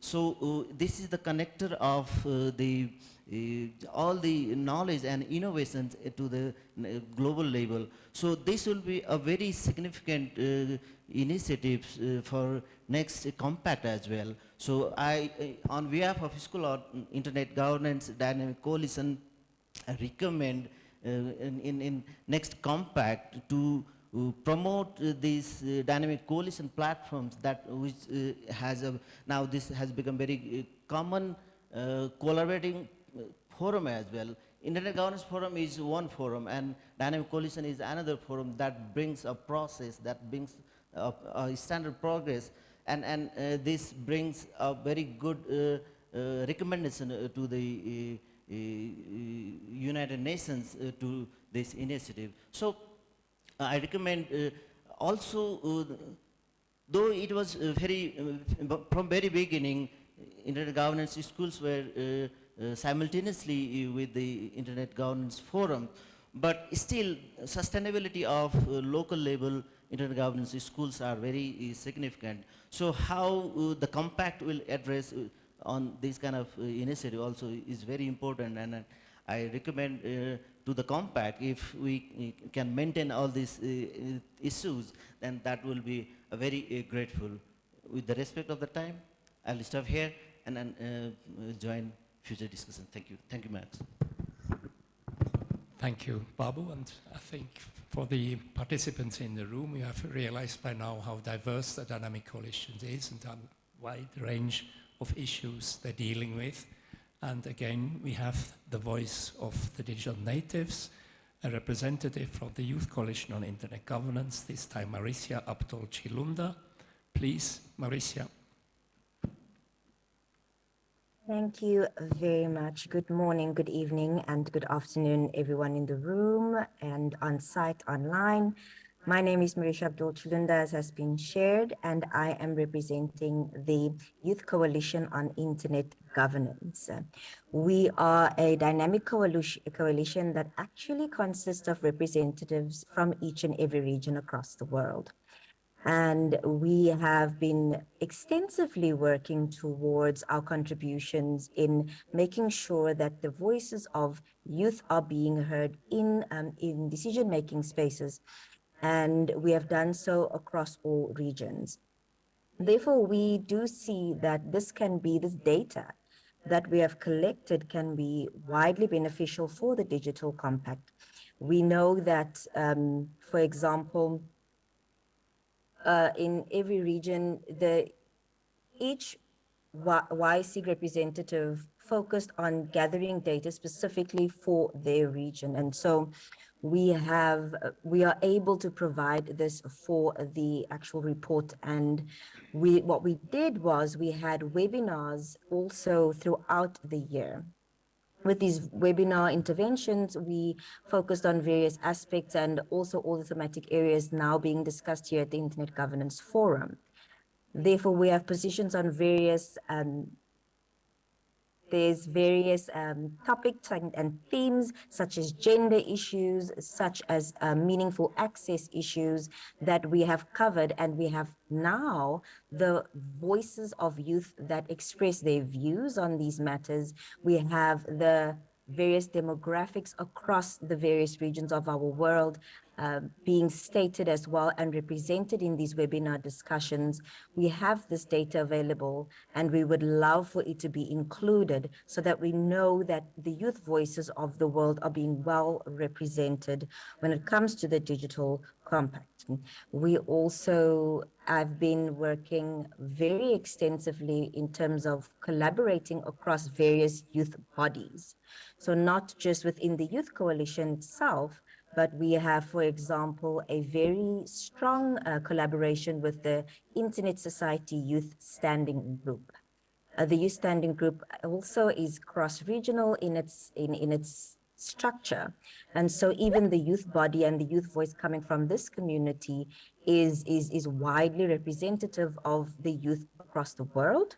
And we can therefore substantiate the validity of the data that we have collected in the conversations we've been having as being trustworthy and can be beneficial for well, any conversation really, not just the digital compact, but any conversation that would really want to involve the youth voices, not just as a separate category, but really coming to the table as being recognized as a beneficial voice for any decision-making process going forward. And really rounding off what we would call a multi-stakeholder approach to problem solving in the internet ecosystem. One of the biggest kind of achievements that we have been able to establish through this collaboration has been right here, it's manifesting now right here at the Internet Governance Forum. Marisa, can you wrap up, please? 3 minutes are over. Absolutely. Very simply put, we were able to have 11 of our submitted proposals at the Internet Governance Forum accepted. And so not only the official youth-led sessions will have youth voices involved, but at the decision-making table, as speakers and rapporteurs, we have youth voices now in sessions across the various themes at the Internet Governance Forum. And this data that we are honing in can also be made available to the Digital Compact. Thank you so much. Thank you very much. Tatiana, would you have follow-up questions or comments? And please let us know if there's anyone in the Zoom room, or also if there are in the chat interesting comments. Please, Tatiana. Thank you very much. And for those of you who are online, I just want to know that Aminda Moreira shared a couple of links for the Dynamic Coalition Internet Writing Principles, which might be interesting for you all. And I just want to, well, first of all, congratulate all the discussants on the achievements of the Dynamic Coalition. It really looks and sounds impressive, and I would like to refer to what Amandeep said about this space being a policy incubator and dynamic coalitions being valuable contributors into this policy incubator, either in terms, not only in terms of actionable items, but for example, referring to what Bishaka said, challenging the current narratives, challenging the current environment, actually trying to prove that a lot of what we do actually has impacts, like on gender, we have not embraced and we have to embrace. So what I would like to ask you, because it is a very, Marcus, feel free to ask any further questions, but as we don't have much time for discussion left, I would like to ask you, in all these achievements, in all your work, in the context of Global Digital Compact and WSIS Plus 20, what is your main challenge? What are you struggling with? Where we all can help each other, and where IGF can help you, where Global Digital Compact have you? What would be the valuable contribution to address this challenge from something in this space, or maybe from Global Digital Compact itself, if you want to? And Marcus, please feel free to ask other questions.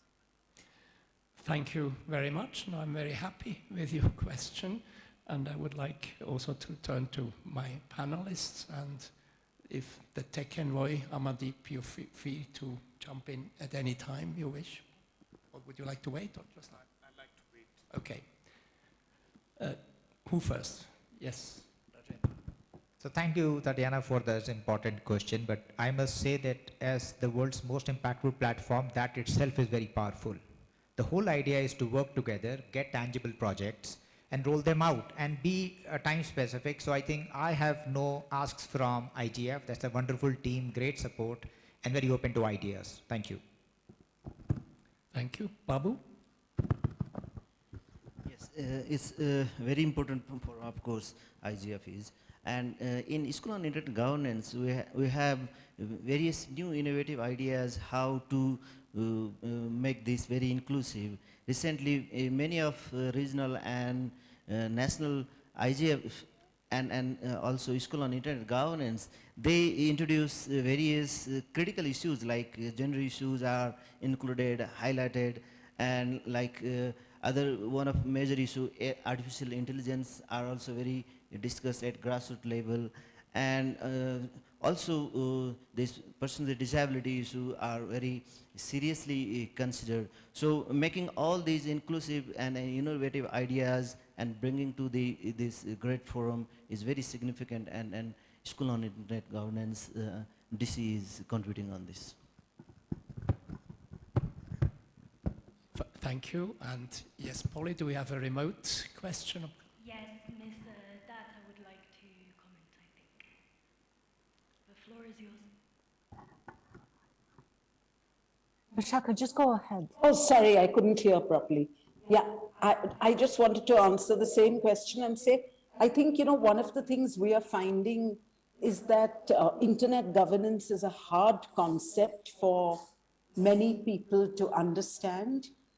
Even when people are deeply engaged with the internet, which is pretty much a chunk of the world nowadays, internet governance, because it differs from sort of traditional models of governance, etc., people find it quite hard to conceptualize and to really figure out how they can participate in it, even though it's an open process. So we would love some help from the Internet Governance Forum actually on really thinking this through and demystifying internet governance.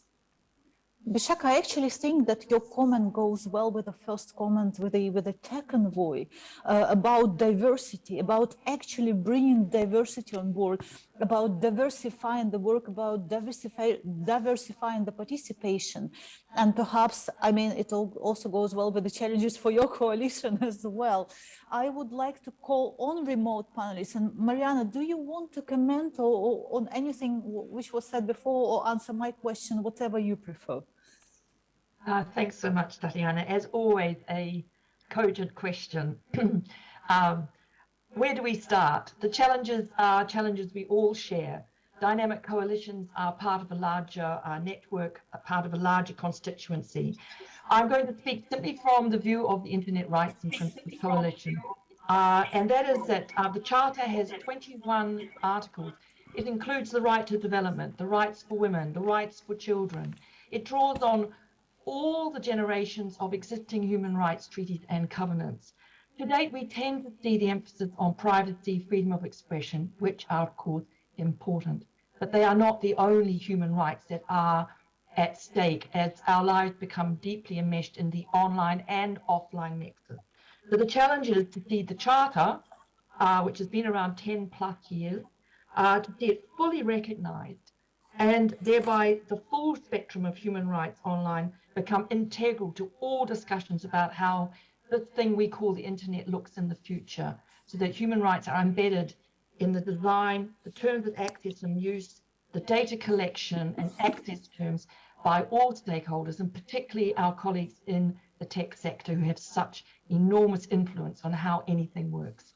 I want to see much more explicit acknowledgement, and if I may be bold, less lip service to generalities and more action on the part of the IGF leadership and their colleagues at the UN. So once again, I applaud the Tech Envoy and the Secretary General for taking the bull by the horns, if I may use an English expression. Thank you very much. Thank you. Thank you. Marcus, over to you.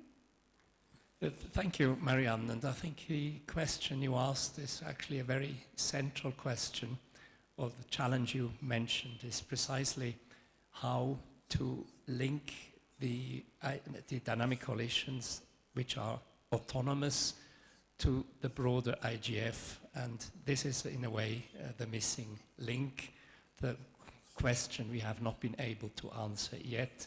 You ask for more recognition, but what would be the process to give that recognition? This is something I think we will need to address. And also, I think in the context of IGF Plus and contribution to the GDC, and also the relationship with the leadership panel, this is, I think, a question worth taking up. But, Herman, would you like to have comments, and also Mauricia, on the challenges? Thank you.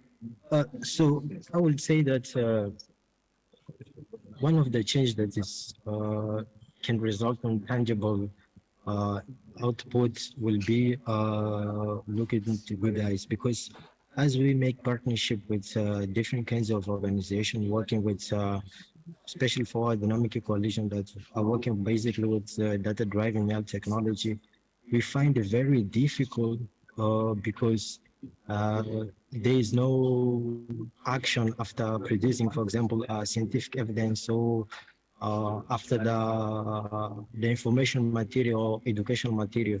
So there's no production of police recommendation. There's no action to be taken to implement this recommendation. So I believe that this change can provide the possibility of providing tangible outputs, and also will allow different organizations and stakeholders to participate at IGF with more strength, and also contribute to the robust partnership in this system. Thank you. Mauricia, would you have? In the YSIG, or the Youth Coalition on Internet Governance, we love to call it by our acronym. We're quite fond of it. We've had a beautiful experience this year when it comes to inclusion. I must say, between the 13 sessions that we had submitted for the actual IGF meeting this year, 11 was selected. So just that absorption in and of itself has really made a big difference in comparison with our experience that we've had in previous years when it comes to inclusion. What we have also done, and what we have now seen is that, okay, so we've been intentional about increasing the participation of women and girls in all of our sessions. And so what resulted from that is seeing the increase at the Internet Governance Forum as well. We have faced challenges with regards to cross-regional collaborations, where we couldn't, for example, engage physically with our European counterparts, with our Asian counterparts, because we don't have the necessary support for those regions when it comes to attending physical meetings, specifically for our European youth counterparts. So we find ourselves in situations where you'd have the African youth represented, you'd have Asian youth represented, but then we don't have the other regions coming to the party, for example, because, well, there's not sufficient support for them to travel to where we are. So this was definitely a challenge that we faced. And then just to close, many of the sessions that were accepted came from our own agency. We were the ones who pushed for those. We would love to see other communities within the internet governance ecosystem really begin to absorb youth voices more into their own sessions, that we do not have panels, for example, where no youth voices is represented. Thank you so much. Thank you. And once again, I think we all agree how important it is to have the voice of digital natives to be heard. Jutta, you are co-facilitator of the Dynamic Coalition Coordination Group. You have some comments? Yes, I think I would not like to talk about the challenges, but about the opportunities, since I'm representing the Digital Opportunities Foundation, and as I have, as your co-facilitator, a good overview on the dynamic coalitions, I would say we are all working in practice, and therefore referring to what the tech envoy said in the beginning, we are in the position to give guidance to land the GDC in practice, but we have to consider how we can do that. Sometimes we are more focused on theory than on practice, but we all have our basic in the practice, and therefore I think we are in good position, and that would be our contribution. Thank you for that. And the European Summer School on Internet Governance made a good example on actually making a concrete contribution to the GDC. With that, Amandeep, would you be willing to give some of your reflections of what you heard? Absolutely, and this is a very positive segue to what I was going to say. So looking at the opportunity, the challenges are there, but I think we have the goodwill and we have the expertise to address those challenges. I was very struck by what was said by Dr. Gupta on this issue of jobs, the opportunity side. This is an issue that's often neglected in many other discussions. So the dynamic coalitions have been able to put the spotlight on issues that have not been sufficiently explored and bring them to a level where they start to get noticed. That is often unsung work. Others may then start running away with it and get the glory, but I think it needs to be recognized today.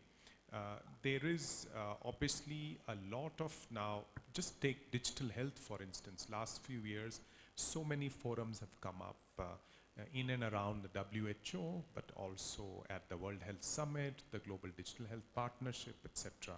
So earlier, it used to be easier to be very focused in that thematic area. Now it's very difficult. So we have to make an extra effort with the quality of our work. And I just wanted to end by referring to what Paul had said earlier. He reminded us that this is akin to a standards development process.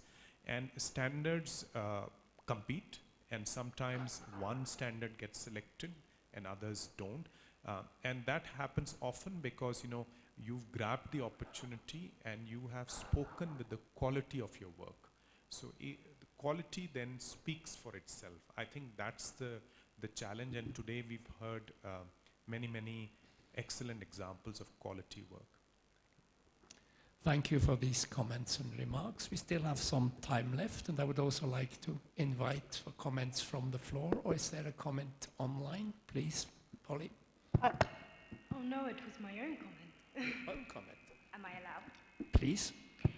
No, so one of the things which I'm finding interesting as the liaison between the DCs and the IGF Secretariat is that some of you stress the need for more support and a desire for more cooperation with the IGF Secretariat, while others of you stress the autonomy of the DCs. Given these diverse opinions on the matter, how can we come to a unanimous decision? How do we navigate this?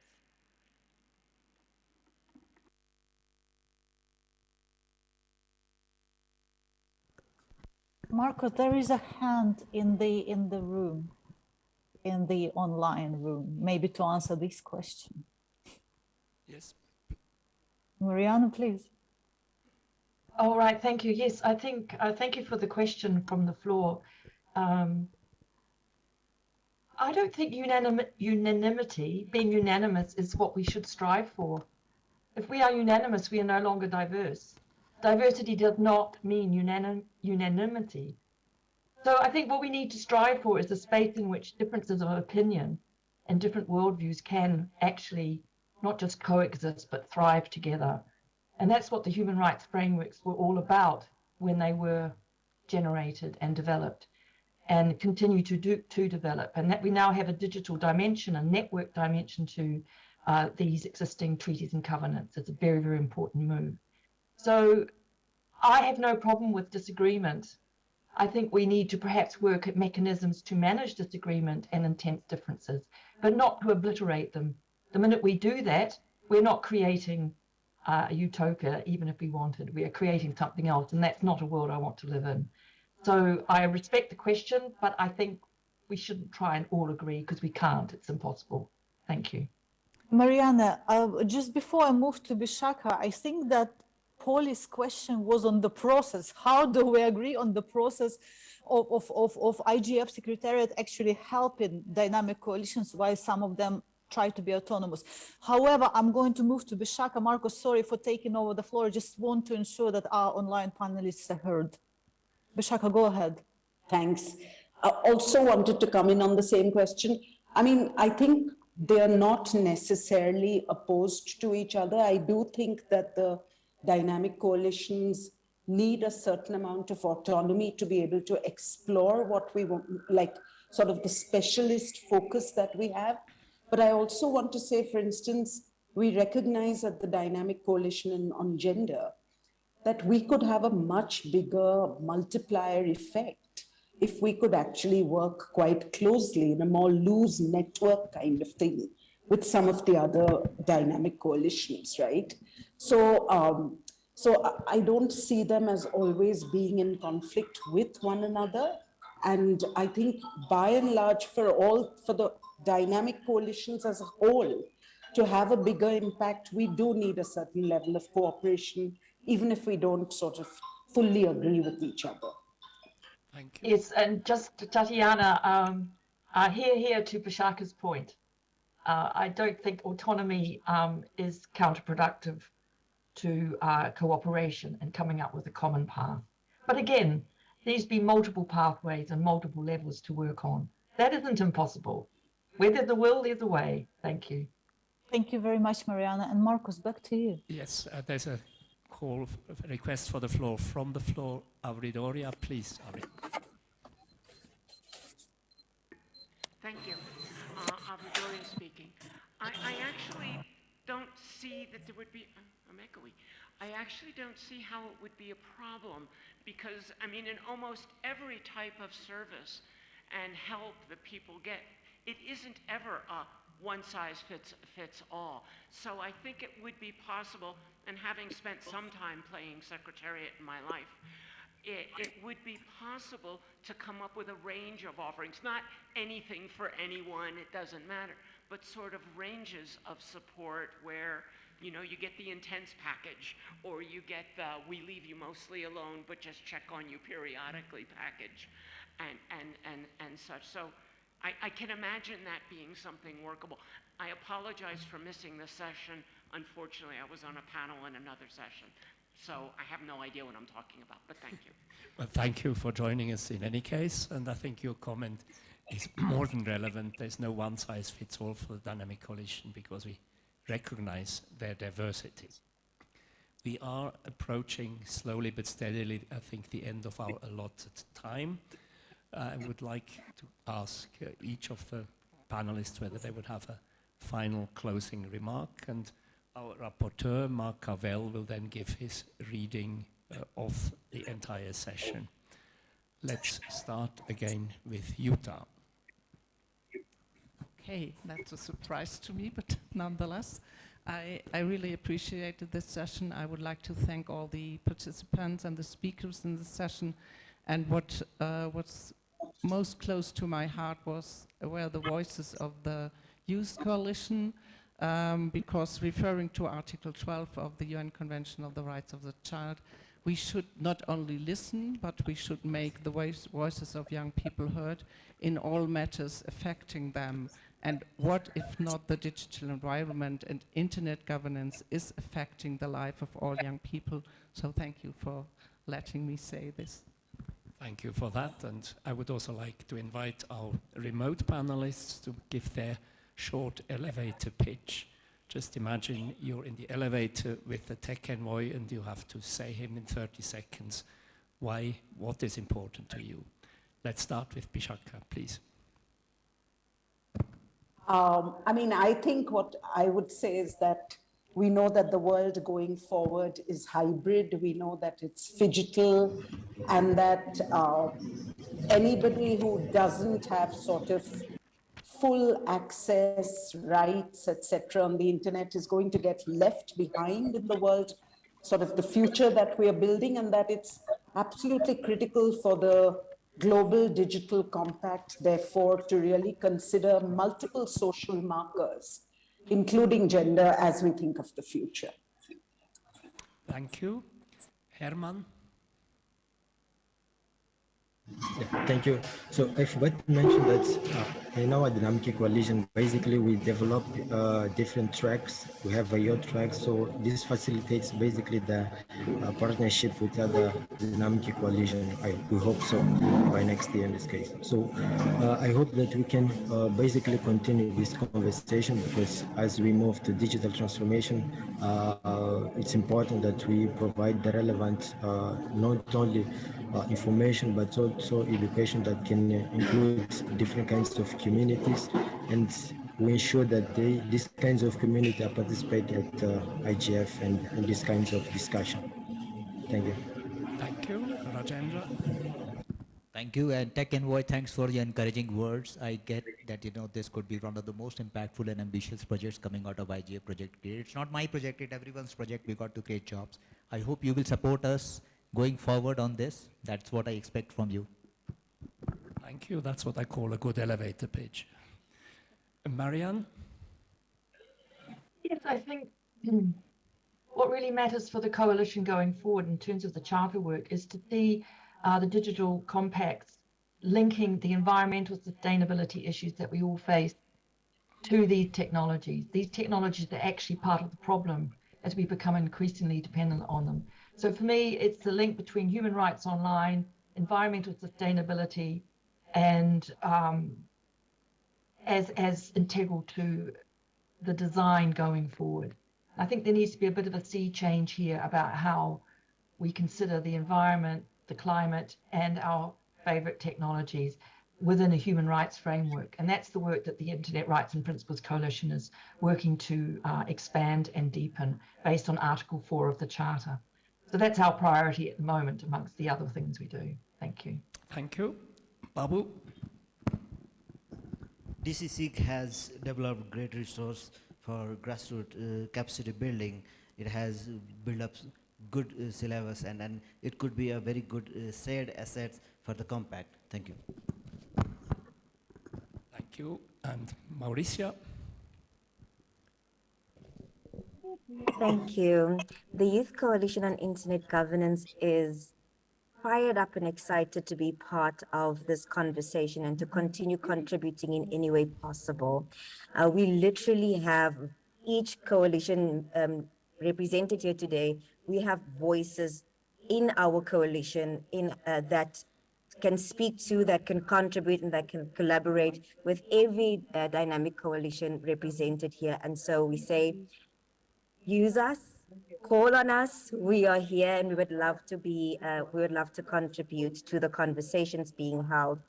And once again, thank you for hearing our voices, and we look forward to much, much more close collaborations going forward in years to come. Thank you, and I very much like you being fired up and excited. That gives real dynamism to our discussion. And now, Amandeep, would you like to give you? Thank you very much. I've learned a lot today and really energized by the conversation. I think this idea of multiple social markers as a risk management strategy. We don't know what direction technology and business models around that would take, so that really resonated a lot.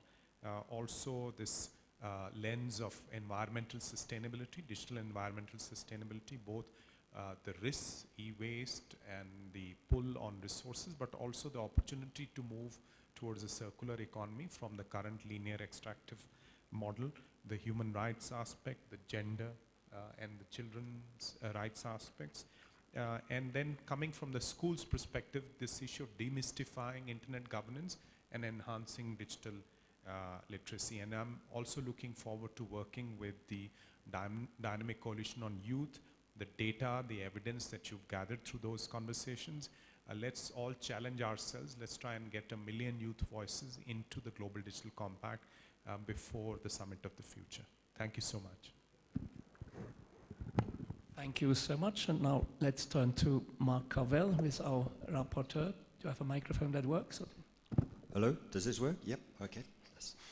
Well, thank you very much, Marcus. And I have to say, as one of the organizers of this main session, the quality of the presentations here and the thoughts and the fresh thinking has exceeded my expectations, and I hope the key messages that I will put together from this session will be recognized as a turning point, really, for the profile of the dynamic coalitions within the Internet Governance Forum ecosystem. An ecosystem that I've followed for many years, since I think the third IGF in Hyderabad. I was vaguely aware of a sort of move towards groups of stakeholders getting together over coffee and thinking maybe we could work on some issue on a sort of semi-permanent basis. And I think all the presentations here and the conversations that we've heard demonstrate the potential for the dynamic coalitions if the conditions are right, if the questions that have been raised are answered about how the coalitions can articulate in all their diversity of expertise the outcomes of their work through the ecosystem, and to whom they should articulate their outcomes. These are the key questions, I think, which emerged very clearly in the session. And we've heard, I think, very helpfully reference to, at this time of the IGF in transition to IGF Plus, with the appointment of the leadership panel, perhaps there are new ways of thinking we should deploy for the dynamic coalitions to advance their outcomes, be it they actual solutions or methodologies for achieving solutions, as I think was one of the points that was made in one of the interventions. So that's a key point, I think, for everybody to note from this session, that there is this commitment for dynamic coalitions to contribute to a strengthened IGF, but we have to find the ways of doing that. With regard to the Global Digital Compact, we had a very helpful steer from Amandeep that the dynamic coalitions, I'm getting the signal to wrap up, but I just want to finish on this, I guess, as a key point. The dynamic coalitions can contribute both to the formulation and the scoping out of the Global Digital Compact, and subsequently to landing the principles articulated in the compact subsequently. So there's a clear sorry, message. Mark, I have to. Okay, I'll close now. Apparently, it's my fault. Really bad time management. We should have stopped, I think, 5 minutes ago. And as far as I understand, the Zoom room closes on the spot, so the remote participants are not with us anymore. My apologies to Tatiana. We very much are with you, but it's all good. I would have invited you also to make a few comments, but I don't think I have anything to add to that. Mark made an excellent summary, and I would also like to thank to Amandeep, who really has given a very good invitation to the dynamic coalitions to be part of the IGF Plus and the DGC going forward. With that, I invite you to join me in applauding the panelists for their excellent contribution. Thank you. And the session is closed with that. And could I invite all the panelists who are here to come up on the stage so we can take a family photo for the IGF website. Thank you. And the session is closed.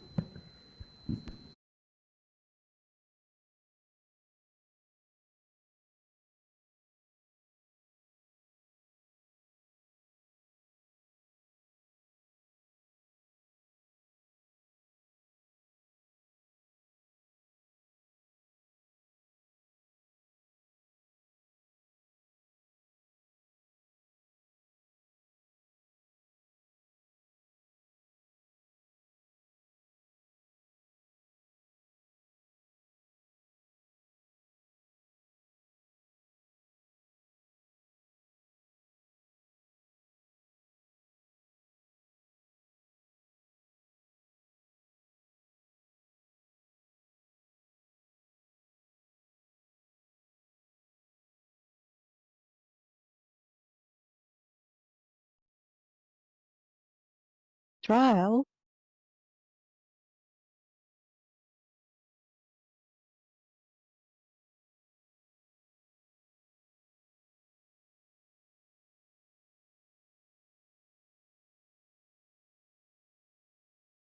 Hi all, this is Michael, just testing for interpreters to make sure you can hear the source clearly. Just let me know in your language chats that you can hear the source clearly. Testing 1 2 1 2, just making sure the interpreters are clearly hearing the source. I can hear properly. Awesome, thank you. Yeah.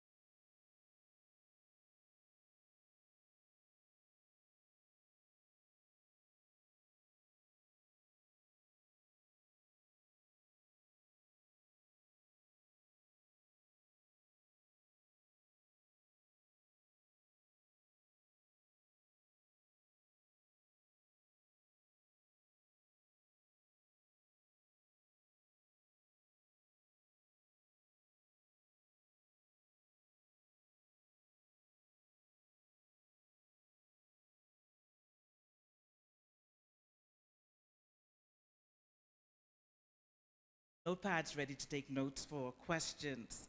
So today, we're going to look at governing data and protecting privacy, reality versus on paper, a deep dive into the data system. So we'll be looking at themes today from each one of our panelists. Things like privacy and protection from a multi-stakeholder perspective. What is being protected, people or data? What is the collective understanding of data?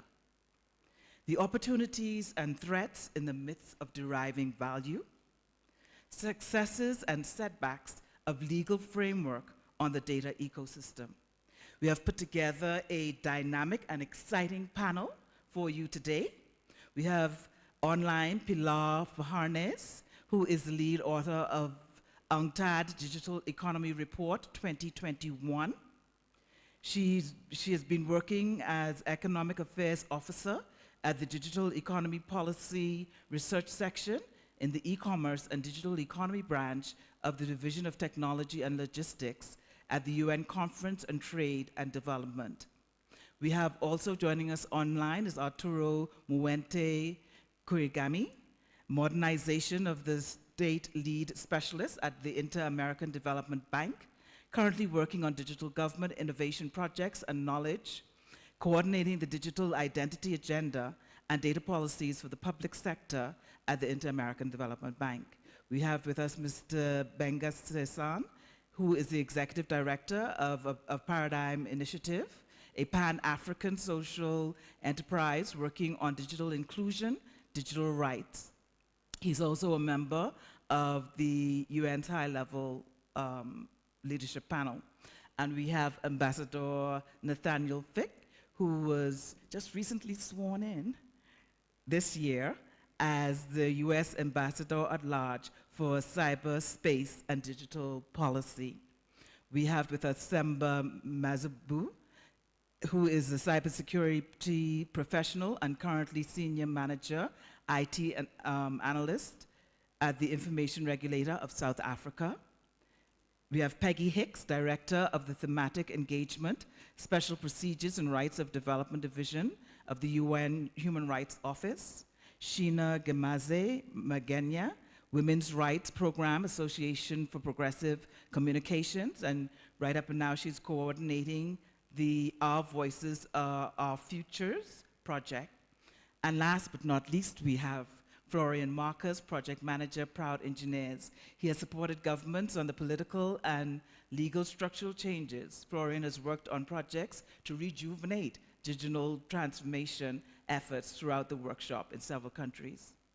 So the panel will give their brief intervention, and then we will entertain questions and conversations. So let's keep it lively. Thank you.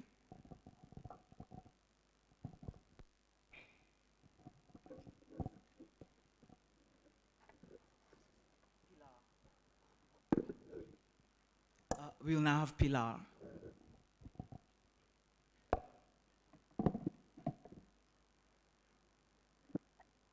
Hello, can you hear me? Okay. Good afternoon, everybody. I thank the organizers to have invited UNTA to participate in this meeting. I will present the findings for the Digital Economy Report that we focus on cross-border data flows and development, because we found that it was quite important to focus on data governance, given the importance that data have acquired as an economic and strategic resource. Data can generate private profits, but also significant social value for development. Beyond their economic dimension, data can bring immense benefits to society, but also carry risk in relation, for example, to privacy and other human rights, and peace and security. Data need to be shared, but with guarantees that human rights and other particular concerns are addressed. If well managed, data can help us overcome some of our global development challenges, such as climate change and pandemic, but if they are badly handled, they can lead to the infringement of human rights, generate unequal development outcomes and undermine the functioning of internet. Our common actions therefore matter greatly for the achievement of the Sustainable Development Goals. We have seen in recent years how the amount of data flowing around the world has exploded, increased exponentially, but at the same time, the data-driven digital economy is evolving fast against the backdrop of huge digital divides and imbalances in the world economy. A huge amount of the population, of the world population, still remains offline. And in the least developed countries, only 1 in 5 people uses the internet. Moreover, the benefits of the digital economy, or the data-driven digital economy, have so far been unevenly distributed. 2 countries stand out to harness most of the benefits from the data: the United States and China, which have huge control over the main database technologies. And also, most of the largest digital platforms that are in a privileged position to benefit from the data come from these countries, are based in these countries. And these large digital platforms are strengthening their dominant positions along the whole world or global data value chain. Many developing countries are therefore concerned that they will become mere providers of raw data to global platforms while having to rely on foreign knowledge that is produced from those data that are taken from their countries. At the same time, the global data governance landscape is highly fragmented. Governance approaches vary among the main players in the digital economy.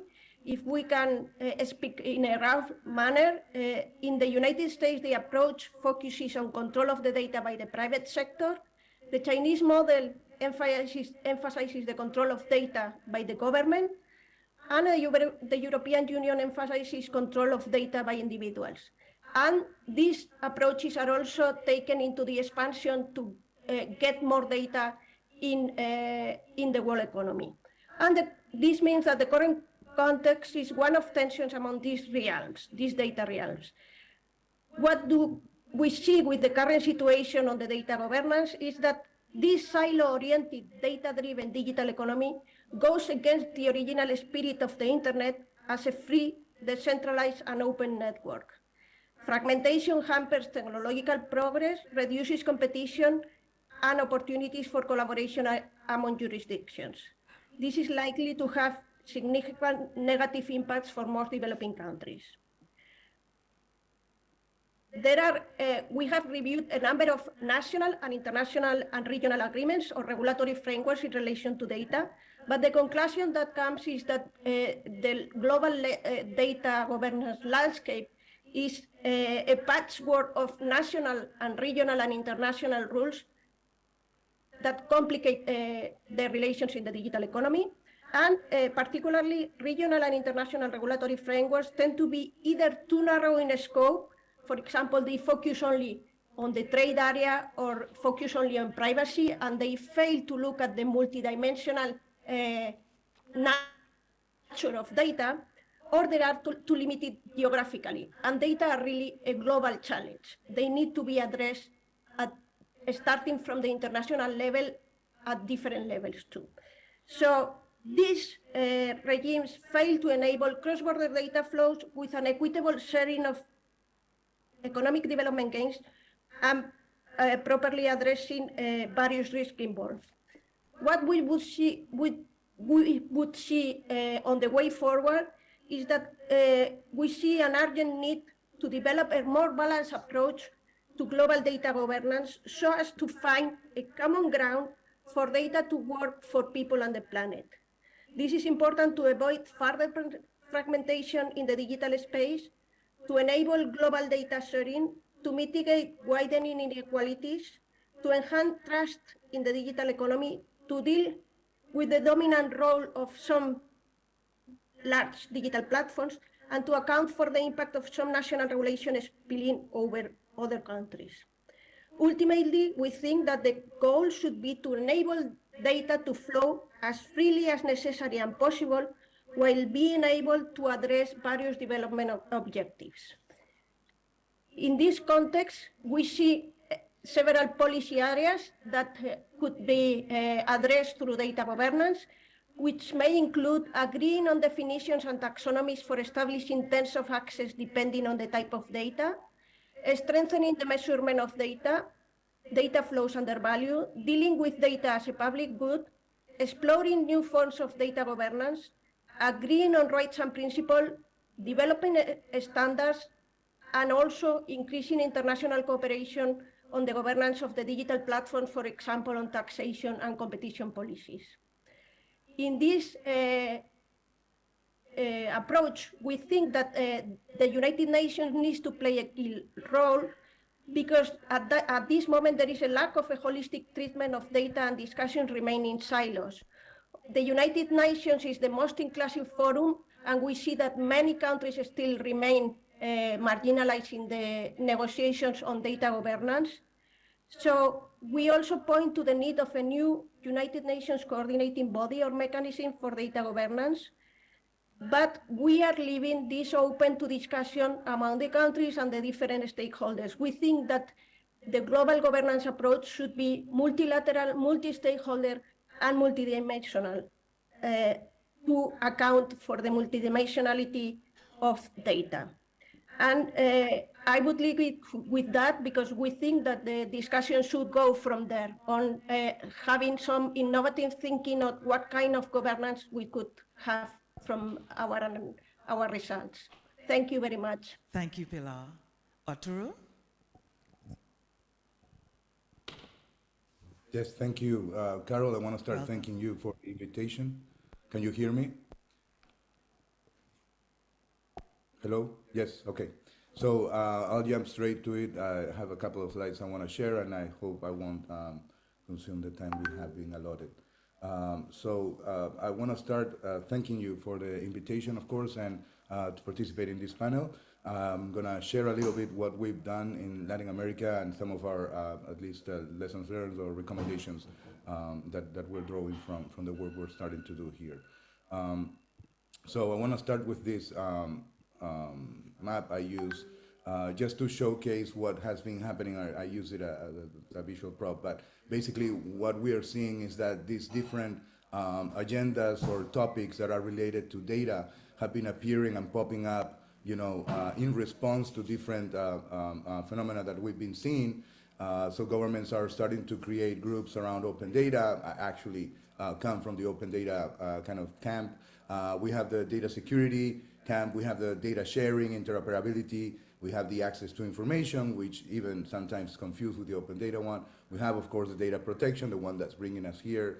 Tech enthusiasts working with new technologies, all based on data, particularly artificial intelligence, etc. And all these different sort of agendas are starting to grow, and they're starting to, step on each other's toes.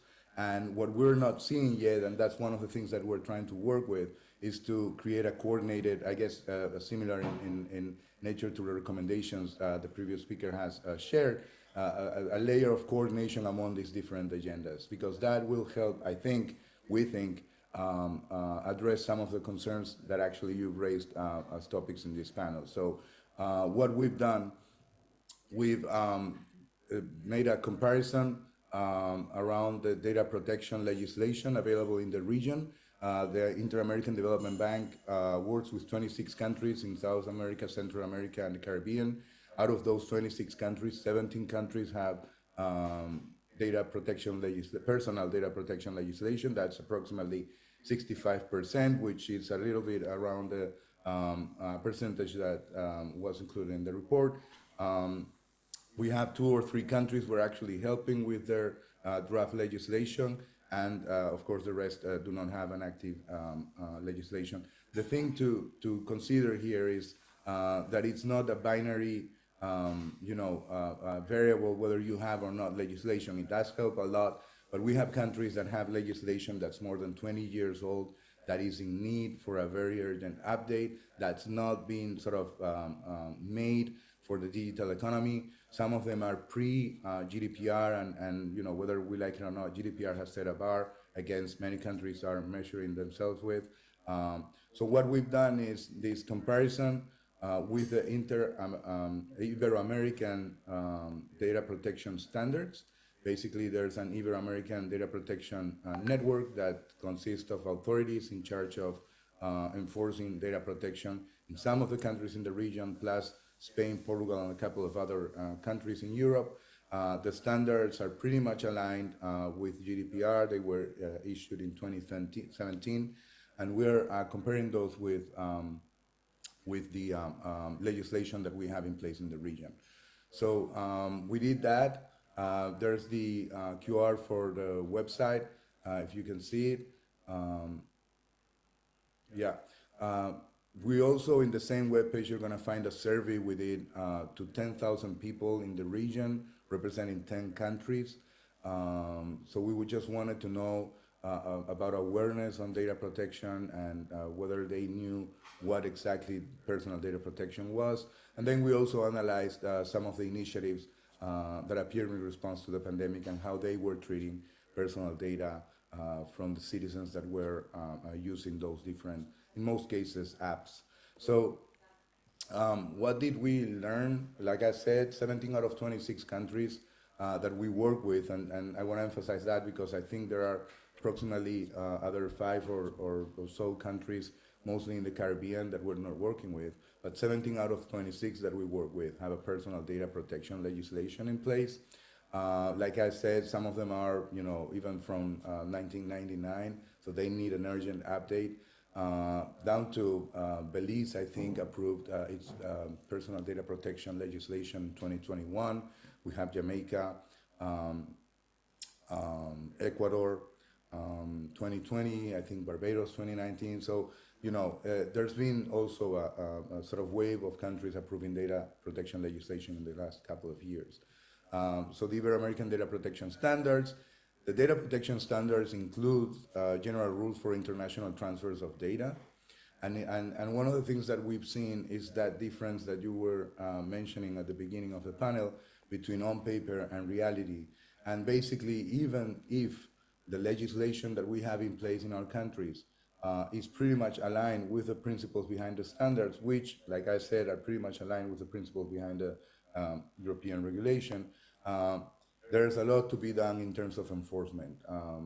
Most of the legislation allows exchange of data with providers in other countries as long as they have an adequate data protection or similar data protection environment or legislation as the country, the host country. But who's defining adequacy? Who's vetting whether those different providers, vendors, or countries' data legislation, it's something that's left a little bit to the actual company that's making or entity that's making the data processing. Governments in some cases also have trouble with using cloud services. There's 1 or 2 countries where they're actually decided that all information from government must be stored within the territory of the country. Who enforces this legislation? How well is it done? And as I mentioned at the beginning, what we are seeing overall is this need for a strong and coordinated institutional framework. Out of the 17 countries, and we need to also understand, like I said, that many of these legislations are relatively new, but I would say it's about 8 to 10, including a couple of commissioners in the Caribbean that have been actually created to enforce the legislation. There are some countries where, despite having the legal framework, don't have an entity that's in charge of enforcing. And even then, there are like several layers, right? So you have the attributes that the law gives the entity, then you have the actual resources that the entity has, and one of those attributes, going back, about independence, about the capacity to make decisions independently, that has a collegial leadership. It's something that we're also looking at, and also the Toro, sorry, we're going to have to come back to you. So keep those thoughts. Thank you very much. Thank you. Just stay with us. Thanks. All right, thank you. And thank you, Arthur.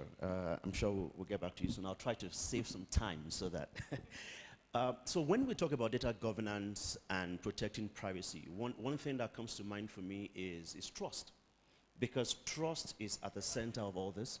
And unfortunately, whatever erodes trust, violations erode trust, and whatever erodes trust as a community, we need to condemn.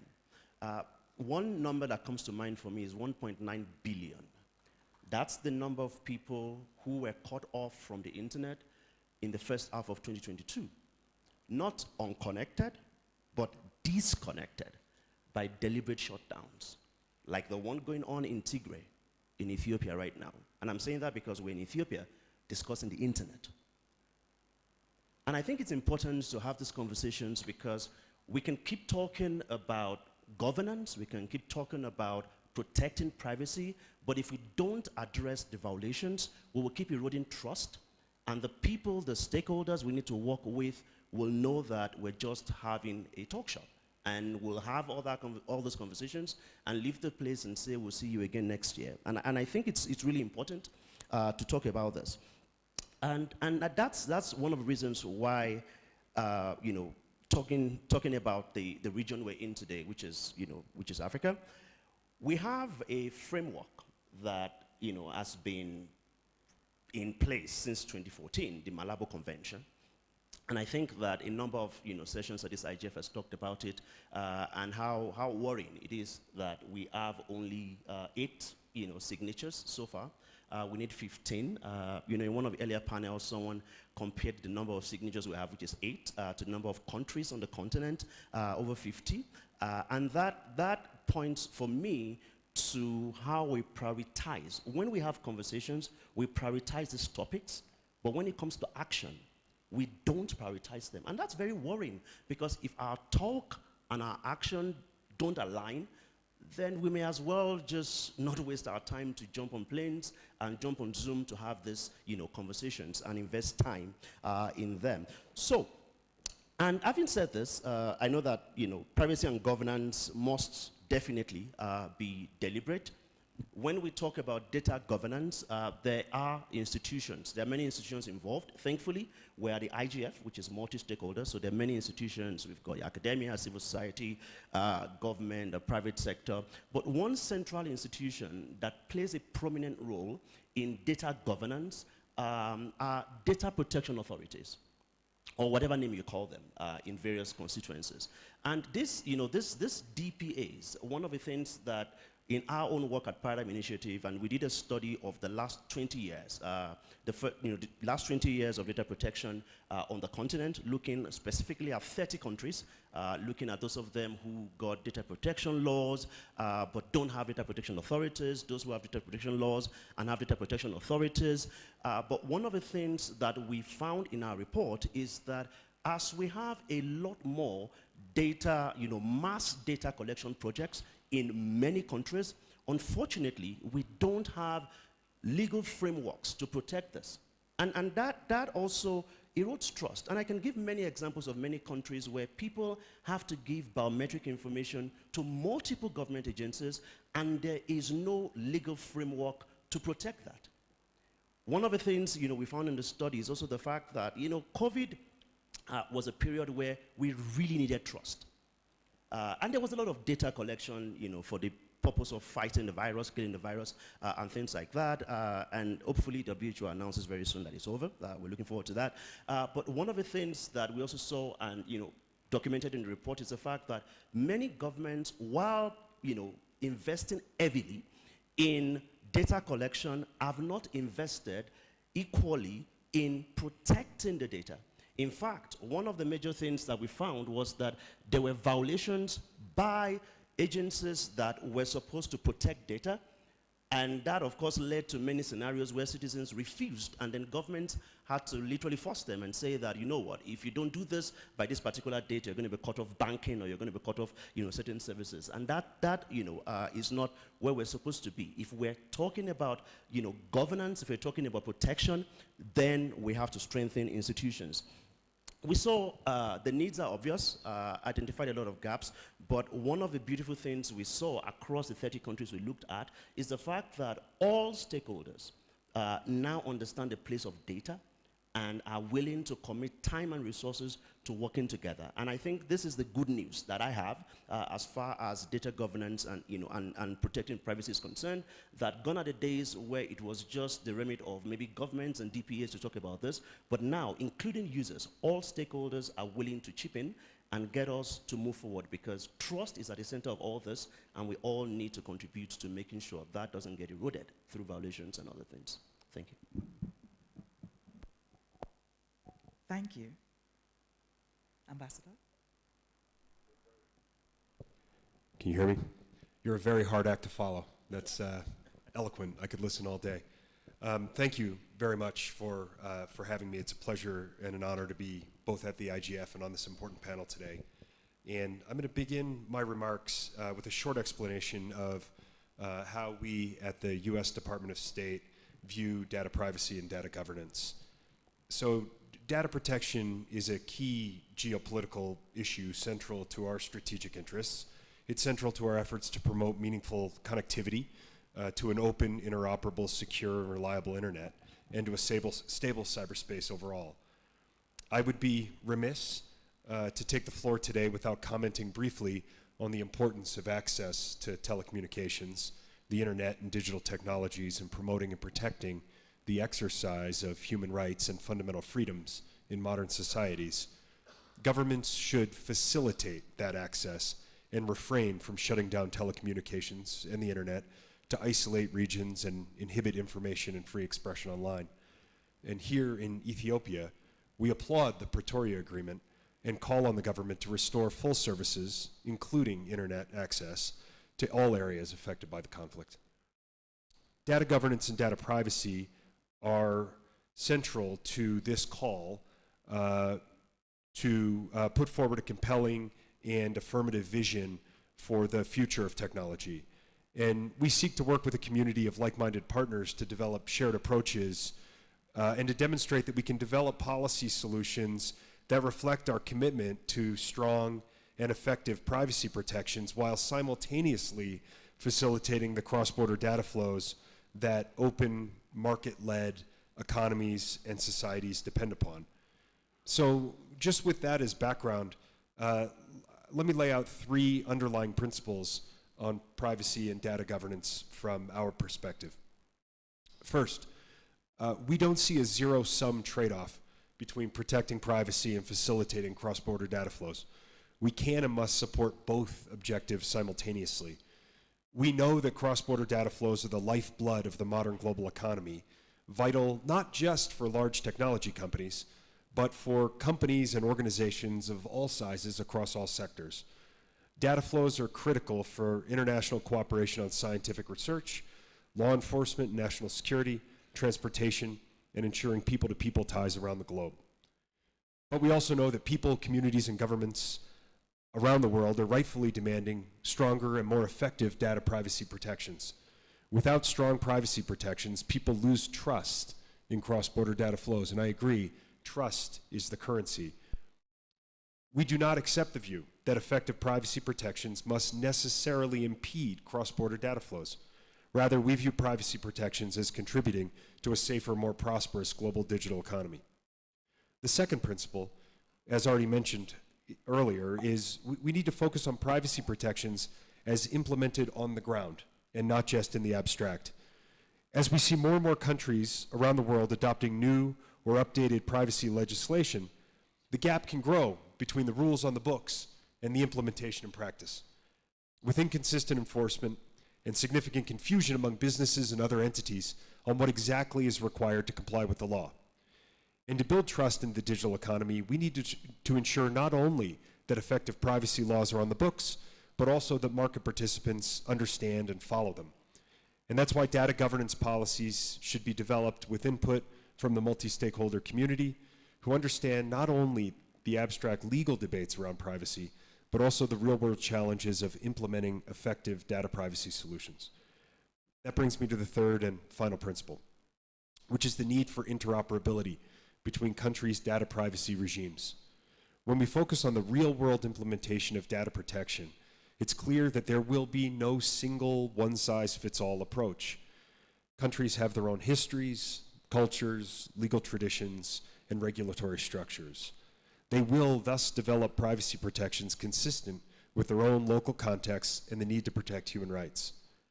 As countries develop their own tailored approaches to data privacy, some level of consistency and interoperability between approaches is necessary to ensure that as data moves across borders, it ensures effective protections. So in closing, let me use this opportunity to highlight one such effort to promote interoperability about which the US is particularly excited: the Global Cross-Border Privacy Rules, or CBPR system. The CBPR system is based on a voluntary data privacy certification that helps companies demonstrate compliance with internationally recognized data privacy standards. The CBPR system was developed under APEC, but current CBPR member economies are launching a global CBPR forum to all jurisdictions that share its objectives and its purpose. With a unique approach founded on creating practical compliance tools, the global CBPR forum will facilitate trade and international data flows while building on our shared data privacy values. To this end, we hope many economies, many countries will join the new forum, and that many companies will pursue CBPR certification. If you're interested in learning more about the program, you can check it out. It's at globalcbpr.org. So thanks again for the opportunity to be here. Thank you. Thamba?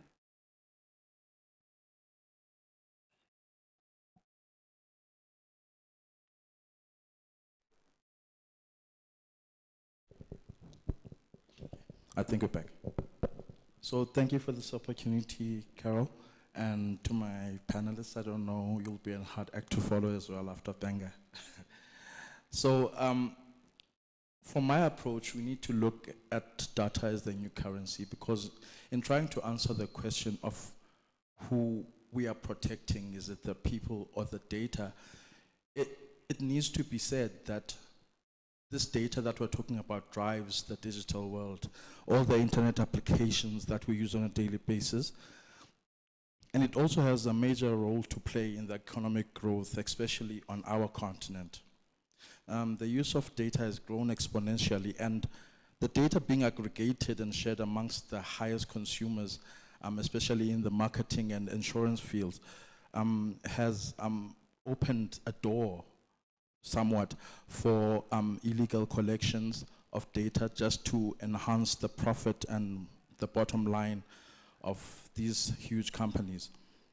And as noted, the enriched data sales have become a more important revenue streams in many organizations.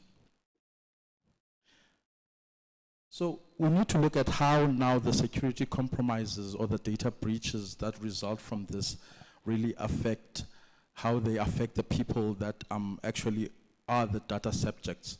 So it's the people who own the data, and for our purposes in South Africa, our data regulations stem from our Bill of Rights, which say that everyone has a right to privacy. So if people have the right to privacy, their data is part of what they need to keep private. And no one will put the data subject first as long as the regulations that are being implemented are only on paper. So from what we have observed as a regulator in South Africa is that a lot of the compromises we've seen, in assessing the companies, we find that they have the measures in place, they have the policies, they have the way that they are doing the procedures, but the implementation is just not there. I mean, if we are outsourcing our development efforts, are we also outsourcing the ethical role that we have in protecting the privacy of individuals? I think it's a very important question that we need to answer in terms of what is the broad spectrum of the ethics that we're talking about. Who do they depend on? Is it dependent on me who is making the profit, or is it dependent on the right thing to do? I'm sorry about that. So in implementing privacy by design in systems, for instance, we need to be able to monitor the people who are actually implementing these designs. What happens when the privacy rights of the individual, which could be boosted by adding encryption, clash with the developer's mandate to achieve low latency on the system?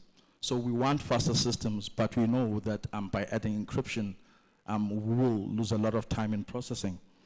So the inability to deliver bad news to management as well, especially if it affects the bottom line, is an indication of how we see this disjoint between the security measures on paper and the actual security implementations on live systems.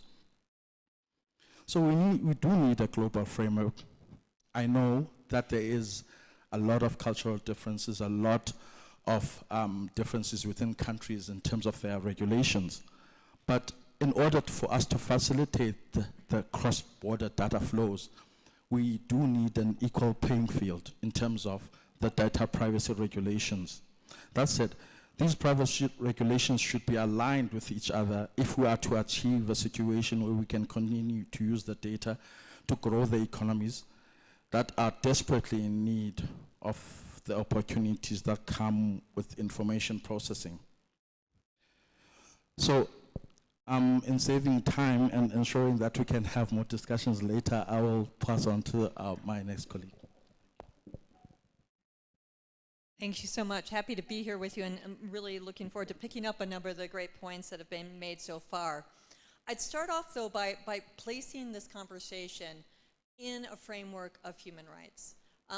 We are talking about data protection and data privacy not as a matter of convenience or as a good practice, but because people have a right to privacy. In fact, data protection affects a broad range of other rights. It affects the rights to equal treatment and non-discrimination, access to the rights to health and education, for example, and also fundamental access to democratic rights, including free expression and free association, as government access to personal data increases. I'd also underline the points made by my colleagues on internet access and how, while we look at the right side of this, we also know that the data flow and data as a currency, as has been said, is essential. And so we agree entirely with the need to end internet shutdowns in this context. The scale of the challenge we face with regards to data is immense. Social media and search engines' main source of information, of course, and income stems from tracking-based advertising, relying on collection and monetization of massive amounts of data. And the Internet of Things is, of course, a growing source of data being collected, shared, and analyzed. So in that context, we need to really look at where we stand, and we've already heard quite a bit about the legal frameworks that are in place. The good news is we've really had a lot of work done on what are sort of the minimum requirements for effective data protection legislation, and obviously Convention 108 and 108 Plus are key examples there. Our office did a report on the right to privacy in 2018 that really pointed to the key elements of that legislation. You know, requirements such as having a legal basis for processing data, the necessity and proportionality of processing data, a point that Pilar made as well, having a well-defined purpose within that legislation, and important points around the limited scope, duration of data retention and processing, data accuracy, data security and adequate security measures, the range of data subjects that are involved, and the obligations of entities processing data and the institutional safeguards that exist. Fundamentally, and this is a point that others have raised as well, it comes back to the role of independent oversight bodies for these activities as well, and not only creating those bodies, but resourcing them in a way that they can do those jobs effectively. So with all that as background, where do we need to head? What are the key challenges in the area of data protection and privacy? First, as we've said, we need better laws in a lot of places to make this work. We have seen progress there, but as Arturo pointed out, even when we have laws, there's sometimes work to be done. And we need, of course, as the ambassador has said as well, a multi-stakeholder approach to making sure that those laws are truly responsive to the needs of all communities. So engagement by civil society there as well. We also wanted to point out that one of the key flaws in some of the existing legislation is an absence of or weak requirements for handling of data by public authorities. And this is an area where substantial human rights concerns arise. as Benga has said.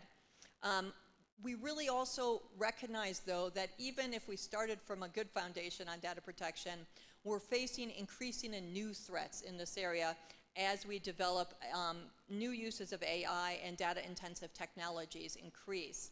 And so what we need to think is a more accelerated and expanded scope for how we're looking at data protection and privacy, thinking along the lines of data justice rather than just data protection, and looking at elements and approaches that will prevent and mitigate data-related harms more broadly. And my colleagues have given me tons of examples of this, but just a couple. Along the lines of anti-discrimination impacts on marginalized peoples, we know that those are some of the areas where we've seen huge problems with data legislation and fraud detection tools being used in social benefit systems is an example of that where it's gone horribly wrong. We're also concerned about automated decision making and the minimum rights that people have to understanding how their rights are being affected by it, and transparency around its use, and systems around inferring information based on existing data and how we could regulate those areas as well. And as I said, oversight bodies are a key element to making all of that work more effectively. I too wanted to bring up the issues of cross-border data flows and localization requirements, which I agree we need to find a way to square those issues within the context of human rights. We want data flows to go across borders, but we know that data localization has many pitfalls in a variety of ways. One, it increases government power over data and puts pressure points on companies that are perhaps not as useful.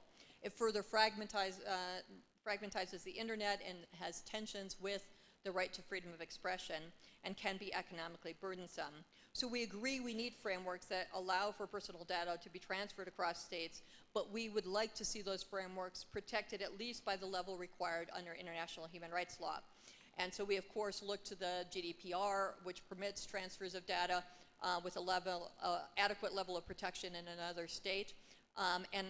Also, we're going to flag, as the ambassador has, the Global Cross-Border Privacy Rules Forum.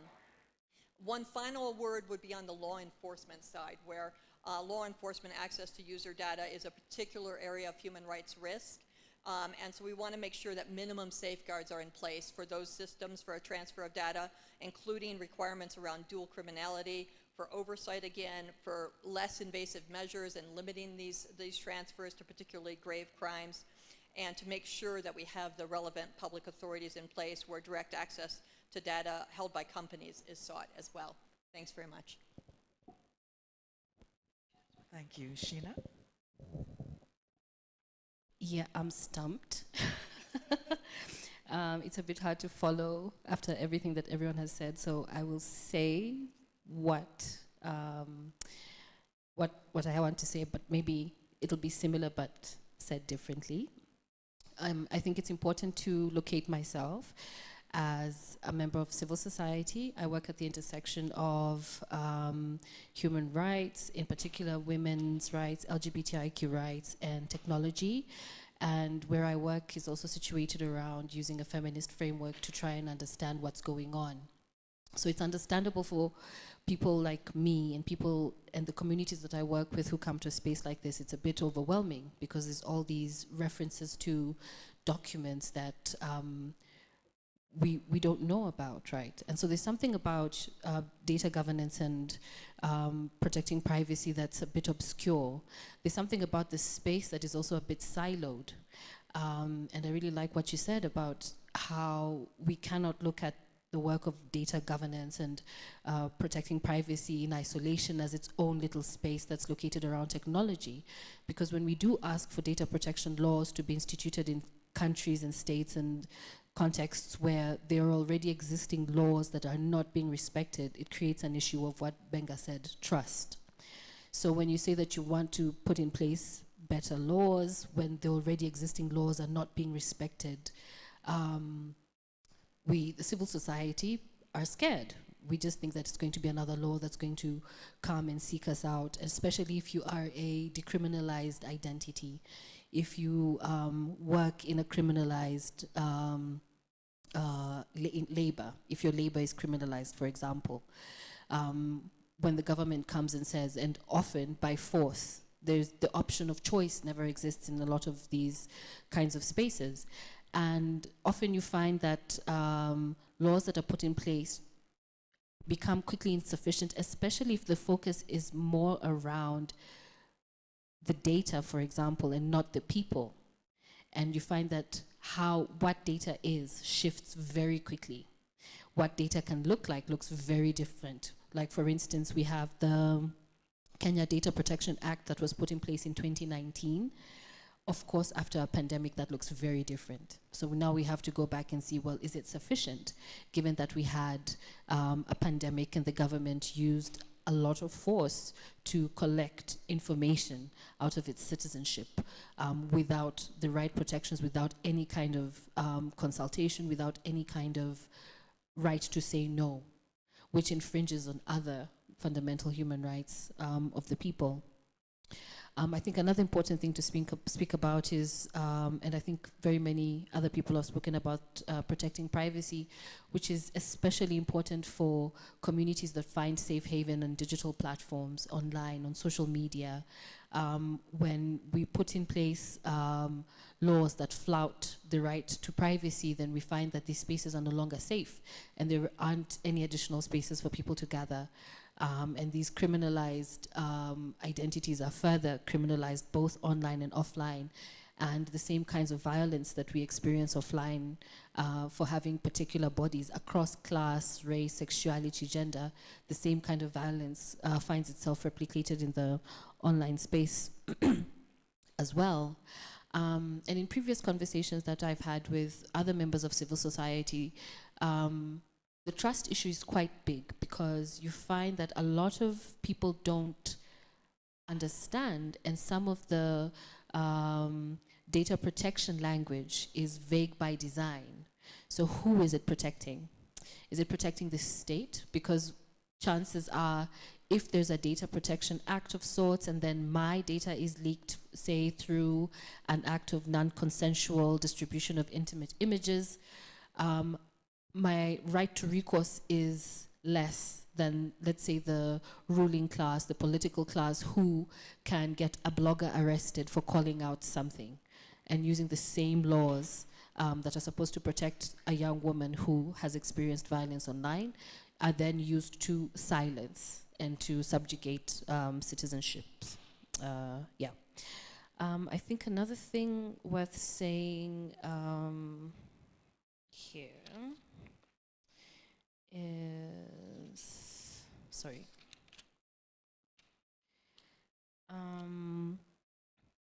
Yeah, and so I think I would close, yeah, again, I would close with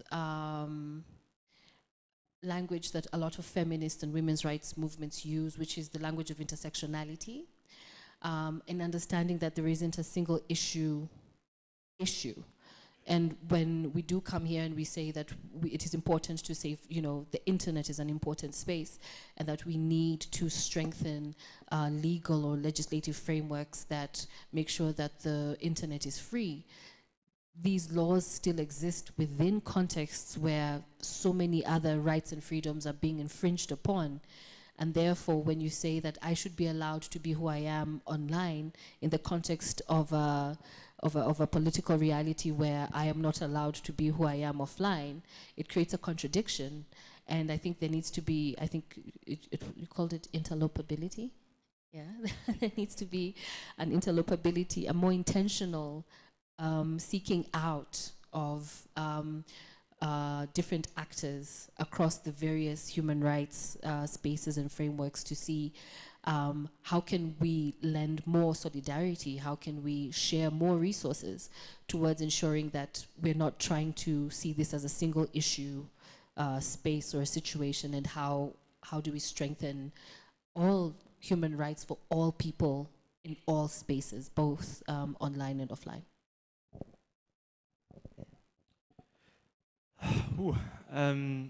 I would like to start by saying thank you so much to the IGF 2022 for the organization, of course, for the invitation as well.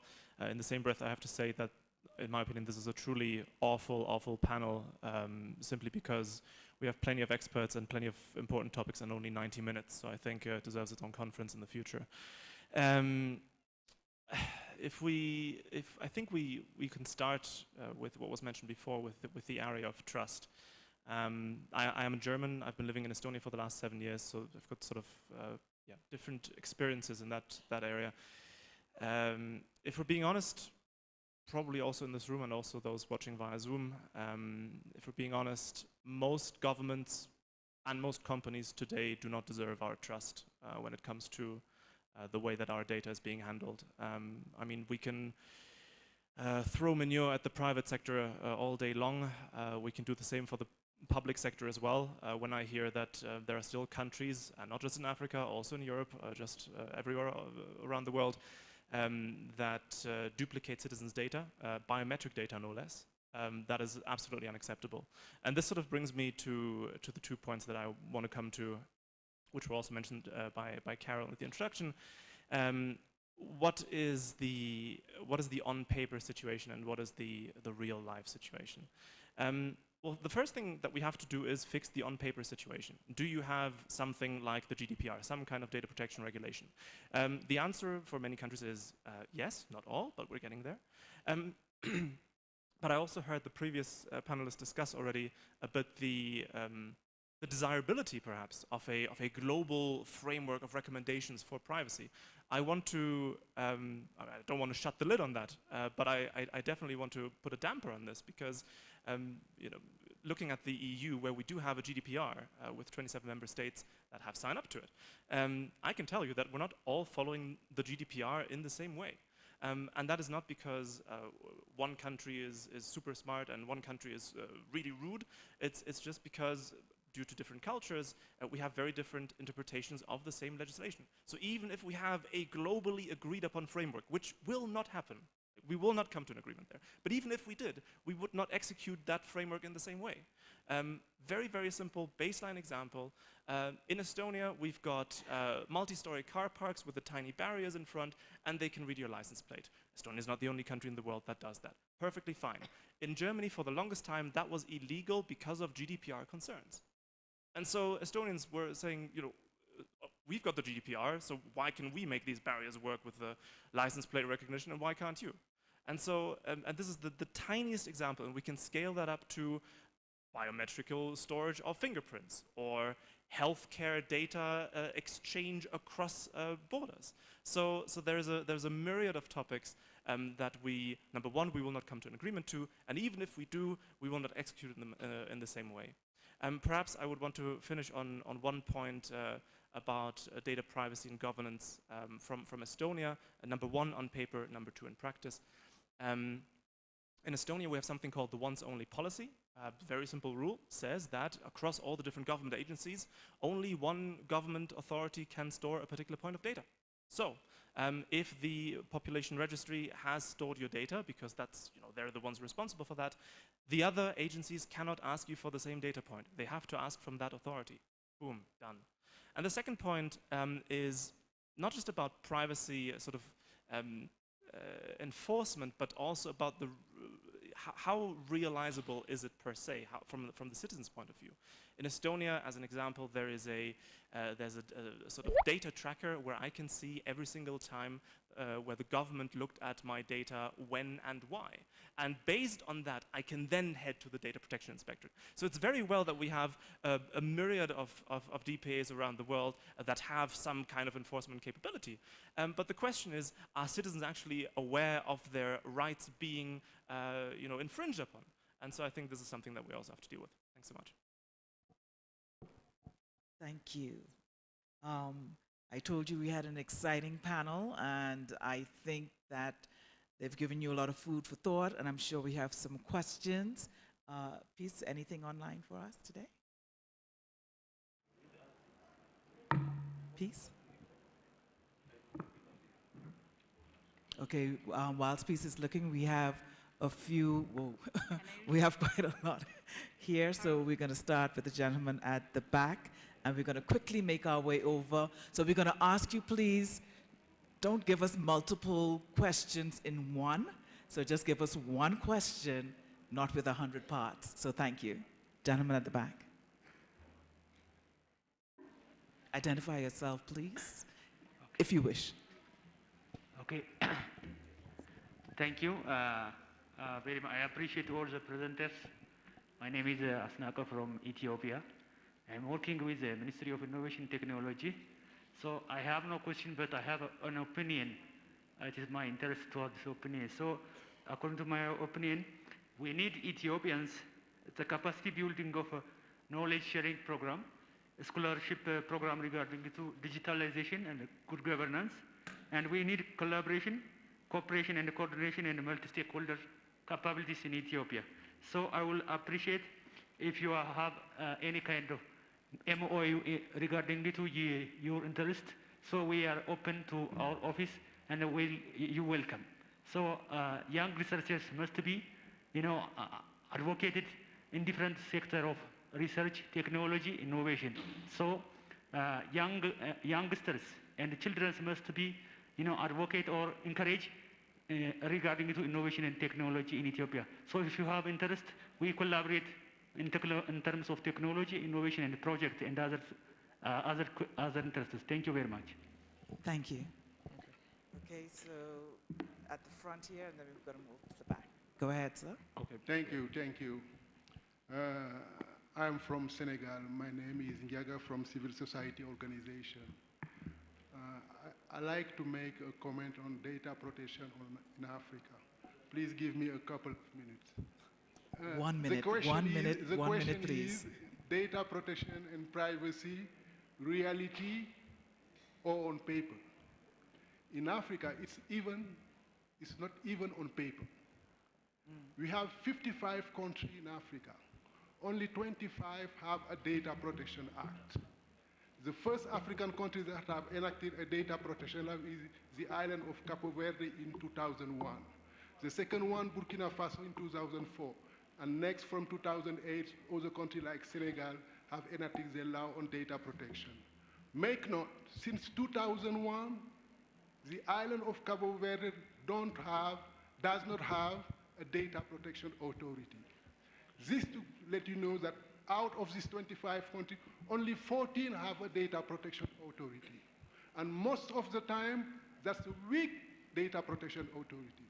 An example, in 15 years, any of these data protection authorities has never taken any decision on tech giant because they don't have the capacity. On top of that, politically, they're scared because that's American interest, Twitter and Facebook. So that means that we have to learn from what Europe is doing, talking as one voice, because our small and tiny country have difficulty dealing with tech giant.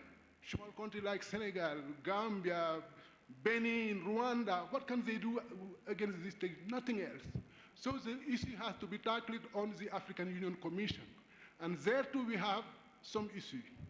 First, digital rights issues are not listed on the agenda of the African Commission on Human and People Rights.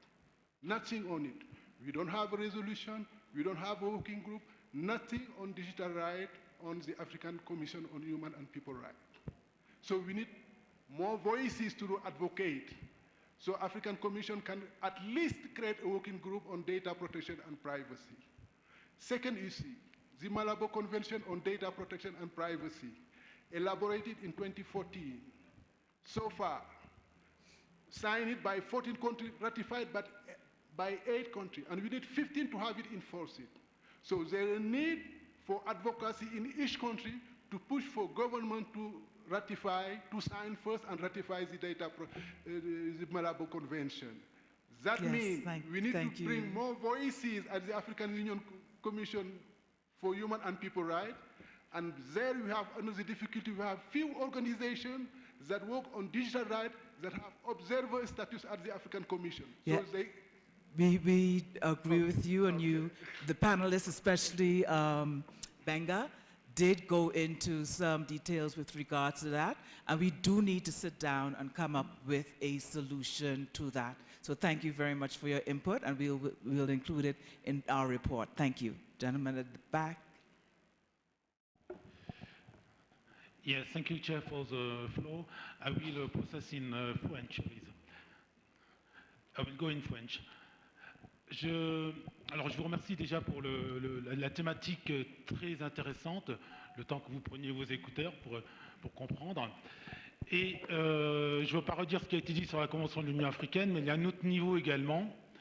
C'est lorsque cette Convention de l'Union africaine sera ratifiée au niveau continental, il y a une deuxième étape qui est la transcription au niveau des sous-régions.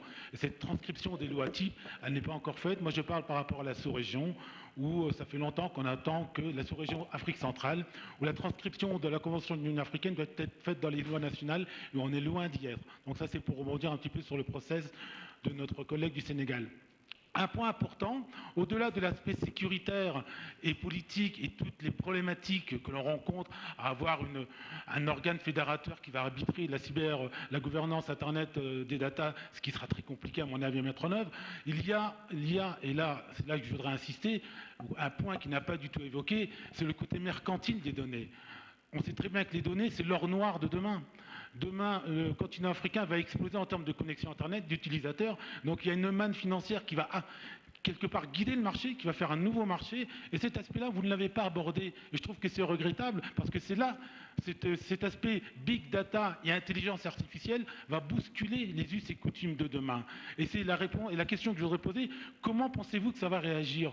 Pensez-vous que les États, un État A, un État B va dire, moi je mets à disposition mes données sur le mode bisounours parce que tout le monde est gentil, tout le monde est gentil? Certainement pas. Donc à ce moment-là, on va avoir un réel problème dans l'économie africaine pour savoir, et cette fois-ci je terminerai mon intervention, comment l'Afrique ne va pas louper sa 4e révolution industrielle au profit de nouveau des autres continents qui vont venir exploiter ces données. Merci. Okay. Thank you. Just before we go to the next question, I would like to ask the panel if they have any comments on the intervention so far from the audience. Thank you.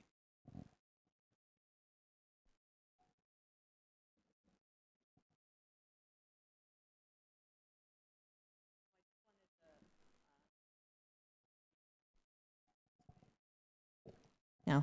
Yeah, I just wanted to thank the comments on the African perspective. We didn't talk as much about the regional level. Obviously, with GDPR and the European initiative, it's very much on the plate. But the role of regional organizations in this is something that I think is really interesting to pursue further as well. Thanks. Thank you. I just have a supporting comment to Yaga's comments. In terms of the laws that we have and the regulations and how difficult it is really to implement it against the big tech giants. I mean, there is no real physical address where we can deliver a notice in South Africa for Meta, for example. We have to travel all around the world chasing them down just to get comment or whatever. It would be the same for Twitter or TikTok. And it's a real problem, and it's something that we really need to look at. Thank you. Any comments from Arturo or Pilar online?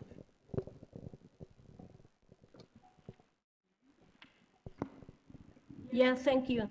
I found the comments very interesting, but I would like to react to the last intervention from the floor, because really, actually, I did speak about the question of the multidimensionality of data, and that data are an economic resource, and it's really a factor for development. So that's why we are really focusing on the report and on our analysis. In the multidimensionality of data, we have to look at data as an economic resource, and also the non-economic dimensions of data that we have discussed here in depth, also the human rights. And that's why there is a need to have a holistic view in relation to data governance, because data are more than an economic resource and more than a human rights. They are really involving many dimensions. Thank you.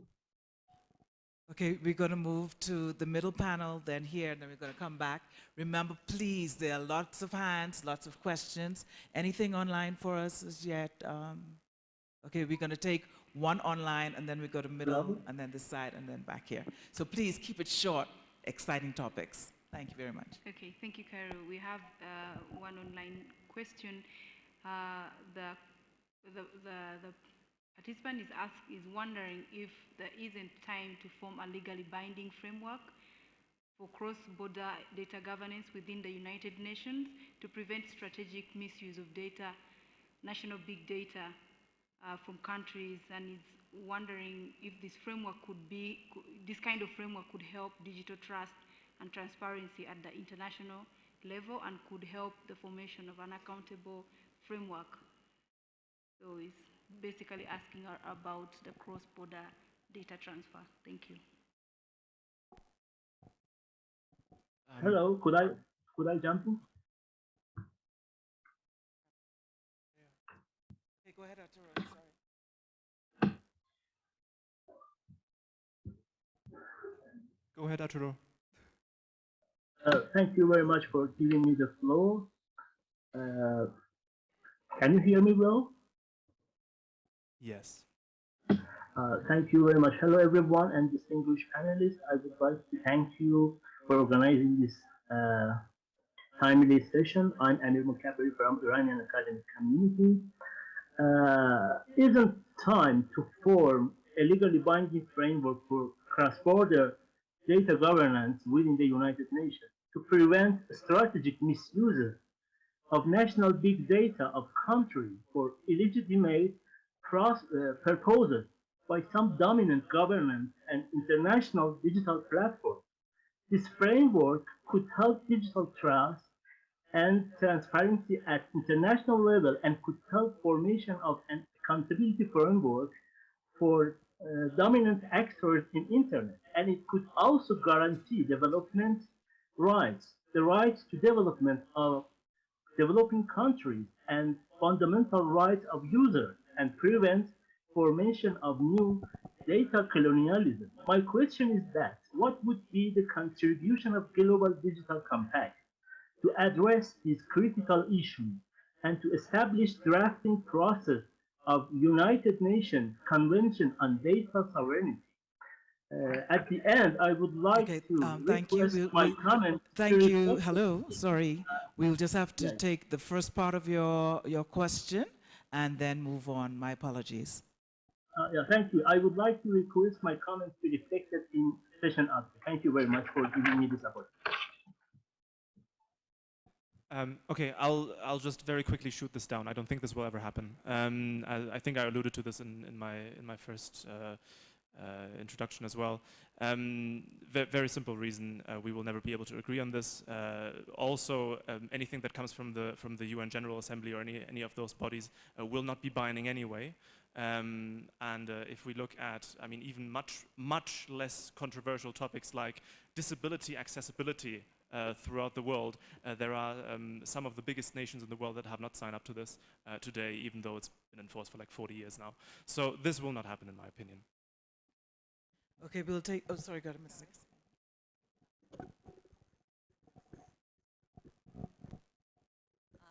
Just wanted to add there, I'm not disputing whether or not a legally binding treaty is achievable, but I think the point was also around the need for global, a global look at these issues, and especially given cross-border transfers, I think that makes sense. I mean, and we heard so many of the comments talking about the need for approaches that take into account local context, but there are fundamental principles in human rights at stake where the idea of having set principles that we want incorporated into laws and making those principles clearly articulated at a global level, I think can be very influential in making sure that we have the right types of data protection in, across the globe from region to region, and coherence across those approaches as well. So I agree, probably not the time to push for the legally binding treaty, but I do think that there is room to continue work on global key principles that can be agreed and used in data protection legislation and for oversight and other mechanisms of that sort. Thank you. Arturo? Yes, I know I wanted to say something pretty similar. It's that we may not be able to have binding instruments, but frameworks, agreements, I mean, the initiative that the ambassador shared, this global CBPR, I'm actually going to take a very deep look at it. These kind of instruments are the ones that can help create that, as the person that raised the question said, data compact or some kind of framework and initiative. So that's something that can happen. On governance, we have the intra-institutional governance, which is required, interinstitutional governance within governments that is required. Those two can be mandated within, of course, a country, but the country, the international kind of governance, that needs to be, something that requires sort of a process that may be a little longer and would probably require the countries to be looking forward to it. So I think that these kind of initiatives are definitely needed, but I don't see them as the previous panelist said, as binding and enforceable. Thank you. Now we'll start with this, the middle section here. Just a moment. Okay, young lady in white. Hi, Jordanka Tomko from InnovaBridge Foundation in Switzerland, and I just wanted to build on what was previously mentioned. And it is evident that different countries are at different stages of development and adoption of data protection measures. And on a practical note, could you recommend any, let's say, self-assessments, how countries can proceed or start to assess themselves where they stand on the data protection and data privacy in their own journeys? I know that, for example, EU has the GDPR checklist for self-assessment, and I think that would be really useful if you know of any other resources that countries could use to self-assess and start to look at the issue at a more sort of standardized way. Thanks. I think that's a good request. So if anybody knows of any toolkits that persons can use to make assessments on the panel?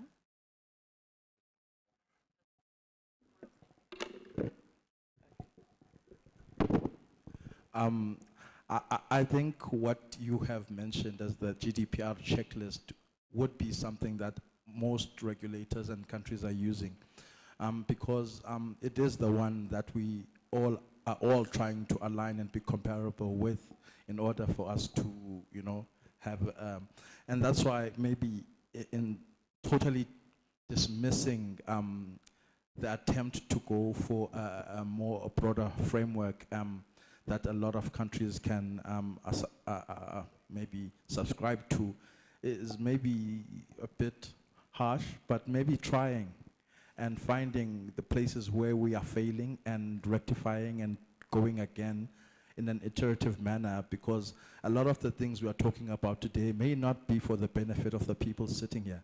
It may be for the benefit of future generations, and we have to keep attempting. Thank you. Anybody else on the panel would like to make a comment? No? Gentleman at the back, very back. Okay, my name is Ismail Jawara from the Gambia. Okay, I have a question with regards to countries like the Gambia that doesn't have any data protection regulation at hand, but still they are still collecting data with regards to digital IDs, biometric information, and so on and so forth. So I'm asking what are the approaches that we could use, either at UN level or civil society level to actually, fasten the process of those governments coming up with these regulations. So, because I think they're not going to stop collecting the data, and with lack of regulation is a problem. Thank you. Perhaps a very quick word on civic action and participation, even though that's not my sector, absolutely. What I've seen in the past around the world is that in election time, we all vote on taxes or education or on defense policy or anything like that. And perhaps we should rather consider the digital angle of all of these different topics.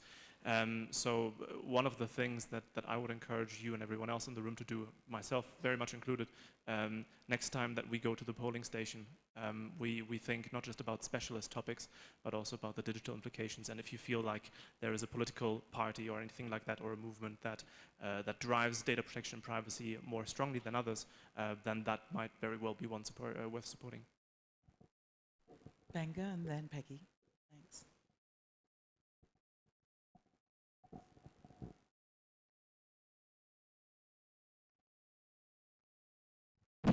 Oh, it's working now. So just reacting to Gambia, I think there are two key things I want to say. Number one is, and I hope you're aware, there's an ongoing process. The reality is that there are governments who deliberately do not prioritize data protection, because what that means is then they're admitting that many of the processes they instituted become illegal. I mean, I've given many examples. I gave some examples earlier, and there's so many examples in the report we put together. At least 11 countries where they do know that the mass biometric data collection is illegal. I mean, it's not proportionate, it's not legal, it's not necessary. So there's no incentive to put together, legislation to call themselves criminals. I mean, why would you want to do that? That's one. But the second thing is, I think you as a citizen, regardless of the sector you're in, you need to hook up with other people in the country, and I'm not speaking just of Gambia now. It is our responsibility as data owners to push back. This is why I say that it's going to get more complex. We're going to gather more data. We're talking AI. We don't even know what we're going to talk about next, right? We're going to get more data, and we need to push back and ask for data minimalization.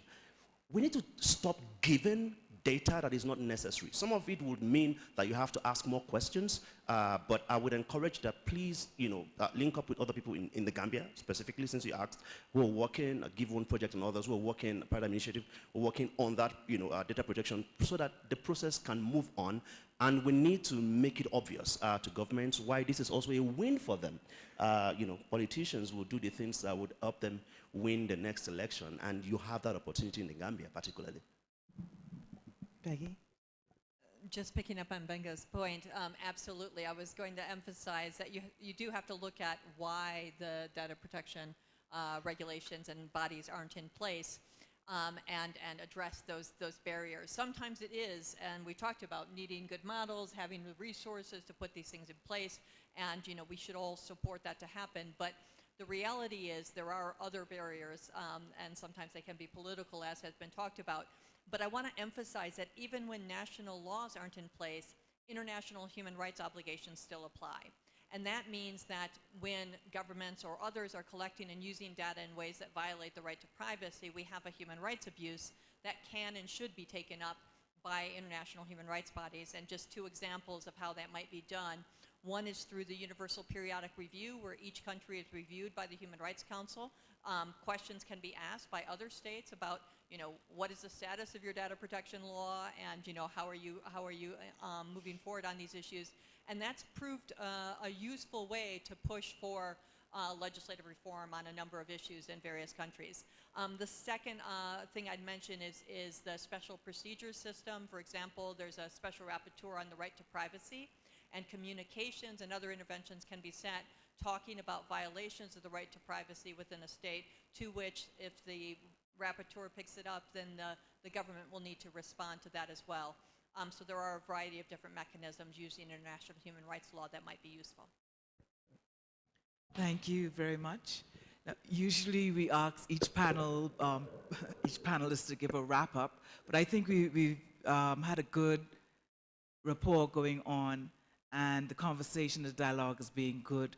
So I'm going to let the one last patient question from the young lady here, and it has to be like 30 seconds. Yeah, thank you. Actually, my question has been asked by others, but just a quick question. Actually, do you think that the current FTAs could be set up as a basis to develop the global framework for transport data flow? Is that accurate enough, or should it be a base foundation for us to build on for global framework? Yeah, the FTAs and the WTO negotiation. Yeah, that's my question. Thank you. Anybody wants to get that in the last 30 seconds? I want to thank my panelists for a fantastic job and the audience, both online and on site. You've kept everything going. I think a lot of you have a lot of takeaways that you can use. And I think the biggest takeaway that we can go with is that we ourselves, we the owners, need to make the difference with regards to data governance and protecting our privacy. So thank you very much. Thank you, panelists.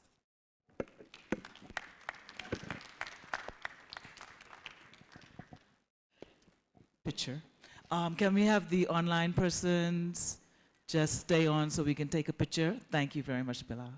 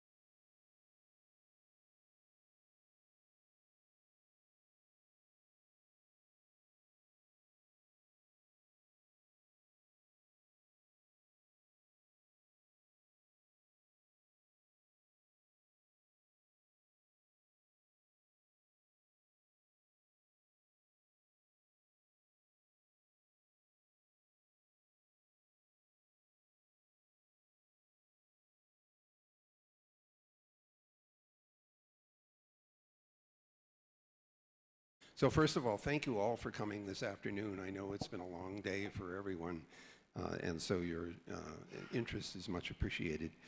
Second, I want to say that we are still in very early stages of the formation of this leadership panel. So we're getting to know each other. We're getting to understand what our responsibilities are. And just to reiterate for a second, the four key functions of this leadership panel. The first one is to provide strategic input and advice on the IGF to the Secretary General, and to promote the IGF and its outputs. And I want to emphasize that it's really important that we need your results in order to work with them and to make them more visible to others. We also are responsible for supporting high-level and at-large stakeholder engagement in the IGF, getting more people like you to participate, and also to support fundraising for the IGF. And I can't overemphasize the importance of that, because the Secretariat, which Chengetai runs, is running on a smaller number of people than it should have, and we need to find support for that. And finally, we want very much to take the outputs from the IGF, from you, and put those into a form where we can present them, as Chengetai said, to other venues where the issues at stake are of interest to, or maybe even the responsibility of that venue to cope with. So earlier today, I had a meeting with members of the European Parliament. I want to overemphasize the importance of having parliamentary tracks for the IGF. Those people, like, why am I drawing a blank? It's it. Carolina, thank you very much. Duh. If this is being recorded, you can tell the chair has fallen asleep in his chair. Carolina is one of such a parliamentary member, not of the European Parliament, but of the Parliament in Austria. I've got good prompting over here. But the reason it's so important is that it is part of what makes the internet work is the legal framework in which it's lodged. And so we want people to understand what the internet is about, and we want them to understand that it needs a legal structure in order to operate, but we also want those legal structures to be implementable, which means that you can't ask that we double the speed of light in order to make the internet a friendlier territory. So we want very much to present the ideas coming out of the IGF to those various venues. And finally, helping to set agendas in places where problems can be solved and leverage the expertise not only of the general IGF stakeholders, but also the members of the multi-stakeholder advisory group.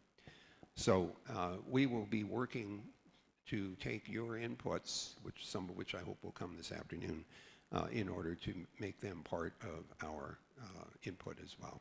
So I'll stop there, and I think we go on now to Peter, to Paul Mitchell, the chair of the MAG, to have a few introductory remarks. Yes.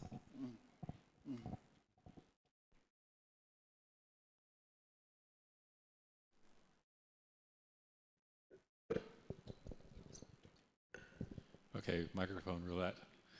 Hi, I'm Paul Mitchell. I chair the MAG, and the MAG is the organization that is essentially your producers for this week. And as already has been noted by Vint, they're operating on a shoestring budget, much less than the caliber of what you're experiencing is showing.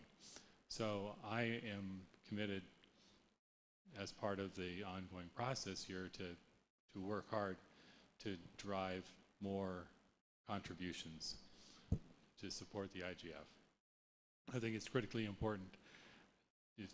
This particular IGF, we already have representatives from 165 countries and over 4,000 people registered, and that makes a difference. It's a big set of work to put this together.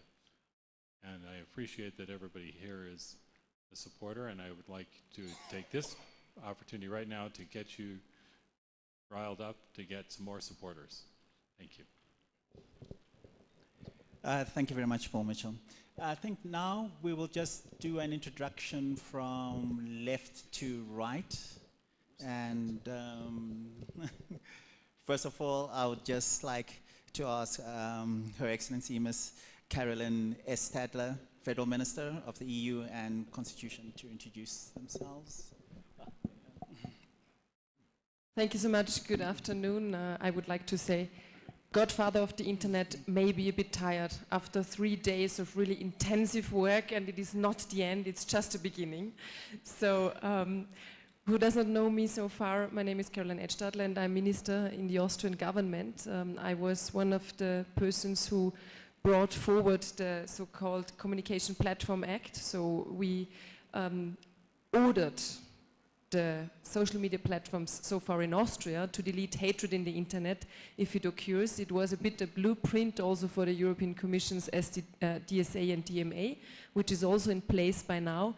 And I think we should now enter the next level and search for recommendations how the governments in the world, within the United Nations, can deal with this issue.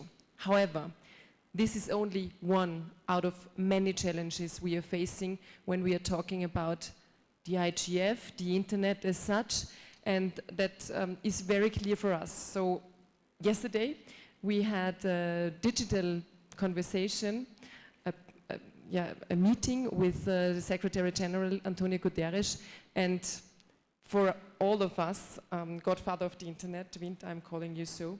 I said it also in the media in Austria, by the way. He spoke for us all and he said, these people in this group accepted the challenge.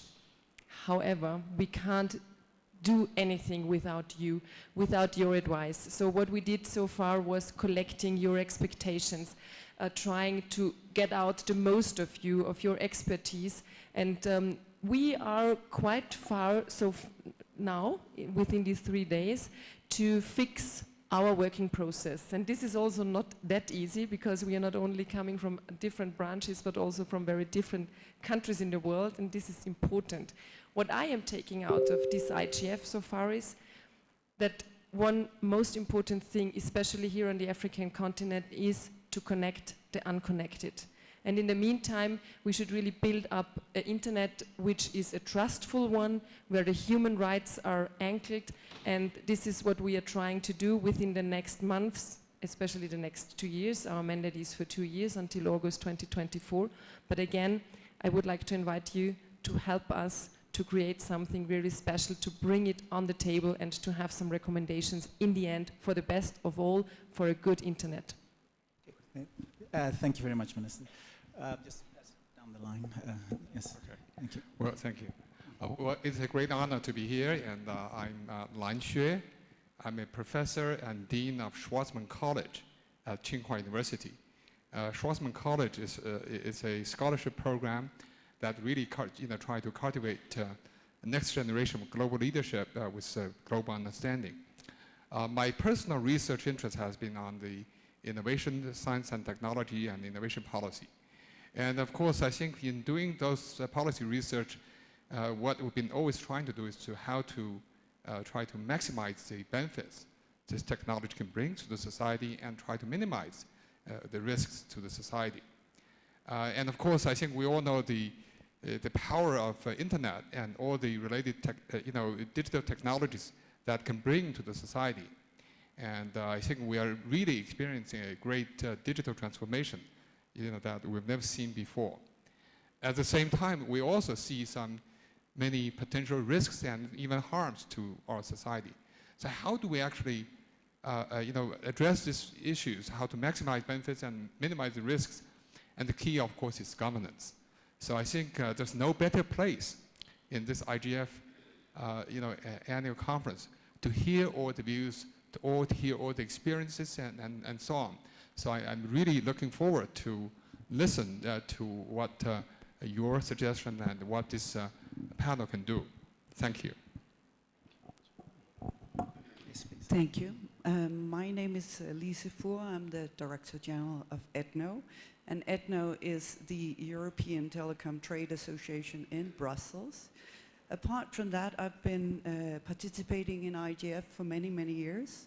I'm also the former chair of the board of IANA, now PTI, and I've worked with the IANA stewardship transition. So I am actually feeling a great deal for internet governance as such, and I'm representing the technical community in the leadership panel. And I must say, I agree with Her Excellency Carolina Edstadler on we need your input, and we hopefully will find a good way to receive this input, because it's important whatever we do with the support of this community. We're here to make IGF stronger and count more. Thank you. My name is Benga Sheson. I'm the Executive Director of Paradigm Initiative. We are a Pan-African digital rights and inclusion organization, and we're very strongly focused on access, not just for the unconnected, but also for the disconnected, who are disconnected because of shutdowns or deliberate policies. And I will just, retweet, literally, what you've just said in terms of getting input from you. We've had conversations for the last 17 years at the IGF, and I think there are people in the room who have, made brilliant proposals of things that you think can either fix challenges that we have. It would be great for you to please bubble that to the surface again so that we can take that as input in our work, so that as we continue, we can all work together, not just to, have a forum and talk, but to improve and get towards an open, free, human-centered internet that helps everyone. Thank you so much, Shengata. I am Huria Ali from host country Ethiopia, State Minister, Ministry of Innovation and Technology. The first thing I would like to say is we are very excited and proud to have you all here, and I am especially very honored and very happy to be part of the leadership panel, and thank you to the father of internet. This is really interesting because I am learning a lot from this strong team. I'm very happy. Besides my country, Ethiopia, by hosting this IGF is a unique opportunity for the country to learn from other countries' experiences and from you all, because your inputs are very valuable to our country since we are in the journey of digital transformation. So your inputs are very valuable for us in our journey. So thank you so much. You're doing a lot so far, and I have tried to attend some sessions, so I'm very excited that you are giving very valuable inputs to the country and to our strategies and policies. I know that this all suggestions and comments are very important, not only to sub-Saharan countries, to all over the world, because we all have a common goal, that's connecting the unconnected world. So to do that, our commitment is very crucial for all of us in order to achieve our common goals, as we have to make a better world to all humanities, especially on the internet and internet related. So we are very happy to host you here.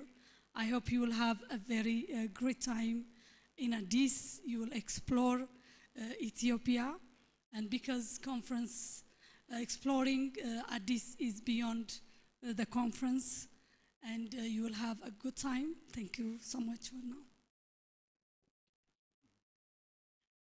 Thank you very much. My name is Amandeep Gill, and I'm on the panel in an ex officio capacity as the Secretary General's Tech Envoy. As you know, there are other ex officio members the current hosts of the IGF, Ethiopia, the past, Poland, and the incoming one, Japan, and also the MAG chair, Paul, is in that capacity. It's a great privilege to work again with Vint, who was a member of the Secretary General's high-level panel on digital cooperation.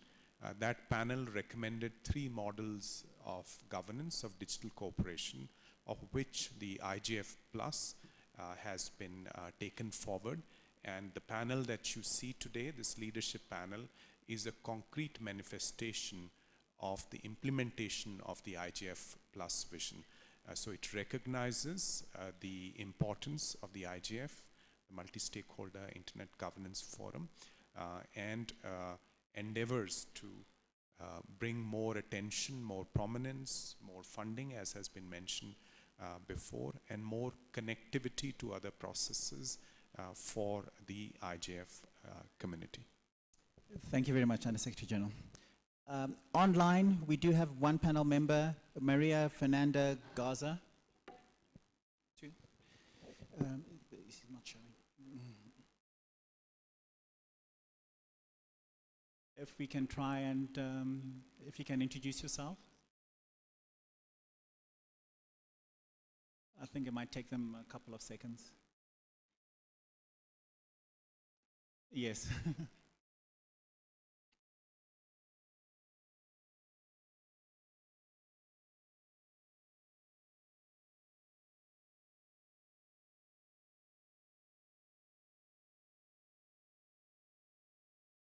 If not. Yes, finally. Yes, thank you. I'm sorry, I couldn't unmute myself. No problem. Please carry on. Yes. Can you hear me now? Yes, we can hear you. Okay, perfect. Thank you so much. Also, it seems that I cannot take the camera out.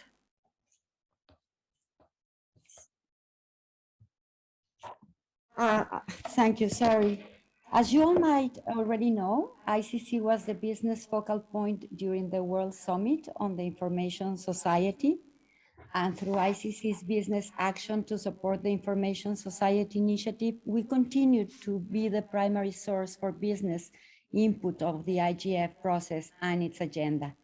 And as such long-term supporters of the IGF, ICC welcomes the creation of this panel, and I am personally grateful and humbled to be part of it and contribute to the forum's long-standing history and the future success. And since the inception of, in 2006 of the IGF, it has pioneered a new avenue for policy cooperation. For ICC, the value of the IGF lies in its unique feature as a venue for open and inclusive multi-stakeholder discussion. Its non-binding outcomes provide a safe place for stakeholders to test new ideas and unveil potential solutions. With its emphasis on inclusiveness, the IGF and its many national and regional initiatives also has enabled underrepresented stakeholders from developing and least developed countries, as well as a new generation of youth, to engage in internet governance discussions. The strength of this mechanism is not only in its open and inclusive participation model and the legitimacy and credibility that the model fosters, but also in its flexibility to rapidly adapt to changing technologies and issues. However, awareness and importance of the IGF remains inadequate outside the internet governance community. A conscious effort to increase IGF awareness needs to occur through all resources available. And it is in this spirit that I joined this panel to work with all of you to preserve and strengthen the IGF's unique features and to help raise awareness of its outcomes and the tremendous value add these represent for global internet governance discussions and conversion on digital policy. I'm sorry I forgot to introduce myself. I'm Maria Fernanda Garza, Chair of the International Chamber of Commerce, a business world organization that groups 45 million businesses. Thank you very much. Thank you very much, Ms. Garza. Now we've had the introductions. It is now the opportunity for the stakeholders to ask any questions. If you want to ask questions to specific individuals, please say their name. If not, we will just give turns for each of the panel members to answer. We have 2 microphones here. So if you want to queue up behind the microphone, just use that microphone, please. Yes, that one there. Just queue up behind the microphone so it's easier to know who's first, and we just take it by the microphones and then go online if there are any questions. Thank you.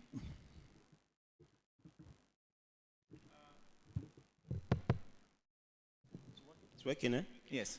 Chengetai, you are making me nervous because I would like to speak while I'm seated, but anyway. My name is Naza Nicholas Kirama. I am from Tanzania, and I run, I am part of the NRI, the Tanzania IGF. Just a hypothetical proposal. If today we were to eliminate the IGF, what would happen? It is a question that I'm asking myself, and I will answer the question. It is IGF that actually discovered me when I was thinking about how do we connect all schools in Tanzania, which are about 25,000 of them. They are in the rural areas where the telecom companies called all these rural areas the telecom dark areas, because there is no investment, there is no return on investment. So if IGF is no longer there, it will be difficult to bring people like me to the global stage, so people in this room can understand what use cases are there.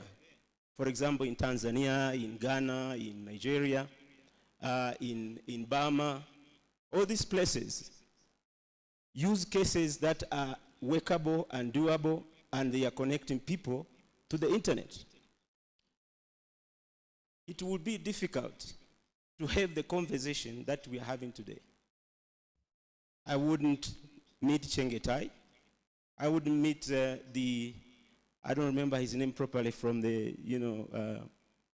is it technology envoy, right, of the United Nations. So my submission today is that the IGF should be there and well funded,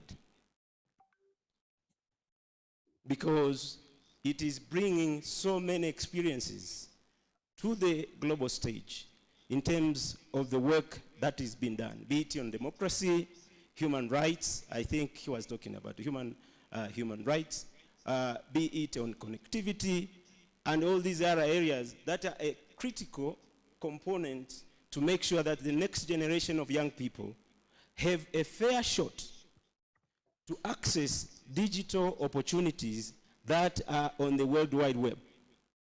I come from a rural area where you can even talk about 2G because it's not available. So the leadership panel, what intervention are we going to do? My proposal to the leadership panel. In countries, we have, number one, in countries we have universal access funds. Why is it not?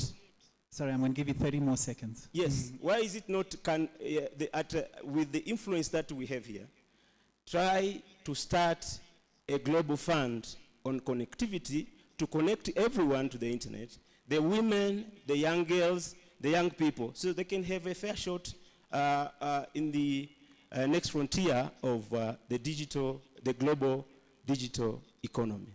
I thank you. Thank you very much. You had first mover advantage, so we are going to restrict the time to 90 seconds.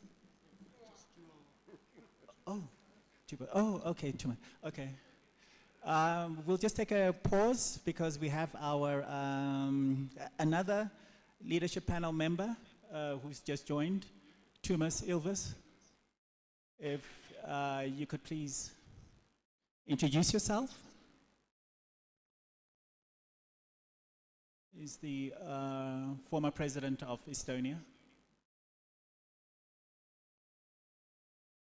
Please go ahead. You have the floor. All right. Well, I don't know. I don't quite understand how this is working because the host has muted me.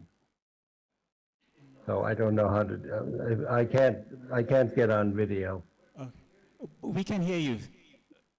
Okay. So, Well, yes. I'm Thomas Ilves. I was the president of Estonia from 2006 to 2016. More importantly, I kicked off the Tiger Leap program in Estonia in 1995-96 that eventually grew to the point where we're the #1 country in digital services according in Europe according to the EU and in the world according to the UN. And we started out as a very poor country doing this, and now we're doing rather well. So I guess that's enough. Thank you very much, Excellency. Okay, would you please ask? Thank you, Secretary. My name is Walter Natris, and I represent the Dynamic Coalition on Internet Standards, Security and Safety. And I think I'm going to ask a question to Vint because I can't ask it to everybody. We had a session on the Dynamic Coalitions this afternoon with a very clear question. The work that we'd be doing in this intersessional process during the whole year comes up with tangible outcomes in the form of reports or recommendations. So how can actually we can, as Dynamic Coalitions, work together with the leadership panel to make sure that these intersessional products come out and are going out wider out in the world than just a digital paper on the IGF website? And that is something that's not today perhaps, but in the future we could have a meeting on. So thank you very much. Thank you very much for your question, and thank you for it being very short. Thank you. Yes. Just checking if we have any online questions yet. No hands up? Okay, please. Okay. My name is Saliu Mansere. I'm from Sierra Leone. 2 questions. Firstly, how can the leadership panel and all of us here get the IGF to the status that COP now has in the world, the climate change meetings? We need to get the IGF to that status because we come here from every country, we have discussions here, but I do not see CNN around, I do not see BBC or Al Jazeera covering some of the most important discussions we're having here about data. So that's the first question, and I hope the panel will provide that answer. Secondly, in terms of a peace dividend, I believe the internet has delivered on peace globally since its inception. And if we all agree on that notion, I believe that we do have a couple of ministers here, former ministers. I want the 2 that we have here to raise their hands and confirm that, as is demanded, that the 2 of you will nominate Vint for the next Nobel Peace Prize. Thank you very much. Can we have that now, please? Yes? You deserve it, please. I know we've got another 30 years of you, but let's do it now. All right, thank you very much. Please, Nigel, please. Thank you very much, Nigel Hickson, UK Government. How to follow that? just to endorse what the gentleman said. I'll be very brief, 90 seconds. First of all, thank you, Madam Minister, for inviting us to Ethiopia and sharing your beautiful country with us. We're really grateful to be here. It's a wonderful experience. Second, thank you to the leadership panel. Thank you for the commitment that you're going to give to the IGF. Thank you for sparing your precious time with us today and in the future in collaborating with the IGF MAG and collaborating with us all in terms of furthering the IGF. And the question, I suppose, is in the lead up to the WSIS Plus 20 UNGA review discussions at the end of 2025, how can you indeed, and taking up the other gentleman's point, how can we elevate the IGF? How can you ensure that the multi-stakeholder coalitions that we build at the IGF and that we build in the national and regional initiatives are taken forward and recognized by the whole of the international community as being something of such importance to the future of the internet? Thank you very much. Thank you very much, Nigel. Just checking online again. Nothing? Okay. Lisa. Thank you. I am Anil Kumar Jain from India. First of all, I would like to thank Secretary General UN to make leadership panel a possibility. And congratulations to Vint and Maria to take the leadership.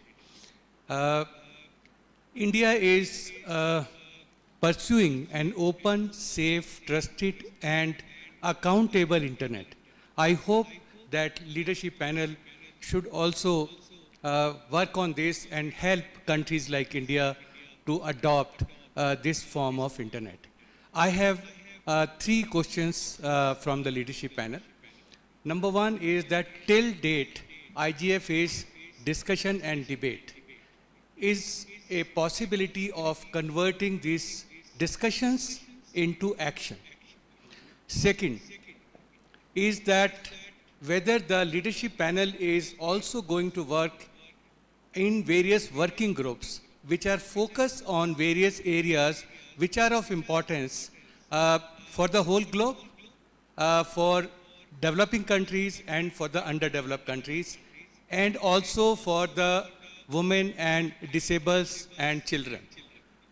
The third question which I have is, we have seen that ICANN and IGF, they are working together, and sometimes we find that they are overlapping. So I personally suggest leadership panel to ensure that they become complementary to each other, so that the overall internet is truly given to each and every citizen of this country. Thank you. Thank you very much. Yes, please. Thank you very much. I would like to first thank the organization and the minister for organizing this event. And second, I do have a question to the leadership panel. This week I've met students from all over the place, from national students, but also students from abroad. And a few of them were deaf. And they mentioned that a reliable internet is so extremely important. And I would like to ask the leadership panel to work together as a team to encourage a stable internet that also for those people that do have limited access to internet, to support the whole community to be able to have a reliable, stable internet with which that just works all the time. Thank you very much. Thank you. Online again, just checking. Okay, please. Thank you very much. I'm Tulio from Brazil, and I would like to add some words of appreciation, first of all, for the Ethiopian government and people for hosting us, the international community, multi-stakeholder community here. It's amazing to see the strength of your people and also the authenticity, and this is something that will mark me forever, really. And in terms of the I'm sorry, work, can you just speak a bit louder? Sorry. In terms of the work of the leadership panel and the mission that we have before us, something that we are very, very concerned back in Brazil is how the digital cooperation space is being fragmented And one question that I would like to ask is in relation to the notion, how to recover the notion and the spirit of the original WSIS back from Tunis and Geneva, when we had a multi-stakeholder model that was very much enshrined within multilateralism.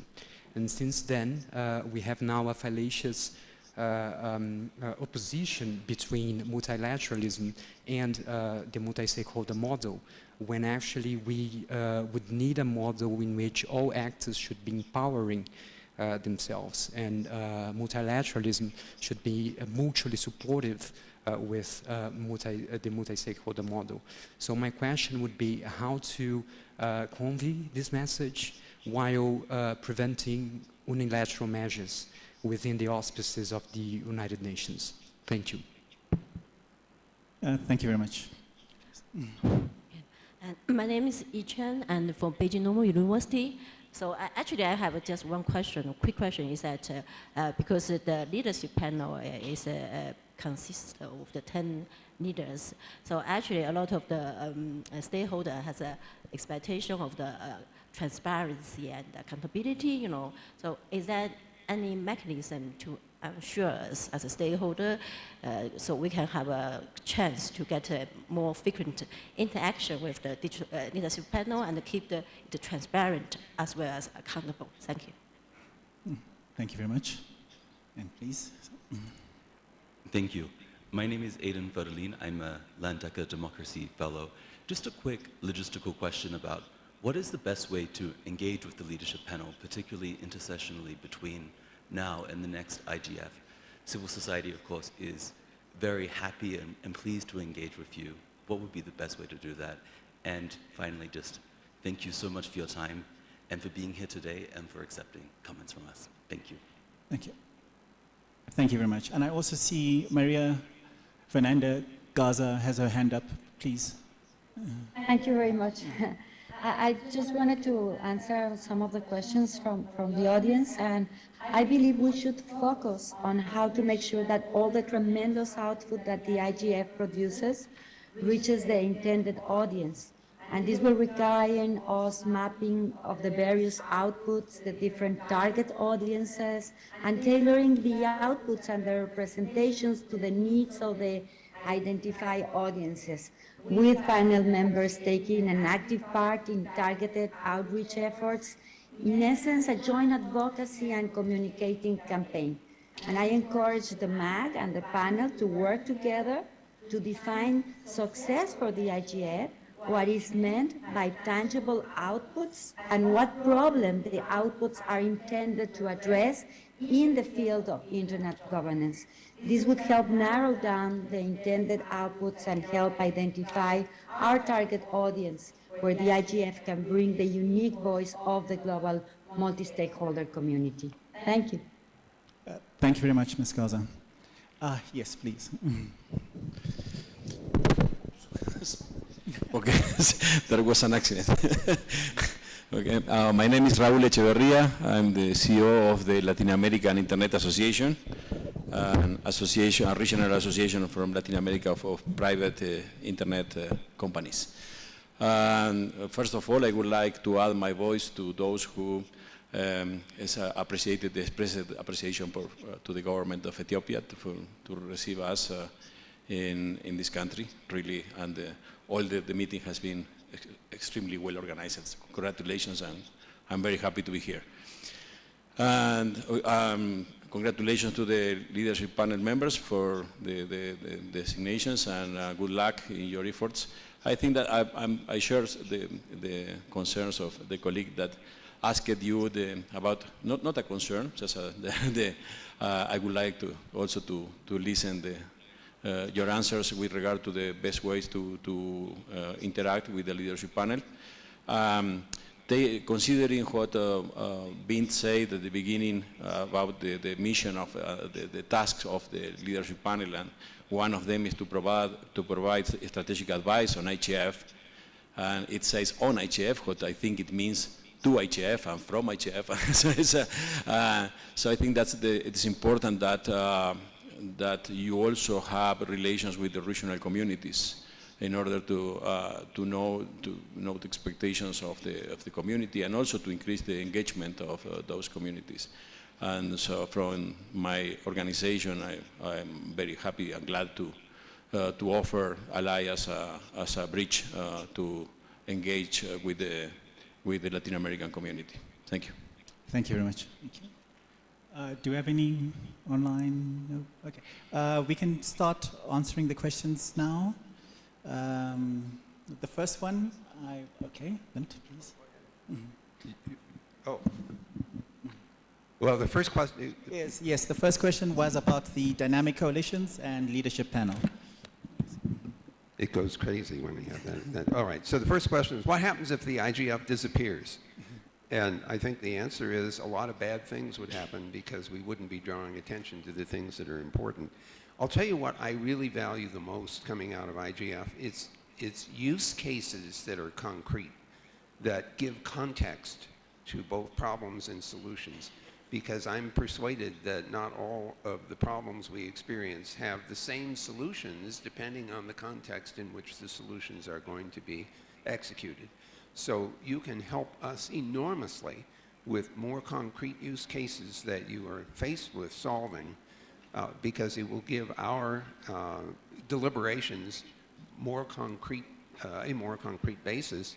And when we talk to others about why it's important to solve those problems, the concreteness of context will give us credibility. So that's my first response on that first one. I know there are a lot of other questions, but I'm going to stop there.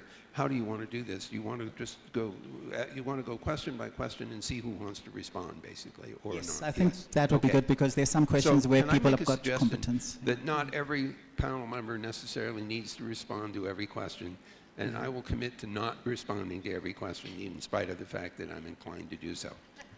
All right. Okay. Thank you very much. For the questions that I have down, and if I miss any, please let me know. The first question that I have was from Wood, and he was asking about dynamic coalitions and the leadership panel. Yes, please, Lisa. I think that's a very relevant question. Plus, I would like to widen it a bit, because we have the regional and the national IGFs that we also should make matter. And I think how we should look into how to incorporate those better into IGF as such, but also how to make them, I call it, make them count outside the circle of IGF. And we have many discussions on how to best make this count in other communities than the IGF community. And I don't have the answer yet, but I think this is one of the things we would look into, because we find that there is a lot of important work ongoing in between the meetings in different parts of the world, and it should all come together in IGF, but it should also be spread back to the different parts of the world. Thank you very much for that answer. If any of the panel members who are remotely want to answer, please just also raise your hand when I read the question.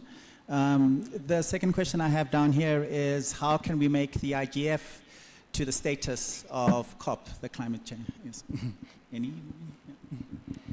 Well, first of all, I think that's the best question we heard, because that's what Antonio Guterres is expecting from us. We should make the IGF more visible, and I think it's not always a thing we can discuss here. We need a bottom-up process, and as many of you mentioned, and especially I think it was the second question coming from Nigeria, if I noted it correctly, it depends, it is also important for the rural area to get the internet there, to have the process, to have the discussion, because what we need is, of course, infrastructure. What we need for that is money, and we need the commitment of the governments. And that's what we try to, and what is our task, where we should really higher, bring the sensitivity higher. And I can only speak from a process we had also in the European Union, and that was the conference on the future of Europe. When we are talking about that, we have to talk with the people. And that's what we really try to do. So if we reach the goal to reach the same level as COP has, then I think we are the winners. We all and all the people, and I would like to reiterate, we have to connect the unconnected, and we have to make the internet a more safer place, a place which is trustworthy. And that's our goal we would like it to achieve. And I would like to respond on one more thing. I take it with me that we look forward and we will have the idea, our godfather of the internet, for the Nobel Peace Prize, because it started all with the internet, and we would like to develop the internet to make it a better place for all of us. And now we have this chairman in our group, so with the support of all of you, we can make important steps forwards.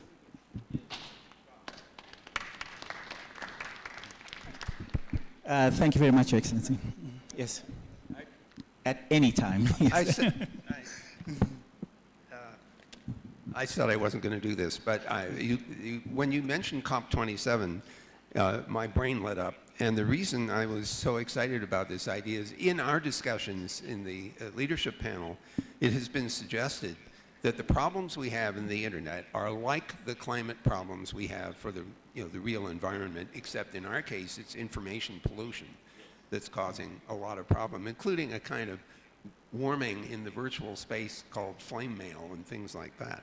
So I wonder whether we could frame the problems that the internet has in that context so people understand that there might be sustainable development goals for the internet in its virtual space that are the analogs of the sustainable development goals in the real world.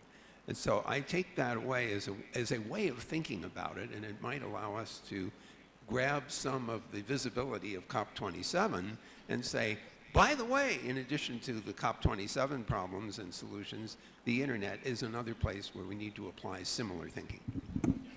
Thank you very much. Do we have anybody who wants to add on to that? Okay. Oh, yes, please, Professor.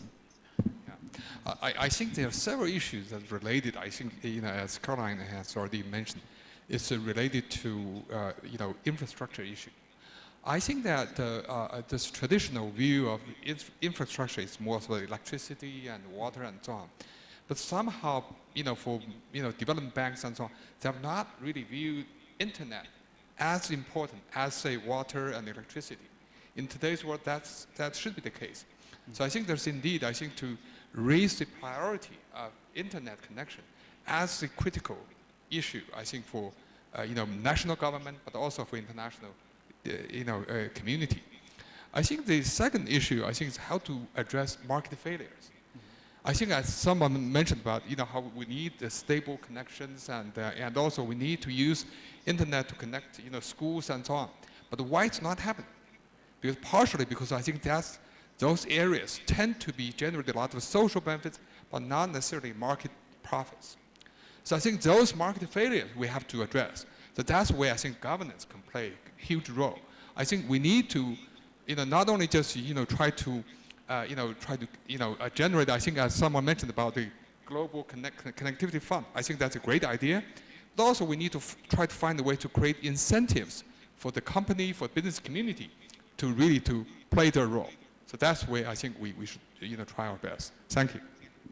Thank you very much. And I see we have President Ilves' hand is up. Please, sir.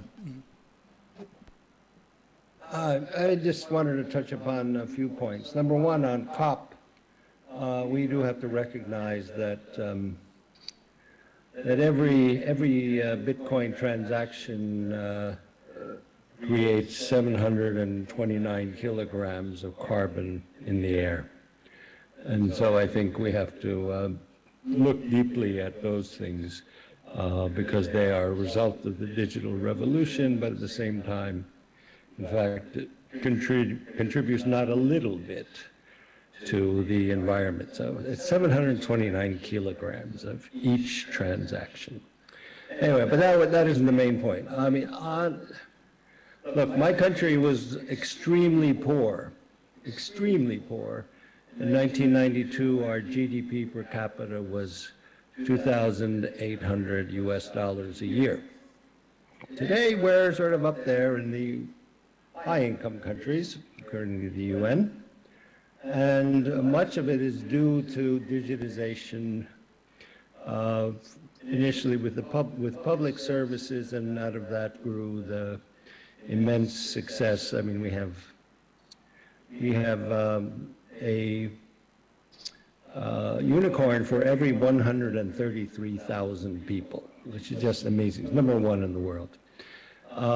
Completely transformed our economy, and at least when it comes to the difficulties of teaching this stuff and connectivity, we are more than willing and happy to teach people. The best way to do it is to look up EGA.com, which is the e-Governance Academy. It's an NGO which has been certified by the European Union to carry out various aid projects, especially when it comes to digitization of public services.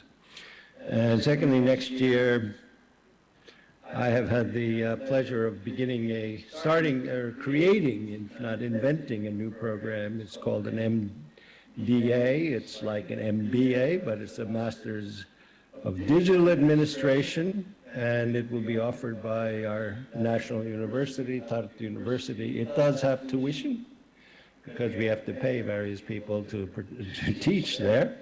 But as we understand, this is something, again, which can, developing countries can apply to EU and perhaps also national aid bodies to provide assistance. It's meant for senior civil servants and public officials to learn how really to digitize, what you need to do to digitize your public services. And that's something we offer. If anyone's interested, please get in touch. And last but not least, I think that the inventor of the TCP/TP protocol, also known as Windsurf, has probably contributed more to the world's well-being than anyone I know, and really I strongly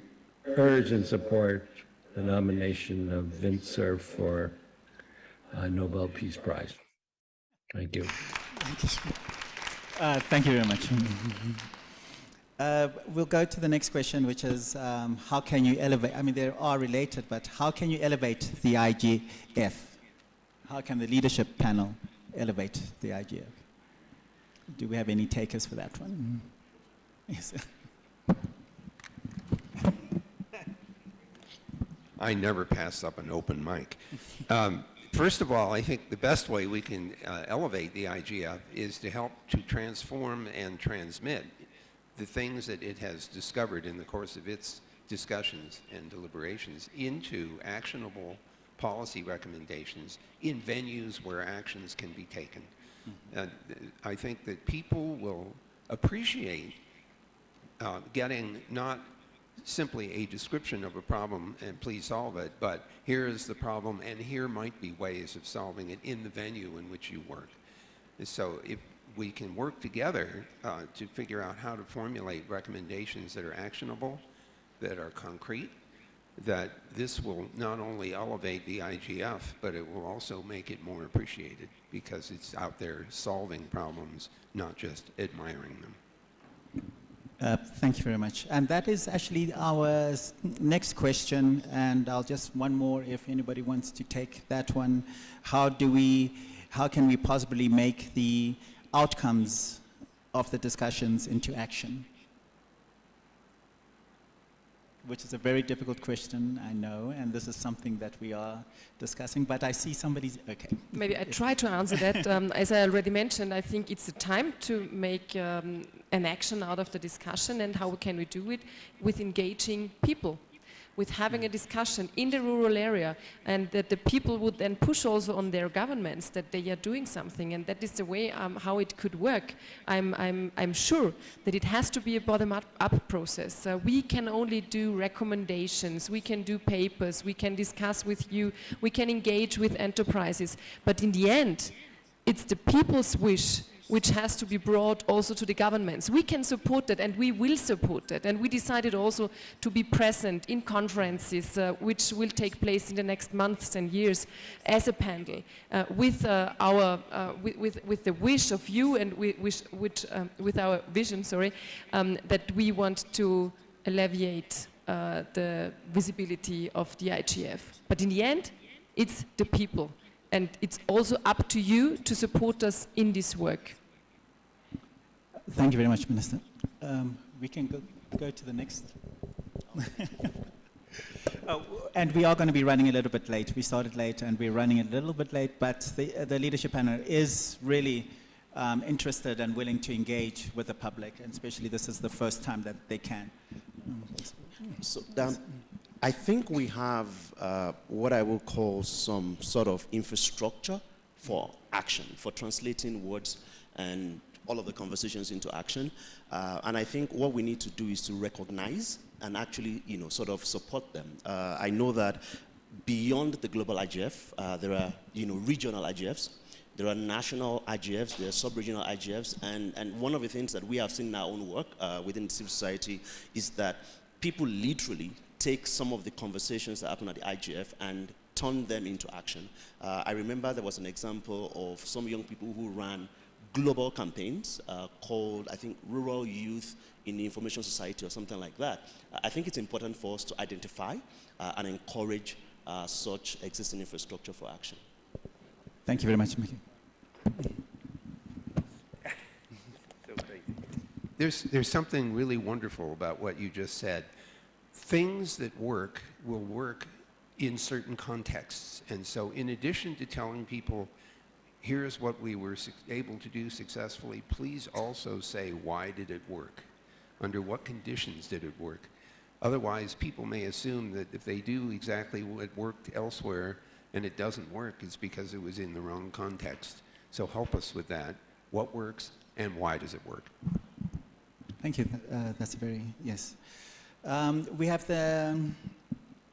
I'll combine the next two questions about the stable internet for the deaf and also working in various working groups, including for the deaf, for women, for disadvantaged peoples.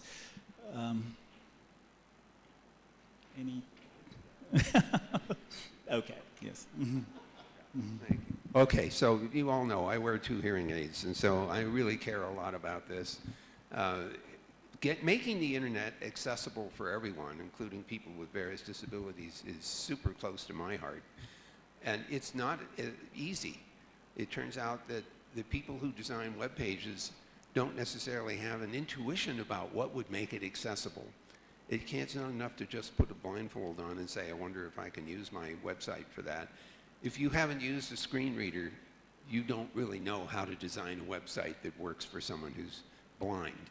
If you haven't used captions and relied on them, you don't know what it's like to use the internet when you're deaf.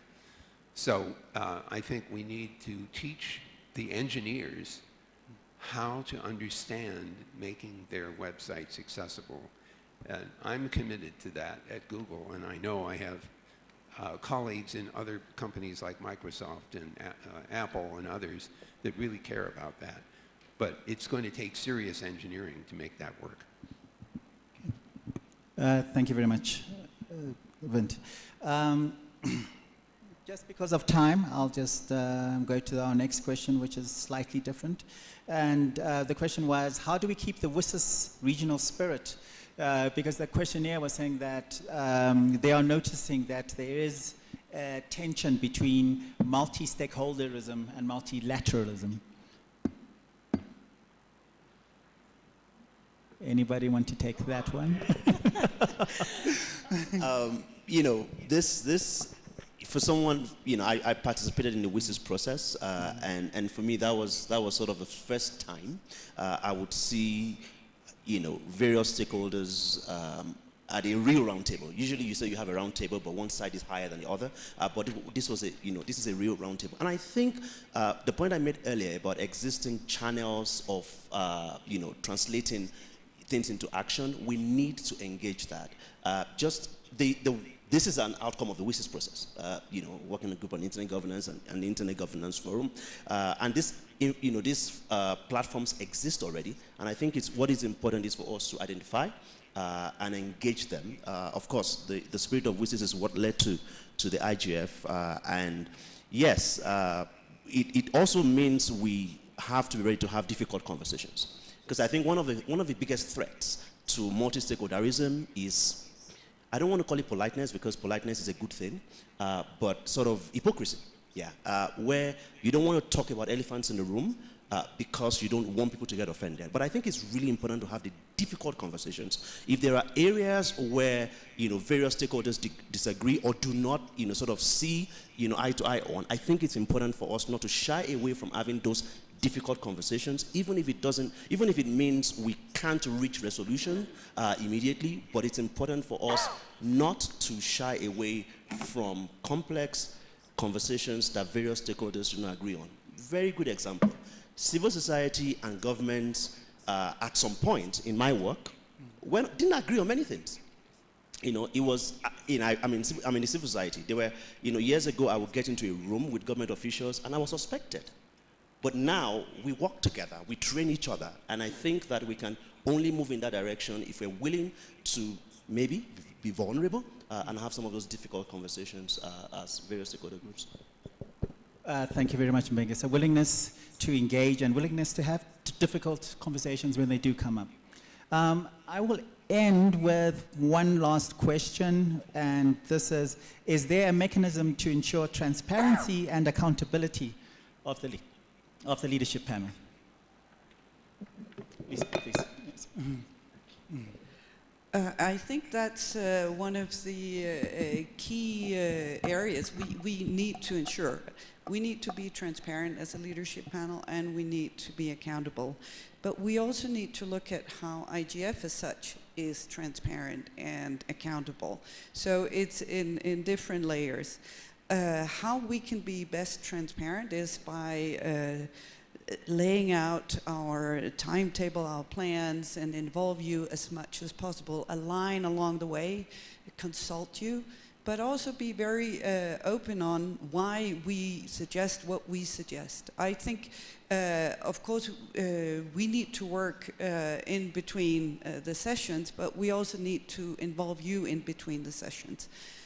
Transparency is important, and it's a difficult one, but that's one of the things we have discussed as a panel that we would try to ensure, because without this you will not trust whatever we come out with, so we will not be seen as accountable to you. So of course it's on top of our minds.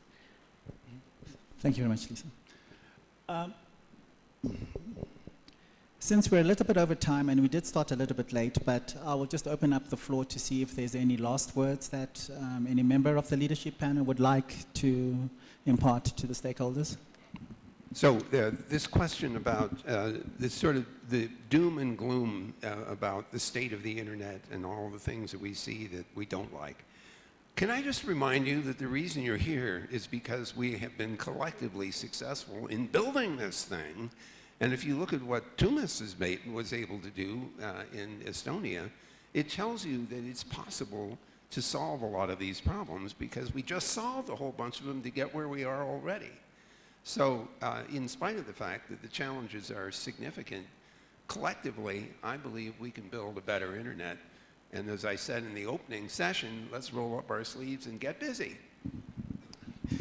Thank you very much, Ben, for those final words. And if not, I'd like to thank the panel for taking the time out to come and meet the participants, and thank the participants as well for the questions. I'm sorry if I missed one or two questions, but the panel is still going to be around, and we will ensure that we do have another session of this, either if we could have it during the open consultations and MAG meetings that we're going to have early next year. We will try and endeavor to do that. Thank you very much for your time. Thank you.